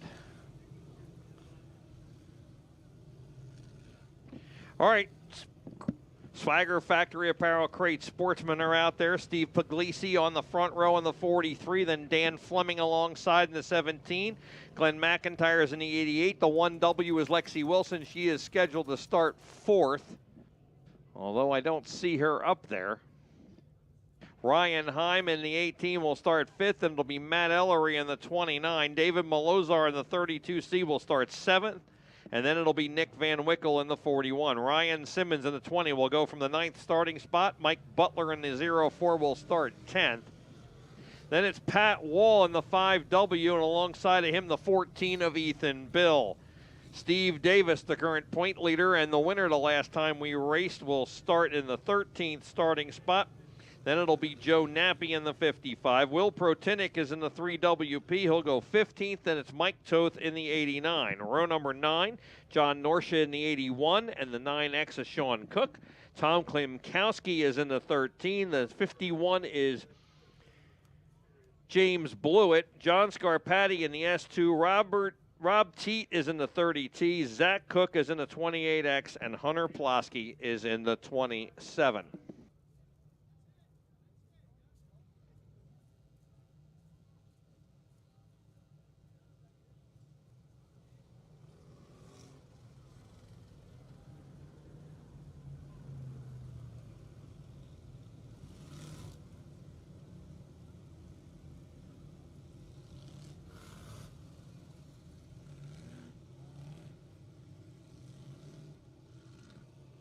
All right, we hear that the person who brought a ticket forward did not, they had their numbers mixed up and did not have the winning ticket. So the winning ticket is 68.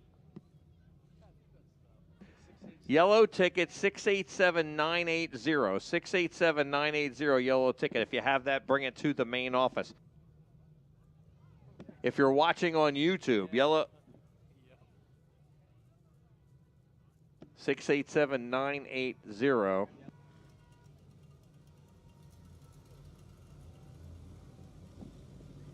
All right, the field coming by here.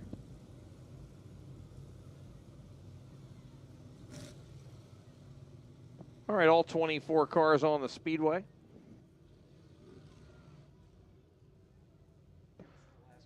Lights are off. This is the final feature of the night.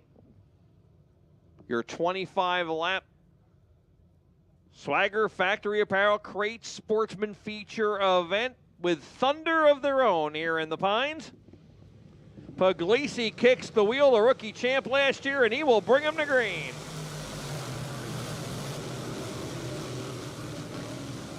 And we're underway in the Sportsman feature event as they work off of turn 2 and down the back 3 wide in several places.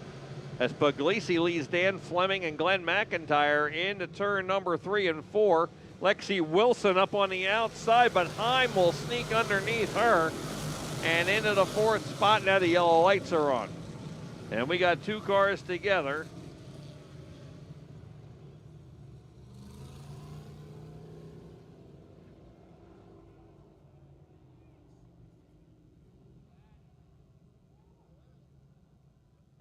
We got 2 cars together.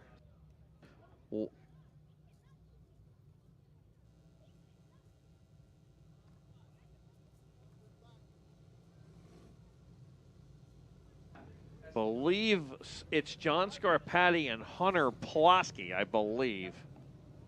And yeah, it's John Scarpati in the S2, and I believe Hunter Ploski is the car next to him in the 27.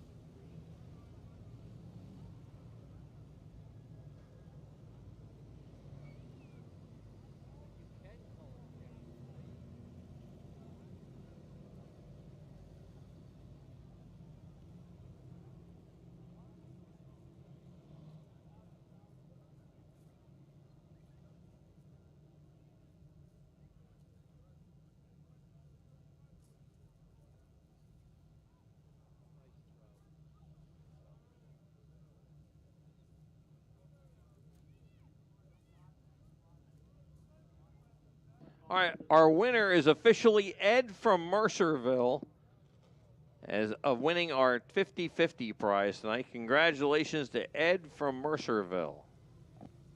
He is $2,085 richer.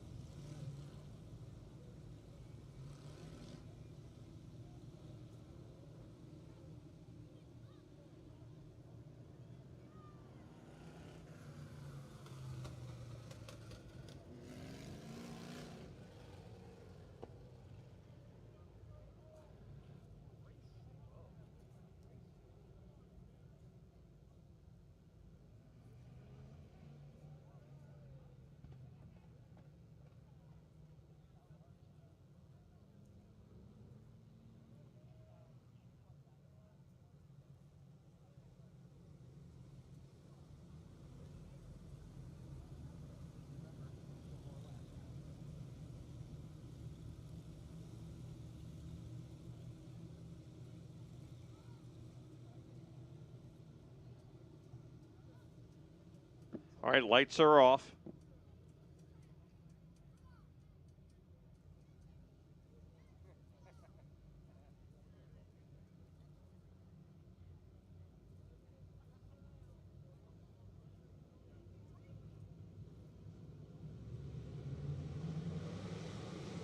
All right, off of turn 4, and we are green. And we're back underway. Field all packed together there, going through 1 and 2 and down the back. Puglisi leading, but Dan Fleming sticks his nose underneath him. Ryan Heim right there in third as he got by McIntyre. McIntyre is fourth as they come back down the front. Ellery next in line. Whoa, Nappy got into a car, broke the front end, hit the fence, and then drifted back into traffic, and a couple of cars just miss him. Now we got a car backwards in turn number 2, and another car in the fence. The car in the fence is Malozar. Ryan Simmons is very slow down the backstretch, and I believe is heading to the pits. We have a wheel on the backstretch. The car turning around is Matt Ellery. And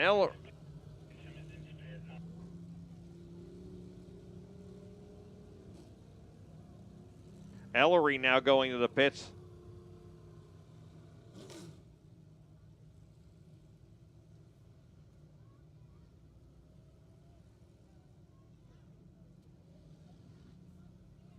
Salmon's right rear down. There, I'm sorry, not Simmons. Right rear is down, and they're working on that car.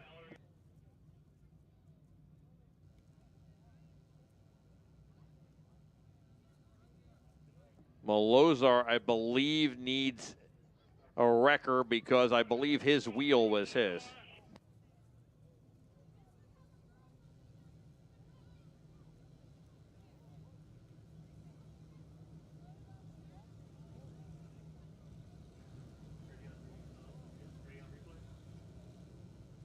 And Joe Nappy getting picked up, front end damage. That was completely separate. Nappy got into something, broke something. He got the speed down and hit the fence. And when he hit the fence, he deflected back and came back across the track a little bit. And boy, he just got missed by a couple of cars at full speed. It looked like Pete coming off of turn 4, mid-pack. They were 3 wide, and Nappy's made contact with his front end. The front end collapsed like at the fastest part of the front stretch. He did get that car woed down, and that allowed a few cars to pass by, but when he made contact with the fence, came back across in traffic, and there were about 2 or 3 extremely oh my heart moments where you were holding your breath, hoping that the cars were listening to the radio. Jim Mitch was on them, screaming at them, telling them to caution. A car right in the middle of the track, and everybody missed him. But there were 3 separate incidents, I believe, that happened here. We saw that wheel coming off of Malozar's car, I believe, and Steve Davis also made hard contact or made an abrupt move because he was all sorts of sideways. I think I caught Steve Davis banging a hard left, trying to avoid running over the tire that rolled down the length of the backstretch. So action all over in the early stages. Unfortunately, the Sportsman, a rough start after a couple of really good outings and efforts for the Sportsman. Slow start with them tonight, but it is darn exciting, though, to watch. Well, Malozar and Nappy definitely out. Simmons and Ellery, they're working on their cars. We'll see if they can get back out here before we go green. The track has now been cleared up. Simmons, they were working on the right rear. The right rear was down.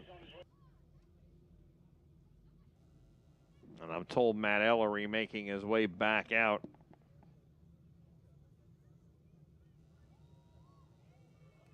As the field comes by in turn number 4.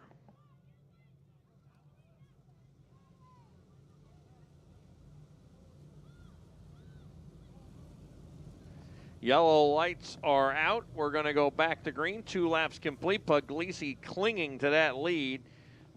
Fleming was about to pass him there, as was in a process of trying to pass him. Ellery back on the speedway and rejoining at the rear of the field.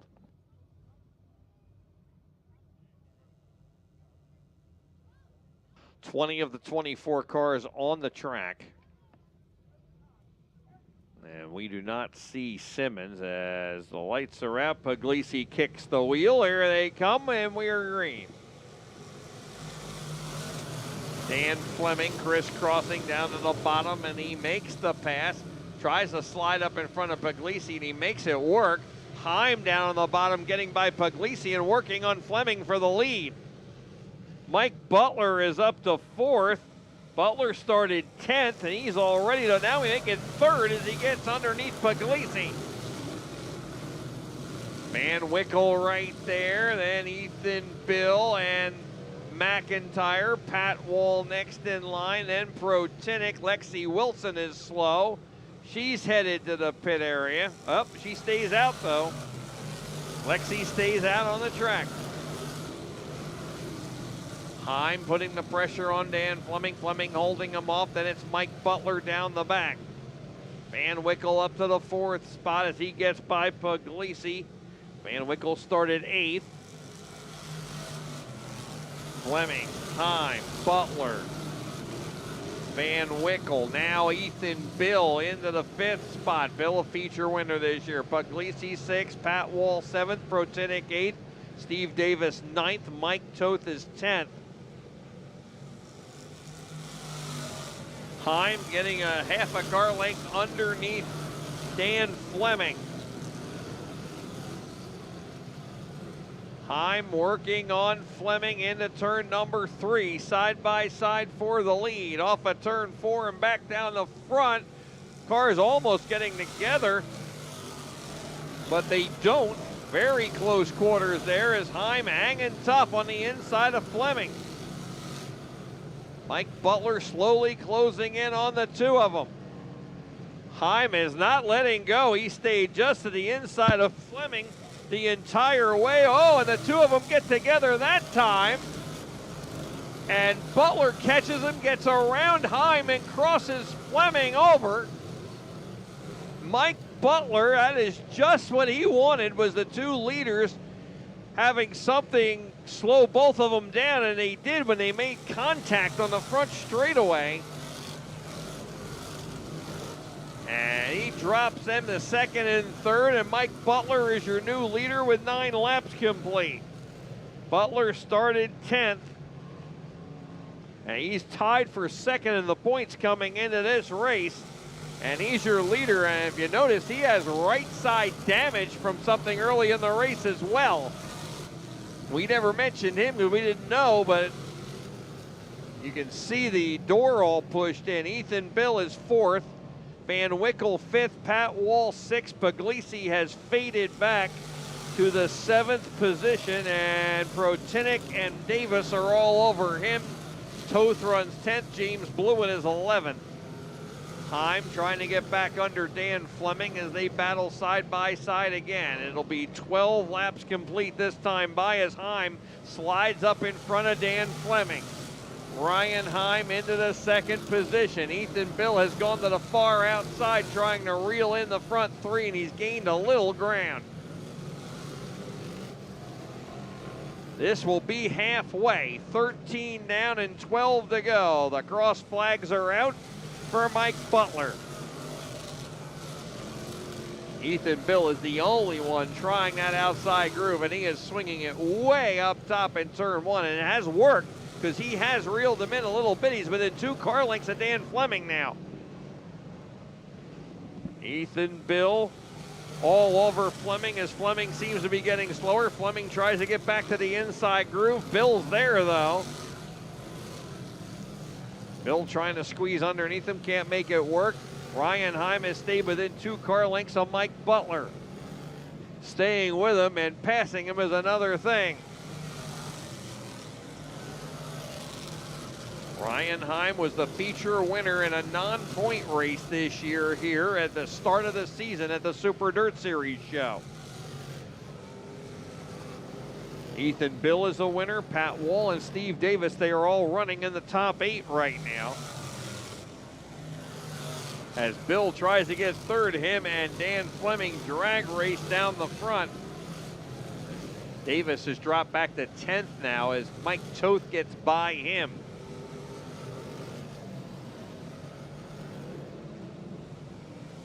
Heim and Butler made slight contact there. Butler holds him off here. 17 laps complete. Two cars getting together on the backstretch, but they keep on going. That was Norcia and Klimkowski.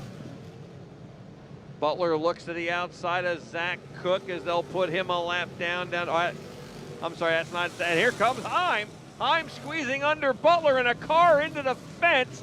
And that's good. I believe Butler was still the leader at the line before Heim made the pass. We got a car backwards bouncing off the fence there.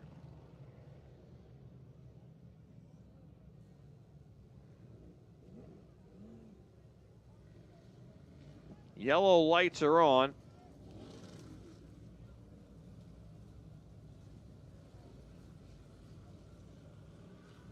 Tom Klimkowski was the car that spun and got into the fence in turn 1. He's driven away and is catching up to the rear of the field. Long green run there, 17 down and 8 to go. Mike Butler, your leader. Ryan Heim runs second. Ethan Bill is third. 17 of Dan Fleming runs in the 4th spot. Nick Van Wickle 5th. Pat Wall runs 6th in the 5W. Steve Puglisi in the 43 is 7th. Will Protinick is 8th in the 3WP. And then I need to look. I believe it is Mike Toth 9th in the 89 and Steve Davis in the 72 is 10th. That right side door of Mikey Butler's car all pushed in. It does not look like it's affecting the handling, but Ryan Heim driving an aggressive race tonight. He wants that win. He's got a fast car. A lot of people are really putting the blocks on Ryan and each other out there. Very full of contact in this Sportsman feature. Exciting for the fans. I don't know what it feels like for the drivers. We're going to have to kind of ask the winner of what this one was like. This is definitely a rock'em sock'em, shoot 'em out, rough and tumble battle for the front positions here. And Pete, this is going to be a double file restart because this is a 25 lap feature, not a 20 lap feature. The Sportsman be given 5 extra laps this year, which has made big differences over the last couple of weeks as we line up 2 by 2. How many people in the stands want to see Mikey Butler pick up the win? Is anybody cheering for Ryan Heim? How about the 14 of Ethan Bill? Any Dan Fleming fans in the track? Well, Ryan Heim and Dan Fleming, they actually locked bumpers and crossed the track in turn 4 down the front stretch a few laps ago when that battle for the lead was going on. And that's how Mikey Butler kind of thread the needle through all of them during their issues. We're going to go green in just under a lap from now. But as the late, great Ken Squire used to say, Grandma, put your teeth in your pocketbook. This is about to get exciting.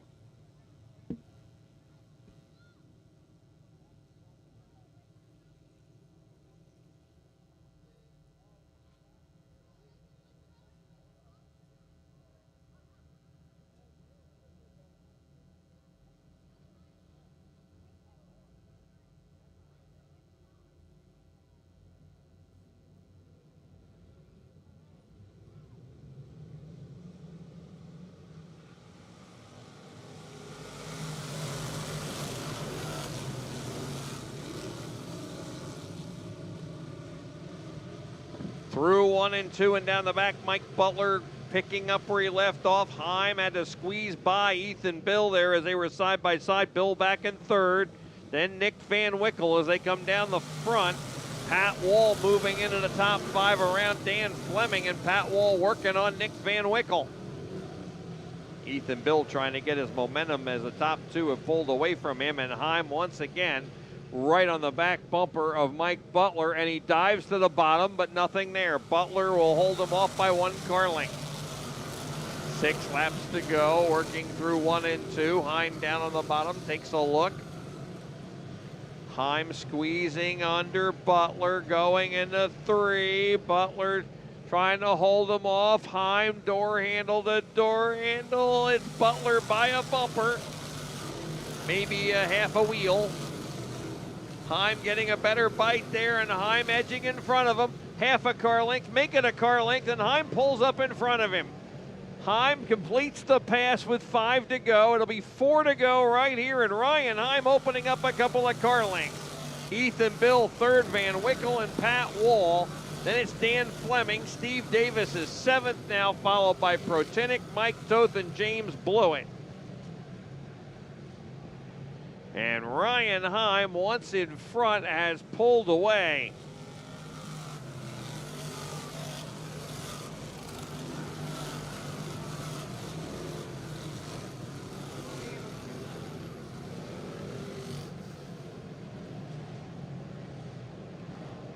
Two to go this time. 2 laps to go down the front. And Heim pulling away. He's 5 car lengths from the field. Ethan Bill still likes that outside, but it is not, it's keeping him where he is, but he has not gained too much on Mike Butler. White flag in the air for Ryan Heim, looking for his 2nd win of the year. Bill swings it around through the outside. Final lap down the back. Heim has opened up about 7 car lengths on Mike Butler. Last 2 turns. Here is the checkered flag for Ryan Heim. Butler, Bill,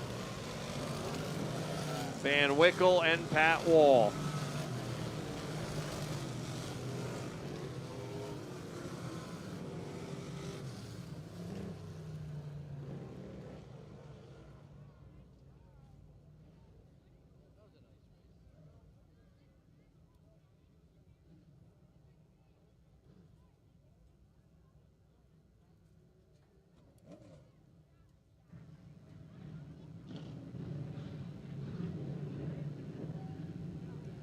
So Ryan Heim wins a full contact Sportsman feature to round out the evening. Mike Butler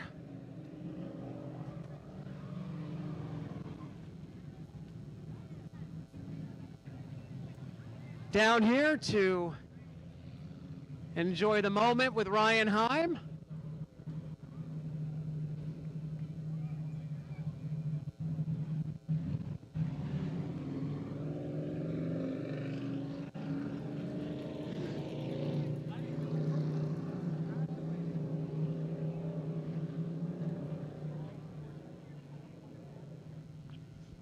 So Kettles heating and air conditioning, A1 insulation spray foam, Senco heating oil, Oak Hill Custom Homes, Island Performances, CM Seisel.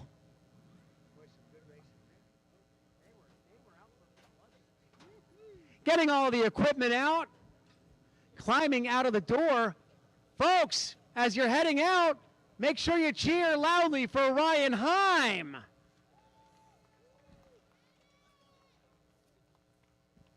Come on over here, Ryan. Boy, that 25 lapper probably felt like a 75 lapper out there. Not a lot of give and take in the early stages of that. You had to fight for every single position. Tell us what happened with Dan Fleming coming off of 4, because that was almost a catastrophe. Yeah, I just kept getting underneath of him, and he kept giving me no room, but I didn't want to clean him out, and then he brake checks me down the front stretch and knocks the front end out of the car, but it didn't matter. I was still faster than everyone else. And then, in that kerfuffle, Mikey Butler was able to pass both of you, so then you had your work cut out, and Mikey Butler was really good at blocking the groove that you wanted to get, but you finally had a run and got around. Yeah, I was hoping after the heat race, I saw how the track was, and I was hoping it was going to be just like this, because this is how I got the first win this year. How does it feel, your 2nd one of the year? Feels great. New lettering, new paint job. Talk about that. Yeah, this is last year's car just with a new body. All right. Anybody else you want to thank for getting to victory lane? Yeah, Kettles Heating and Air Conditioning, A+ Insulation, Bobby and Sam at Lineman Racing. Good job. Congratulations. He makes it 2 feature wins in the year. Ryan Heim. We have a couple of new sprint cars to practice, but folks, don't forget, if you're heading out, we're going to do it all again on Tuesday night. We're going to try again with the Short Track Super Series. Stay tuned to our social media accounts for that. Guys, you cannot go in the pits until the sprint car is done hot lapping. You cannot go into the pits until the sprint car is done hot lapping. So thank you for your patience. Again, Short Track Super Series coming up Tuesday night. Modified Sportsman and 4 cylinders on the card for that. So as victory lane ceremonies wrap up, as the Grinch, hey, get out of here. Go, go. We don't want to see you. Thanks for coming out. No, that was funny. And our elf, our lovely elf, and Santa, of course, the hero of the night. Thank you all for coming out for our Christmas in July. It was a special night here. The energy was here. You all brought it. Let's do it again next Saturday night. And don't forget, we're going to do it on Tuesday night with the Short Track Super Series. On behalf of Nick Leach, Pete Wortman, General Manager Chris Moore, Mark Blackwell, and owner Fred Volsing, my name's Jim. Thank you guys so much. Get home safely. We'll see you Tuesday for the Short Track Super Series.